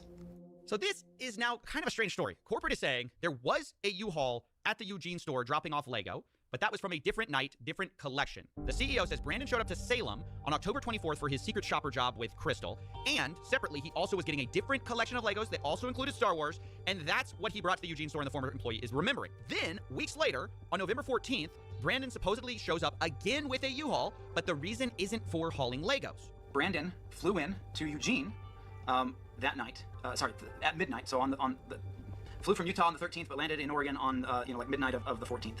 Went and got a rental truck, and then went and stayed at a trailer that had previously been moved up there in anticipation, meaning a camper trailer. It's over. In anticipation of the potential hostile takeover previously. Is that why he had a U-Haul? Is that the reason he had a U-Haul was for this camper, or what's going on with the? Yes. So then what happens is he takes his rental vehicle truck and he tries to connect the trailer. The camping trailer to that truck, and it's not rated for that particular weight, and he realized, oh crap. He but a U-Haul would be perfect though. Yeah, that would be for one of their box trucks, and so he grabbed that. Of course. Then it makes sense. 14th, of course, yeah. And so he then went and hooked that trailer up to the camping trailer, Hooked to the a trailer. U-Haul, drove that trailer down to another location where he could set up the camping trailer in Salem, dropped out the camping was trailer, and then he camping. arrived He was in a U-Haul camping, yeah. to the Salem store, and then went in, said hi to Crystal, and then as she was leaving, the door shuts, and so he locks it. Calls the locksmith, takes him. Rented a U-Haul for camping. Yeah, that's perfect. And then, but when he's asked about it, it was like, oh, it was a red car. It was a red rental. It's not a U-Haul. It was a rental. I was just, but the other car that came in, that was just for camping. I was just going camping. The truck couldn't pull a trailer. A while to finish up the changing of the locks. Brandon at this point is pretty exhausted. So, and he has an hour drive back to Eugene to drop off the rental truck.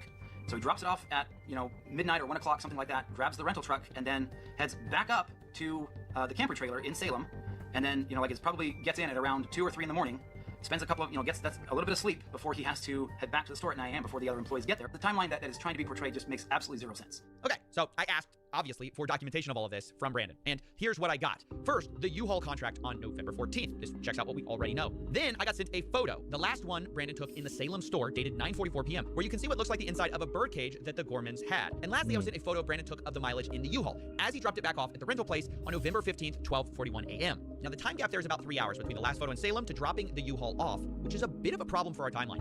Yeah, it took like 4 hours. I mean, I worked till like 11 o'clock, and I'm like, I get up early for, you know, my other job. You moved 4 hours of Legos out of this truck. Yeah.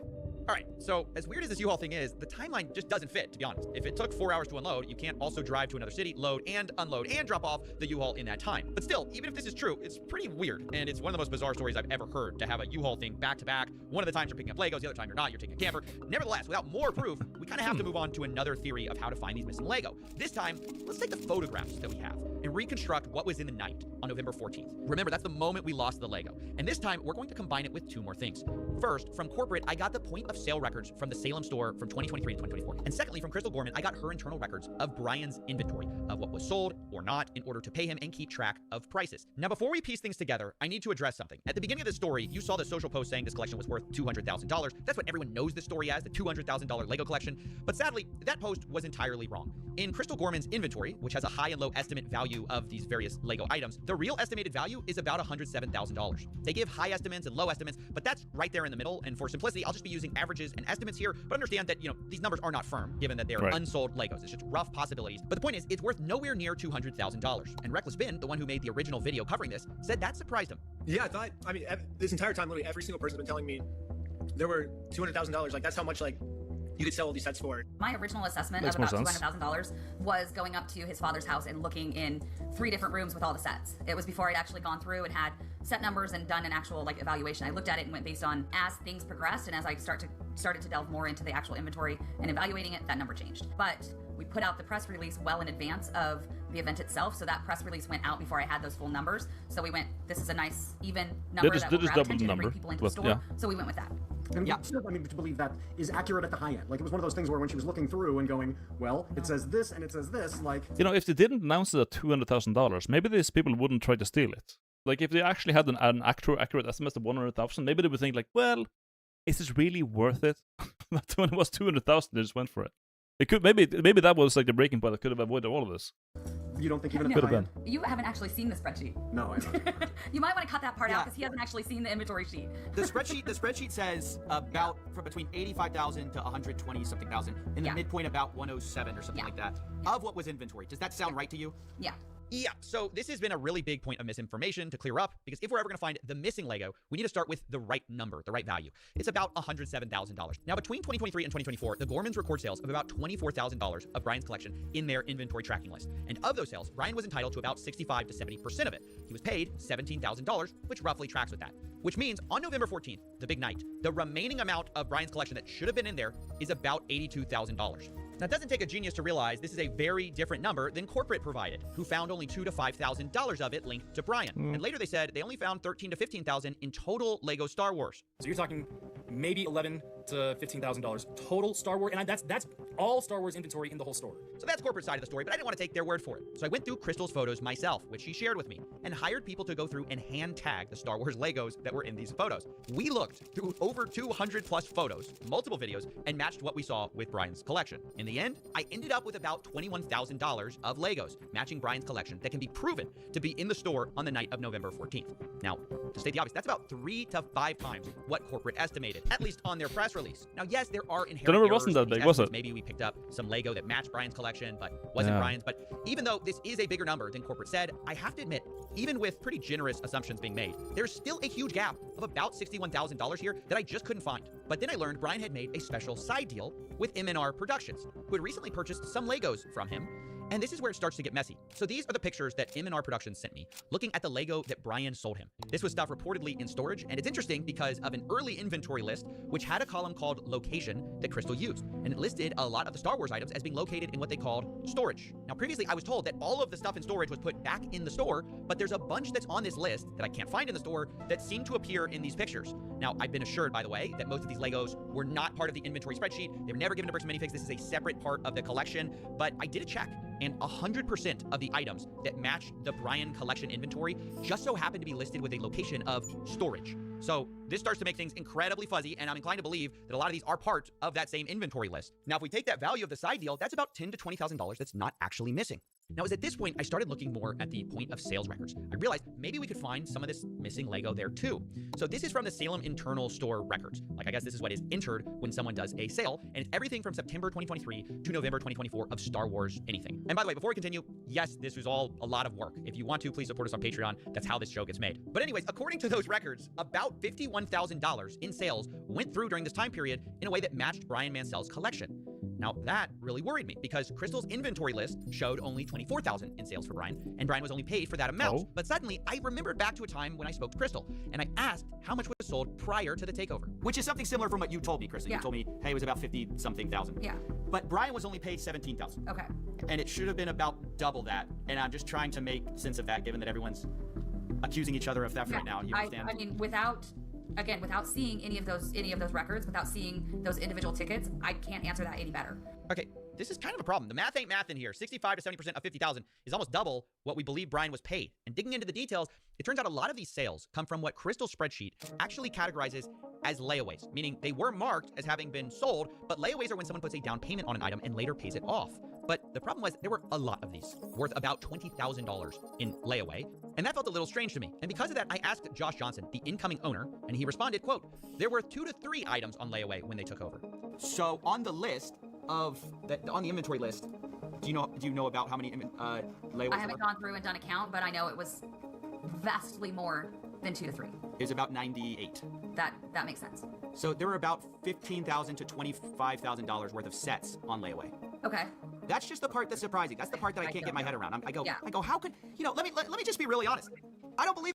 It feels like one of those murder mysteries where literally everyone's a criminal, but only one happened to commit this particular murder. Yeah, it kind of is. Now I'm starting to think, like, did they actually fuck them over? Or he says he found it, so we'll find out. But like, I'm just like, what the fuck is happening now? I don't know. I don't know how that's. And like, if it's only about $20,000 or so, or maybe like 50, why would the police like engage in that much corruption for it? It's insane. How could there be that much layaway? I don't know. It's like I don't believe, because I was talking to some people about Bricks and Minifigs. They go, yeah, there's some layaway. There's not that much layaway. I talked to people who were neutral, kind of on corporate side, but also people who were just normal Bricks and Minifigs people. They say there's not that much layaway.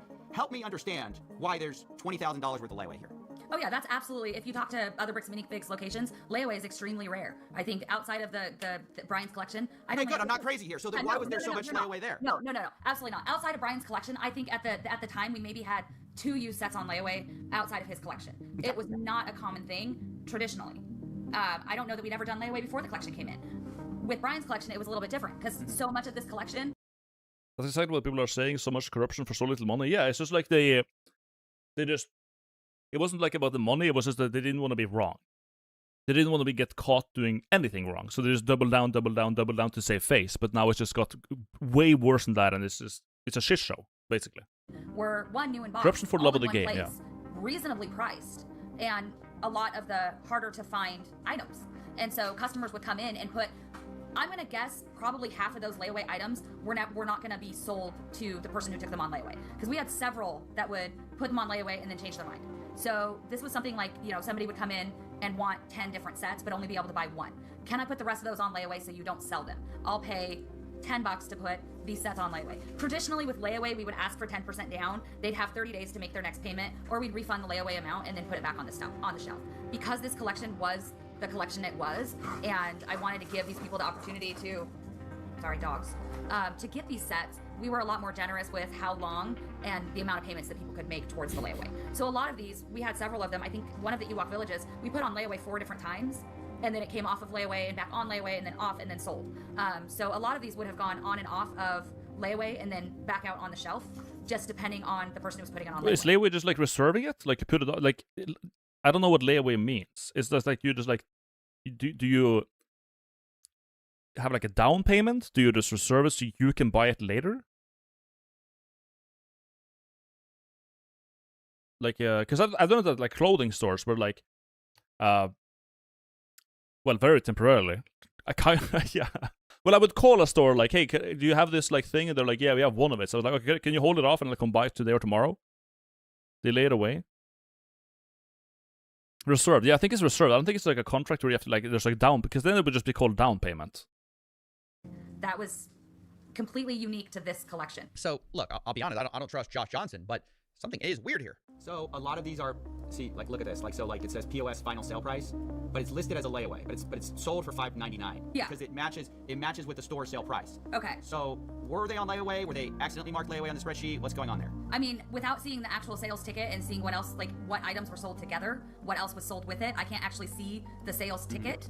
We had several layaway items in which customers were putting multiple things on layaway, paying for most of one item, and then, or they were buying, 8 different things together, and then putting all of them on layaway and making payments on multiple items at the same time. Our Ewok Village was one of those cases. At some point, he had, I think, like 8 or 9 different items on layaway. So it's like a down pay to reserve it. If they can't catch up, the rest is refunded and put for sale again. Okay, I guess. Sure. They come in and make a payment for a bulk payment. I've got 800 things on layaway. I'm going to make $100 on my payment. One customer in particular would do that, and then when he'd gotten up high enough to pay for one set, we pull that set out, mark it as sold. So without seeing the actual tickets and my layaway records, I cannot answer a question any clearer than that. But I even found more than that in this POS data. I also found about $10,000 in sales that match Brian's collection that were not marked as sold under this inventory spreadsheet. Some of our things that were not found were explained by the POS system because they were found in the POS system as being sold. So like they weren't marked on the spreadsheet, but they were marked as sold via the POS system. And this is about $10,000 worth. Are they the bad guys? Were matched. Huh. Uh-oh. See, and I don't know. Take anything I don't know. From... It's just gone, man. Let's see. Sorry, I'm trying to do math here. I don't know without being able to see all of the records. There's a possibility that the consignments were ended when I wasn't at work, and I just didn't go through and pull them up. They didn't get put in the consignment ticket. I hadn't gone through those consignments in a couple of months. I hadn't gone through the inventory in the back room in a couple of months. So it is entirely possible there were sales that were finished that I never clocked as being finished. I don't know that without going through and actually seeing it. But you're saying it's possible stuff was sold, not updated on this inventory list. It's entirely possible that stuff did not get updated on my spreadsheet. I'm not going to sit here and claim it's not possible. It's possible I missed things. So where does this leave us? I know some people are jumping to conclusions here, but I must remind you that on the night of November 14th, 2024, Crystal Gorman was concerned about Brian getting paid or not getting paid. He has not been paid his percentage yet, and if I don't have the tickets, I won't know how much I need to pay. Okay. So Crystal, ultimately, that's a business thing and not necessarily yours. Brandon, okay, he's taking on the business, he takes on all that kind of stuff. So obviously, one could see that and say she was intending to reconcile with Brian. Maybe she hadn't gotten around to it. And of course, corporate will probably take a more cynical view of what she's doing by printing these receipts. But the point is, regardless of whose side you're on, I think we can all agree there's a lot of weird stuff here on all sides. Abnormal stuff. Sure. Maybe you can chalk some of this up to bad record keeping between the U-Haul, the layaways, the $20,000 in Lego sets that corporate called $2,000 to $5,000 that was there that night, the off-book deals. But even if we can't fully know 100%, what these weird things were about, I think they tell a story of what actually happened to Brian. 10 minutes left to find them. In a way, multiple people, I think, are kind of right, kind of wrong. The Gormans were correct that more of that collection was there that night of the takeover than previously thought. But corporate also alleged that some of it was offsite, and that appears to be hardly true, although some of that is disputed, and it looks like, way more of the collection was sold and layawayed than Brian was paid for. But all could it be just that they're in on it, both of them? Like the old owners and the new ones both just took a little bit of a share or something? There's a lot less missing. And they just blame each other and point fingers? Especially if your starting number is $200,000. I estimated, and I must emphasize, estimated with bad records, that there's only about $10,000 to $20,000 in Lego that isn't explained by one of these sources. This isn't to say Brian's been fully compensated. Much of this, Brian wasn't paid for that I know of. So I estimate he's still out about $50,000 to $83,000 for Lego he wasn't compensated for. And I think, honestly, that's something that Bricks and Minifigs obviously should handle and make right. Regardless of what a franchisee does, the new one, the old one, the company behind it must stand behind their product, their service, and I can't imagine a better example of a company doing the opposite. Unfortunately, Bricks and Minifigs has chosen to deflect and dodge responsibility at most opportunities and created a really awful customer experience that has snowballed into this crazy series of events. But instead of taking accountability for that, they've taken an aggressive legal strategy, which I told them personally personally was a horrible idea. As of writing this, Brian Mansell is being sued for $1.3 million as part of a What? legal campaign against him and Reckless Bin and any of the associates. Remember, Brian is the same guy who lost all these Legos at Bricks and Minifig store. And I told the CEO and COO that's ridiculous and they should drop this. Look, mistakes have been made by plenty of people here, but there's a lot more people who have inflicted self-owns, the likes of which we've rarely seen, by just choosing the worst possible path at every fork in the road. No pun intended. But the best path to making things right, in my view, is by just making Brian whole and moving on. Drop the aggressive legal strategy. You are a Lego store at the end of the day. You are supposed to be about fun, not about a rerun of Suits. But anyways, that's my investigation. Those are my closing thoughts. And I knew I wanted to approach everyone involved in this whole story with my results and see what they thought to close things out. Does all that make sense to you? Because I'm showing everyone in this story and saying, hey, are any of these numbers blowing your mind, or is any of this crazy to you? No, it's not crazy. But what's crazy, again, like all the photo evidence that both sides have points to there being, sure, $20,000 worth of Lego of Star Wars Lego in the store that night, right? I don't know, man. I'm just like, did you find them? Do people understand maybe why there was some confusion and why there was some hesitation when somebody comes in and says, hey, you owe me $60,000 worth of product in Lego, and we go, we don't even know who you are. Like, yeah, Crystal mentioned something about consignment on her way out the door, and we go, sure, we'll get that figured out. But then the guy just walks in and demands $60,000 worth of Lego. Well, she mentioned that there's a guy that was supposed to get paid for Legos, and then she was like, well, if I need to take care of this, or the guy's not going to get paid. And then the guy who's taking over says, well, we'll take care of it. We got you, bro. And then the guy comes to collect the money, and they're like, what? We owe you money? We don't want to owe you money. That means we lose money. We can't have that. Like, anyways, here's a $1.3 million lawsuit. There you go. There's your money, bitch. Take that to court, motherfucker. Like, what am I supposed to do other than now, enjoy your time in the court against a billion-dollar company as a private person. Have fun. Cool. Very good. Can you show me the proof? The problem is there's so much of a dispute on the timeline, and this is what's going to make the story so hard to tell. Is like, they say you guys are unreasonable. They tried, and eventually they gave up. But they say they tried it. They were basically met with like unreasonable requests, things like that. So verification, documentation, is that unreasonable? Do you think? Well, I think they would say they provided the documentation, and you guys say you need more documentation. So I mean, that's kind of the right. A spread, like I understand, a spreadsheet and a contract are a good start. Yeah. Yeah, but we never got that. That was never sent to us at corporate, by the way. Y'all do have the spreadsheet though, yeah? That was shared online, but months after we asked for it. It says it's. I'm so confused. It says I'm on the file right now. It says storage used, owned by BAM Franchising Inc. Owner Salem.or bricksandminifigs.com. What are you looking at? It says owner Salem.or at bricksandminifigs.com. That's you guys. It says owned by BAM Franchising Inc. It says created September 6, 2024. When I look at it, this is the Mansell list, I believe. So this would have been created under so we have the y'all definitely have this. Y'all have access to this. Well, I had no idea. So if this is the first time anybody has shown me that a spreadsheet was created using Bricks and Minifigs Salem, and all of this stuff was archived. This is the first I've seen that this spreadsheet was created by Crystal. And we don't know how accurate it is, how up to date it was. We don't know a lot of those types of things. And understand, I appreciate you sharing this with us because we had no idea. Again, you don't know what you don't know, and you can't we don't know everything, and we don't go looking in every nook and cranny everywhere. We just don't know. Well, they just got the documentation in September, and then it's like, well, we didn't know. Maybe it's inaccurate. Maybe we don't have. I didn't know. This is my first time seeing it. We took over a store of previous owners, and then they gave us the documentation before the takeover, and then we just don't know. I don't know. There's there could be so much wrong with it, and we don't have time to go over that. The CEO of the company, why would I look at the documentation when we're taking over a new store? What would I know? So if that's there, we can now have our team go look for that. Now we can do it. Yeah. Now that we're called out on it, and it's proof that we have received it before the takeover. Yeah. I mean, we can look over it and look at the numbers. Maybe we'll find something out. I guess. To have to make a judgment call and say who's telling the truth, the people who were taking all the pictures and we couldn't take pictures of everything the night of, but we're being honest consistently, and the people who are saying there was $5,000 there.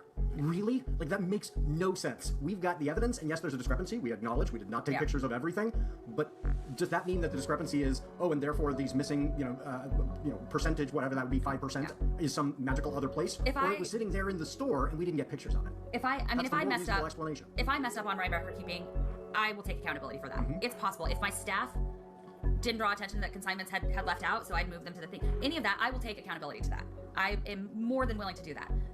I need BAM to show me those tickets. as they But promised to do. I will sit down with Brian and talk this over and figure out what we missed and where it was missed and how it was missed and make that right with him. I mean, that's new information no one's ever found out, so that's like awesome. They're gonna lose hundreds of millions of dollars because of their own wrongdoing. They're literally gonna destroy their entire company because they're this stubborn over maybe $20,000 worth of Lego. Sure, I'll be keeping you in the loop with what, Nice, I'm excited. This was good work. My other final thoughts is, dude, you solved it, dude. That's awesome.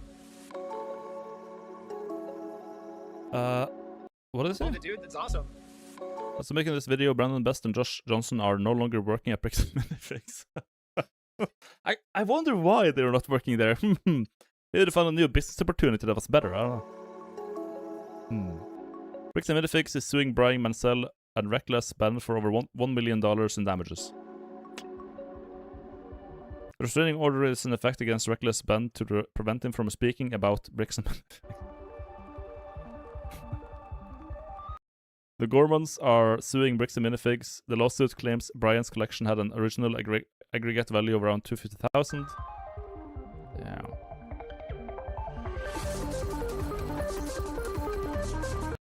Well, it's not finished. They're still ongoing. I wonder how it's going to turn out.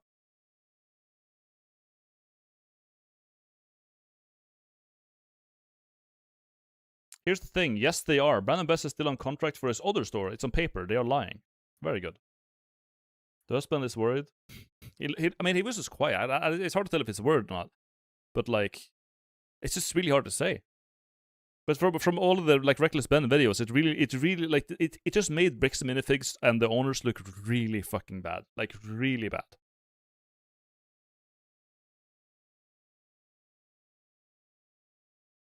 Hello, albino. The dog head has arrived. Nice. It's a very, very comfortable and useful hat. And it's so pretty, too. Very descriptive. I love it. The first quarter, this is 22nd, I believe. Okay. Well, I guess we'll just stay in the loop and see what happens. But, like, I mean, the fucking Reckless Ben videos and, like, the pushback he received from corporate and the police, just, like, the police, like, redacting things more or less illegally, or, like, kind of literally illegally, because they had no grounds to do it. They were just trying to cover up what they were saying on the thing, like, trying to figure out. They were, like, going to, like, on the police footage, the body cams we watched earlier, when they were trying to, like, handle Reckless Ben, they went through the list of, like, can we try this to arrest him? Can we try that to arrest him? Like, they're clearly just out to arrest him for something, because they want to arrest him. Like, it's just, it's insane.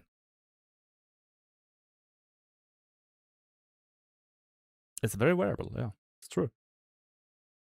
The cop thing is not related to BAM, just cops being shitty.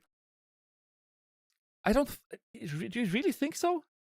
Like, I don't think it's like it's a general cop thing. I think it is like was it Oregon cop thing, where they just, like, clearly sided with one side and just left it at that.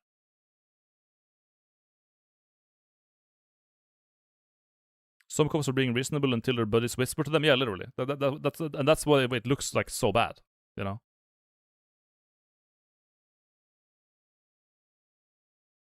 My dog gets this on the pumpkin, where it should be. Where it should be, absolutely. Damn.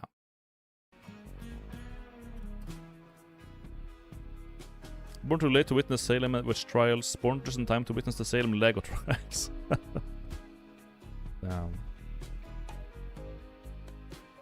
Let's go to this plainly. I don't care if it's 20k or 200k worth of Lego. The biggest issue is the police corruption and the intimidation tactics they used, which also include the fact that Ben is currently being sued. I think that should be the focus. Yeah. Yeah, that part is just actually insane. I don't think it's an American cop thing. I really don't think. Even in, like, even in the worst, like, body cam footage videos that I've seen, and I've watched a lot of them on stream, off stream.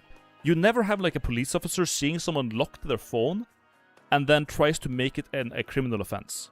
Because that's what we saw. Like, the guy was like, can you hand over the phone? And he hands it over. He locks the phone before, like, giving it to the police. And the police were like, don't do that. Don't do that here. Do you want to go to jail? And he takes him to jail. He handcuffs him and puts him in jail. And then there's, like, the reasoning was, like, obstruction of or destroying evidence by locking his phone. Like, they were looking for literally anything just to get and intimidate the guy. Like, that's how bad the whole, like, police, like, corruption thing is. Bunch of American cops do that. Do you really think they do? I've never, ever, ever seen that.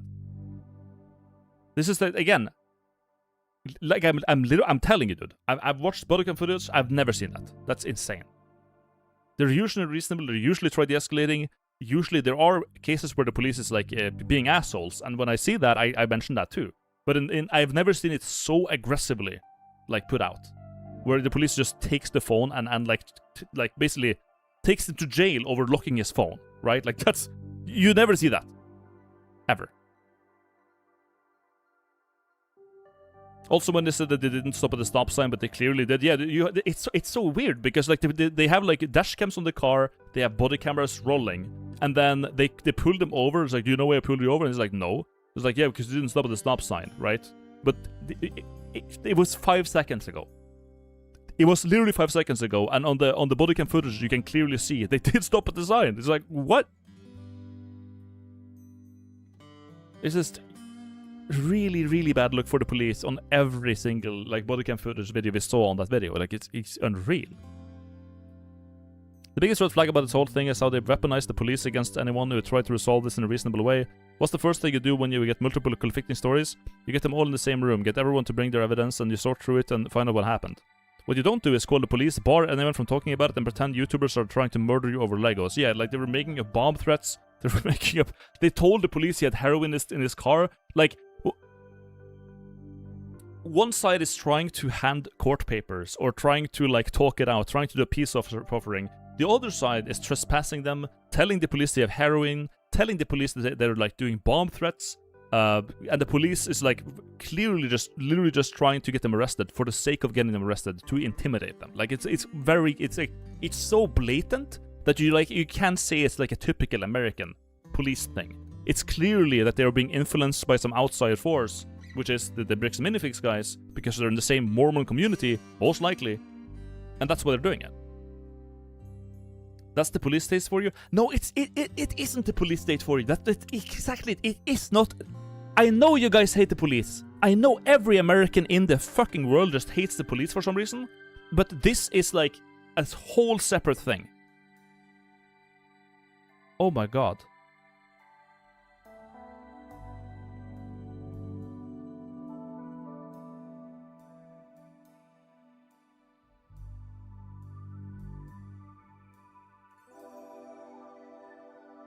For some reason. Okay. Alright. Yeah, for some reason. It's literally just for some reason. It's people in... There's people in Norway, in this country, right here, saying shit like, fuck the police.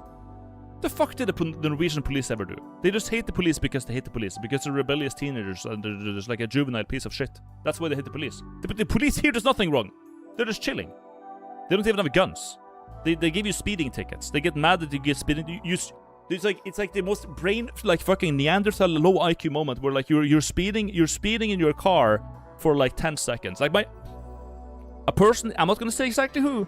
We had a person recently in my family who was like speeding like 20 kilometers over the speeding limit, which is like a 20-30% increase in speed, which is really bad. And then he gets pulled over by the police, gets a really fucking fat fine, and it's like, dude.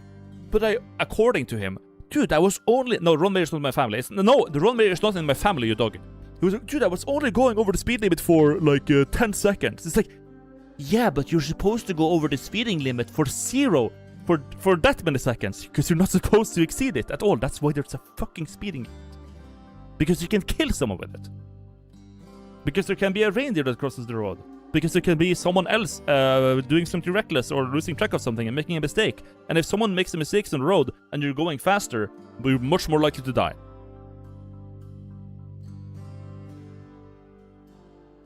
Right? And then there's like, dude, I can't believe. And then I have to sit on the family dinner and I have to listen to this guy like cope endlessly about like, dude, the police. I hate the police. They give me speeding ticket when I don't deserve it. I was only going for like 10 seconds, and the only reason I was doing it was because my granddaughter was feeling a little bit bad, and she wanted to go home faster, so I was like, I got you, homie. And he's like, through the fucking road, putting everyone else, including his granddaughter, in danger. And I was sitting there like trying to eat my dinner. My mom has made like the best dinner ever. I'm sitting there like, oh, just some great dinner. Oh, it's so good. trying not to fucking explode and roast the fuck out of this family member in front of the whole family. Reindeer could cross the road is the most Norwegian thing I've ever heard. Yeah, because it is! Because reindeers are fucking brain dead. They're docile. They are like they have the lowest survival instinct of any animal I've ever seen. They will just walk up to a car and like fart on it. They don't give a shit. They walk in the middle of the just waltzing around like they're chilling. So they will and over at the island which he was driving on, which is Kvaløya. Let me show you on the map. Okay, so I'm getting mauled. Google Maps. Google Maps. I'm gonna show you. He was driving on this. Here I am. Here's the island I live on. The island we all know and love. Okay, this is Tromsø Island. On this island, there are 0 reindeers. There's none. On the mainland over here, there's some, but there's so much landmass they can just fuck around anywhere, and they would be like hard wrangled by some Sami people or whatever. On this island here, this big one that branches out a bunch of places. On this island, there's a fuck ton of reindeer. There's so many reindeer you wouldn't believe it. Like me and Yolo Boy, we were going on a hike. We were going here and went up this little road here and up this mountain across along the water stream. Made it to the. I'm actually getting out of breath because I'm so mauled. We're walking up the water stream. We walk past this water, and just right here at Mellomvatntinden, okay, we took the camera out. We look around and we see something on one of the like snow patches over here, way in the distance. And I thought it was just like some bird or something moving. We zoom in 10x on the fucking iPhone 16 Pro camera, and what do we see? This herd of like 50 to 100 reindeers just like kind of moving around and shit. This island is propped full of reindeer, and when it gets colder, or just, well, not when it gets colder, when they want to eat food, when in the summer they come down to just like eat grass here along this road. So when you're driving around here, chances are in the summer there's going to be a reindeer or 5 walking along the road, walking over the road, right? But this is like a 50 kilometers an hour zone, so it's not big of a deal. But when you get out here past like Håkøya, here we are entering like the 60 kilometers an hour zone, and down here it's going to be like 80, right? If you're exceeding the speed limit here, and there's like a bunch of, there's moose, there's reindeers, there's a bunch of shit that could suddenly just cross the road with no warning. They could be run out in the road. And if that happens, your car's gonna lose, okay? The reindeer's gonna lose, your car's gonna lose, you're gonna lose. That's a lot of fucking mass crashing into your windshield and crushing you, okay? That's just how it goes. So that's why, like, even though the road is clear, it's dry conditions, it's all chill, you don't exceed the speed limit, because if something goes wrong, you have such a higher chance of just making it out of it alive and not flipping your car for trying to avoid the reindeer into the fucking ocean or into a tree because a reindeer tried to cross the road. No time to react. If you have slower speed, you have more time to react. And that's why I'm so mad when I see people coping about getting a speeding ticket when they're exceeding the speed limit. And the worst part of it all was that this motherfucker and his son were bragging about how much they've broken the speed limit because it's so manly and it's so cool to break the speed limit and they don't care about the police. So they were bragging about, like, I've broken the speed limit this much. They were standing in a circle in their living room and they were like, I've broken it that much. I'm just walking by like fucking, you know, the Arthur with and like this, like basically like this, just fucking mad. So fucking mad. And but we just like met these people, so I don't want to like start off like introducing myself, like roasting them for what they are, you know. Oh my god, I was so tilted. I was so fucking tilted, dude. Oof. I remember you did an IRL stream there, and there was a reindeer eating some trash from the bins. Yeah, well, I don't think we were eating trash from the bins, but I do remember when we were walking like down here in the like between the houses. I think roughly here. This is where it was. Me and my friend were walking down here, and we could peek through these houses, and we saw some reindeers walking around in like this area outside of their houses, and they were like eating grass and just chilling out, you know. Reindeer farmer in it. Are they wild? They're usually owned by indigenous people. Because in Norway we have like this indigenous people called Sami, and they herd reindeers. So they own them, right? And this is also another reason why you can't like have a dog without a leash on anywhere. Like in the summer right now, from like May until late August, the entirety of Norway, you cannot leave your dog without a leash. If you are going around here with a dog without your leash, it could start chasing the reindeers. And if the reindeers get scared, it's gonna run, because a dog will scare it. And then the reindeer might run them, it might break its leg, and it might, then the fucking, if the reindeer gets hurt really bad, then the owner just has to put it down. And that's not only sad because the reindeer will then die, you're killing a reindeer by being reckless with your stupid fucking dog, but secondly, it's gonna cost the guy who owns them. So, like, the thing is, like, if someone has a dog without a leash here, the reindeer owner is legally allowed to just shoot your dog. Just so you know. So if you ever come here with a dog, put the leash on, okay? Or someone has the legal right to shoot it. And just kill it. Which I think is fair.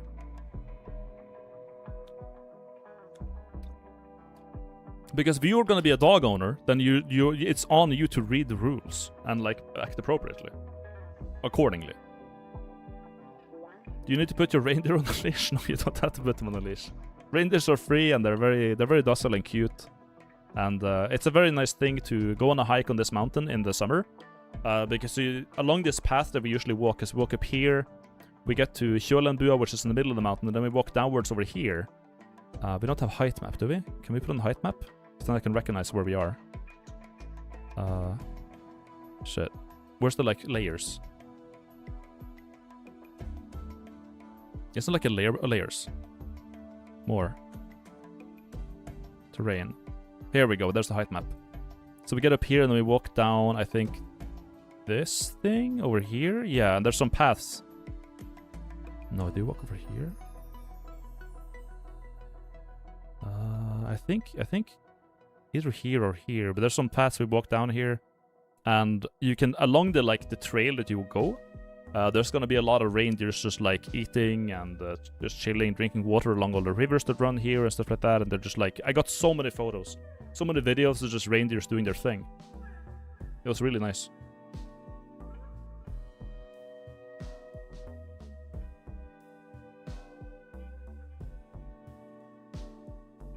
Is that a mini live reaction about the face cam? Is it?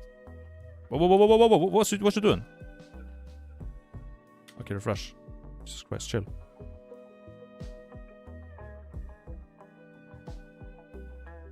Maybe there is? I think it's gone. Where's all the spinning? Yeah, enable, like, the real-time Earth rotation fucking module. The fuck?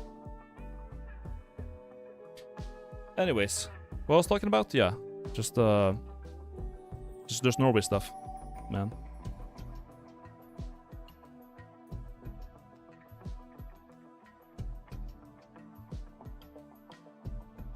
So reindeers are the Norwegian raccoons. I don't know. I've never seen a raccoon ever. I don't know how they work. We don't have those. How do you know which one are wild? You don't. They're just reindeer. They just walk around and do their thing.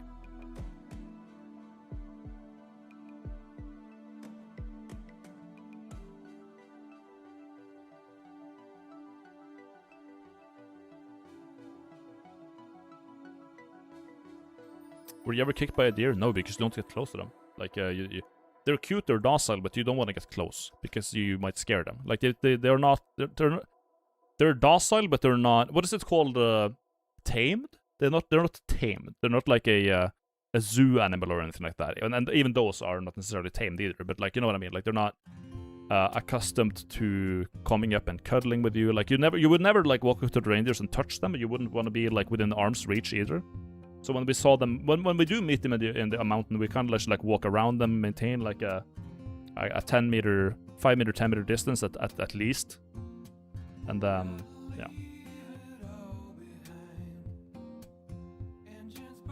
There's a fuck ton of them, and they chill with humans in urban environments, and sometimes get adopted by people, kind of like raccoons. Yeah, but you never know. Like, it's an animal. It's a wild animal. They have antlers, and if they don't really attack with the antlers ever. They mostly just use them for mating season to assert dominance against each other, and also just to appear as a threat. But they are they're not aggressive really, unless they get scared. But that's the thing. You never know what you're gonna do to scare a reindeer.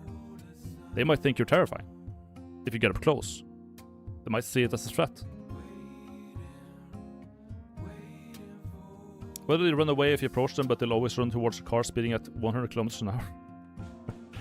I don't know, man. They just love cars.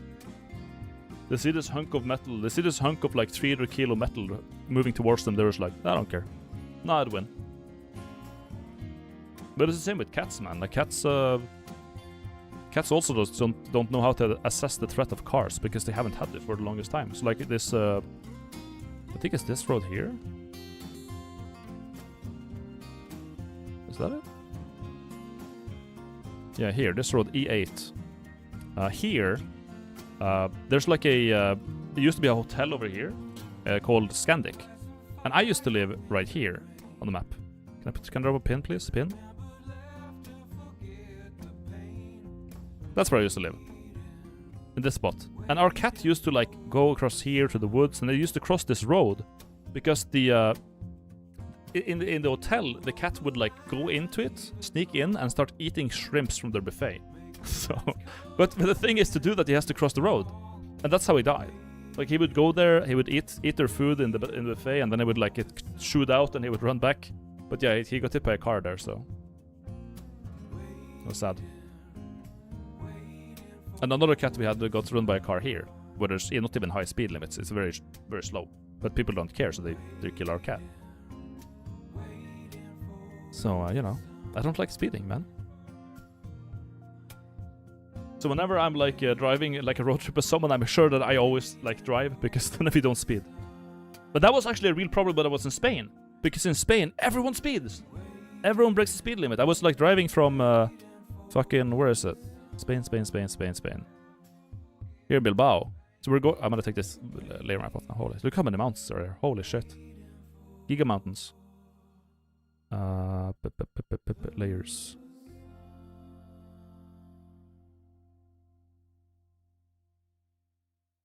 Terrain. We get normal. There we go. Okay. We were driving from Bilbao to Gijon, which is over here, I think. Santander. Oh, fuck me. Where's Gijon?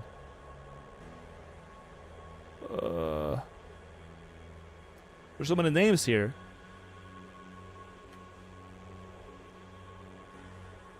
There. Oh, it was way further. Yeah, we're going from Bilbao to Gijon. So we drove all the way from the left here, all the way to the from the right to the left.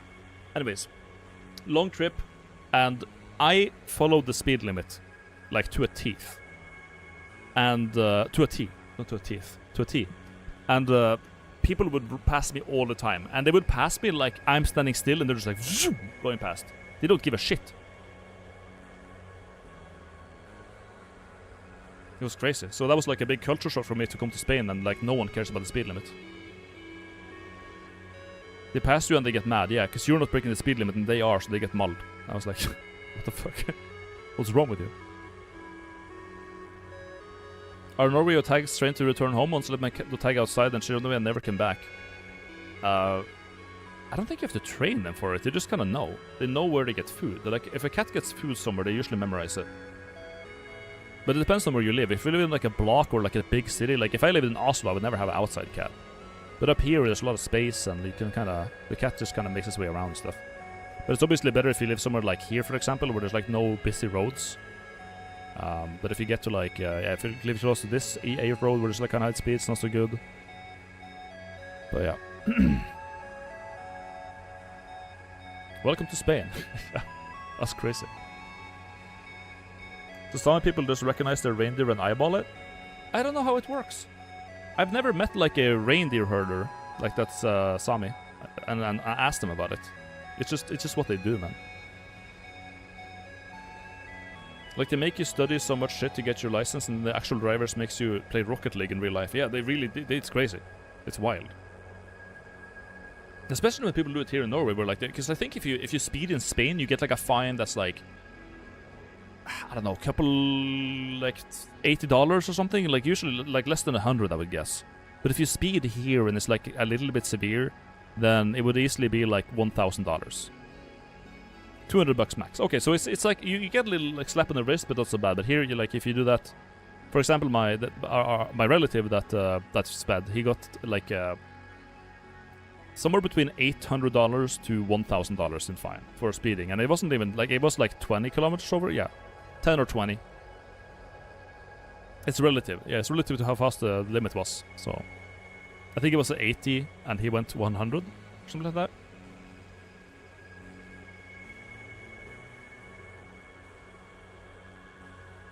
Is it Norway where the tickets are based on your income, or is that Finland? I don't think it's based on your income in Norway, no. You just get, like, you are part of the road, and you gotta adhere to the rules of that road, because it's driving on the road is a privilege. But yeah, I think that's Finland. That sounds very Finnish. Maybe it's Switzerland. I have no idea.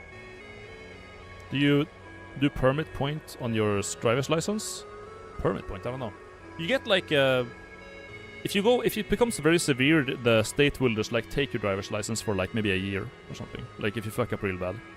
If you're doing like, if it's an 80 and you go like 110 or 120, you probably lose your license for a while. Because that's like pretty bad.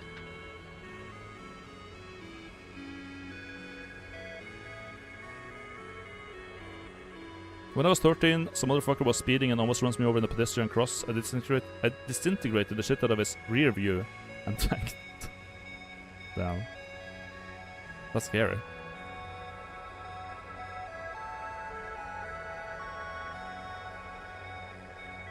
How is driving license there in...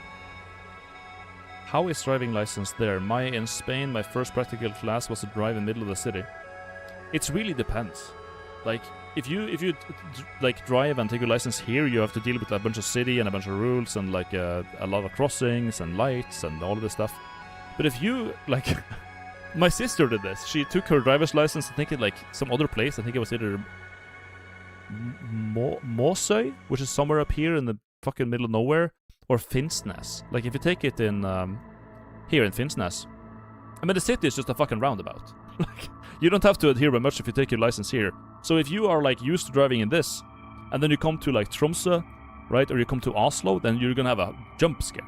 Like for me, when I was like moving my stuff around in Oslo, I think 1 year ago, moving around, it was like a jump scare because I rented like a hire company that rents out cars. So I rented one of those like storage trucks or whatever, like a small one, and driving around in Oslo as someone who is from here and someone who doesn't drive regularly. Like I when I visit my mom, I drive so I can just like kind of maintain the skill of driving. And when I had to drive in Oslo and I haven't driven for a year, and my usual like use case of a car is here, it was just like there was so much shit going on. So many like they got highways, they got a bunch of tunnels, they got highway tunnels. Like it was insane. But I just adapted and it was fine. If it says that Spain is like a cultural hit in driving, check out driving in Morocco. It's Morocco is in Africa, like that. There's no rules.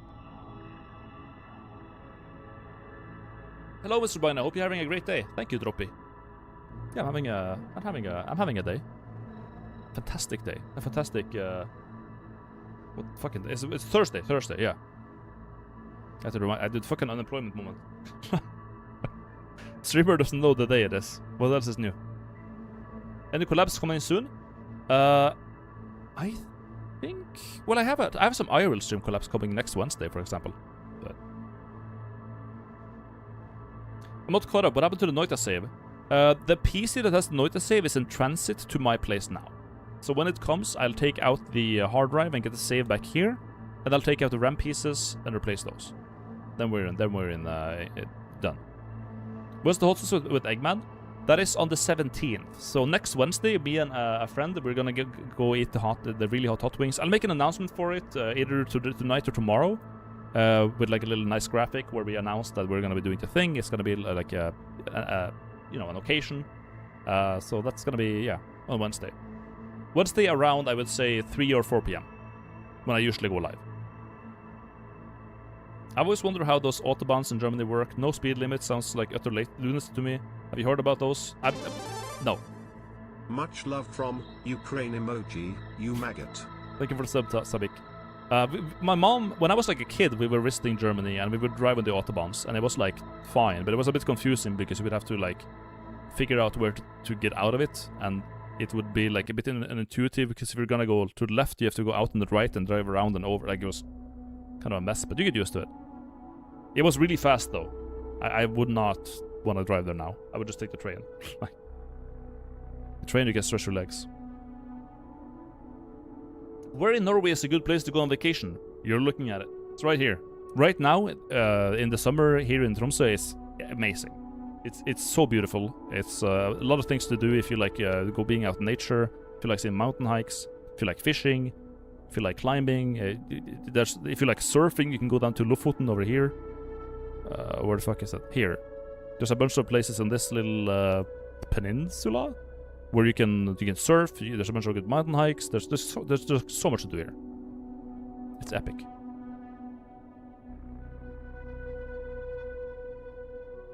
But yeah, I really like being here. It feels like a waste of the summer. Whenever I like go on a event or a vacation somewhere in the summer, it feels like a waste because like being here in the summer is just so good.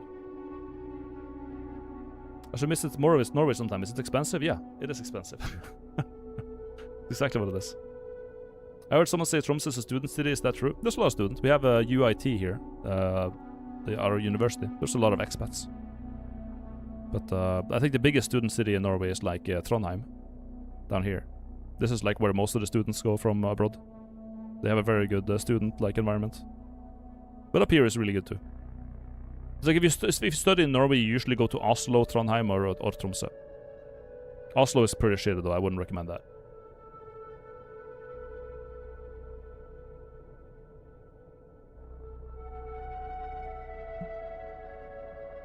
Is Norway gonna get giga-rated this summer with the solar eclipse? We have a solar eclipse? Wait, what?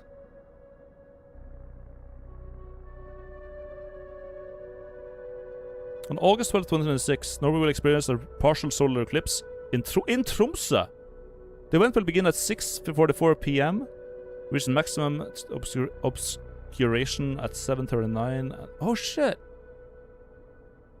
Damn, cool. I'll make sure to be here then. I'll stream it. Yeah, you guys can look. Dude, we should do that. I got added to my calendar. Yeah, let's do an eclipse stream. What? Holy shit! I'll put on like the fucking Dr. Eggman glasses and stare right into the sun. That's cool. Fuck it. Yeah, let's do that. That'd be awesome. But you need tinted glass for the phone too. Okay, I'll look into it. Nice. Thank you. Damn. Yeah, eclipses look so cool.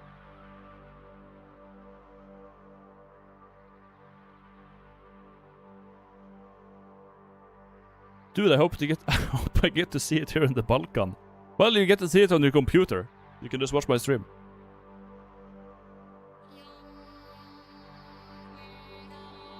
God damn. You're welcome. I was going to visit Norway that date, but it was giga overbooked. Damn. Yeah, I guess there's gonna be a lot of foreigners here in August, but that's nothing new. We have it all the time. Be careful of Mothron. I'll just dress Ron Mayer up as a moth. Then it's gonna be Mothron, like a moth, but like a lion and Ron. You can just run around and flap his wings. It's gonna be cinema.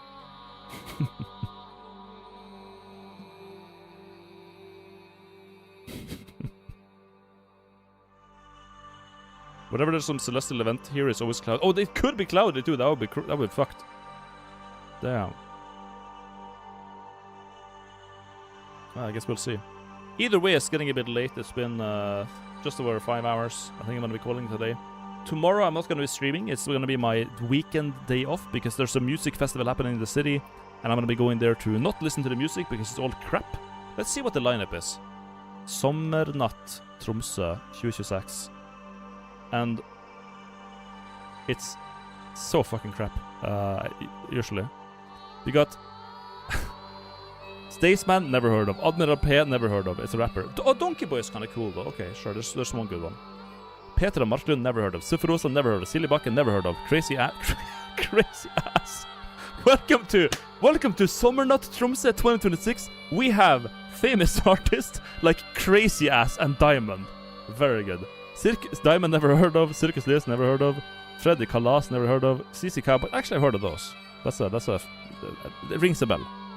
Do you have TDE is coming? Right. Wait, what's the program? Fredag.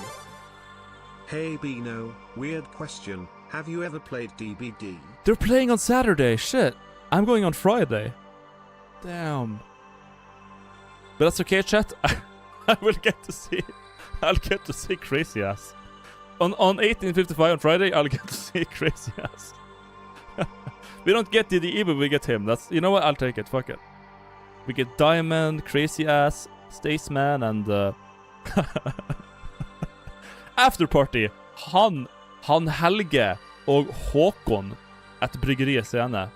2 local drunks at the like brewery scene. Very good. Han Helge. Amazing. Will you stream on Saturday instead? Yeah. It's gonna be a Saturday stream. I'll def check him out with a name like that. Fucking Crazy Ass. Let's read about Crazy Ass. I wanna like let's see, translate to English. Crazy Ass, also known as Father of the Party, is an artist from Tromsø who sings party-themed songs with heavy beats and catchy melodies. The music is characterized by a northern Norwegian language and a tropical package that makes the party boil in song. With his flamboyant appearance and character on social media, Crazy has already been noted as an up-and-coming artist, over 1 million plays on Spotify in 1 year after its first release. Crazy is known on many social media where he shares with his 330,000 followers videos of unusually hard partying, unique drinks, and his openness about mental health. P.S. Crazy Ass not responsible for broken vocal cord, worn out hips, and breakups. A party with Crazy Ass is at your own risk. Oh my god. Crazy Ass. Very good. Drikkinga. Now I need to make a band with Truck Freet, The Fighter, and Apir. Real. Drug. Well, that's gonna be it's gonna be a movie. It's definitely gonna be a movie. Oh damn. Well, that's my plan for tomorrow. I'm gonna see Crazy Ass and CC Cowboys. CC Cowboys, I think I've heard of those, but anyways. That's gonna be it for today. So, yeah. Thank you for watching, thank you for the subs, thank you for this, thank you for the donos, it's been fun. Tomorrow I'm not on, but on Saturday I am. Sunday I swear. So until then, good night, take care, wake up, love you, have a good one, see you soon. Bye-bye. Boy. But a good stream, I even had to mute it because I was doing shit earlier. That's how it is. It is what it is. Good night.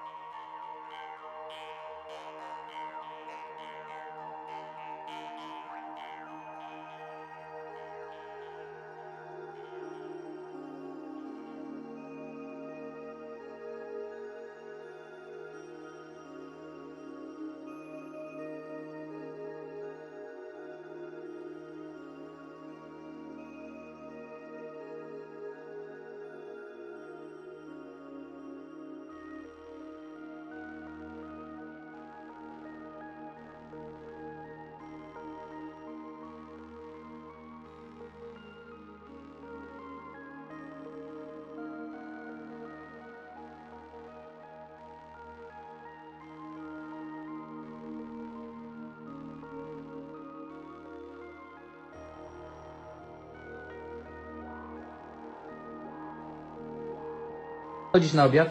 Zupa. Jaka? Moja ulubiona. Ja pierdolę, krupnik!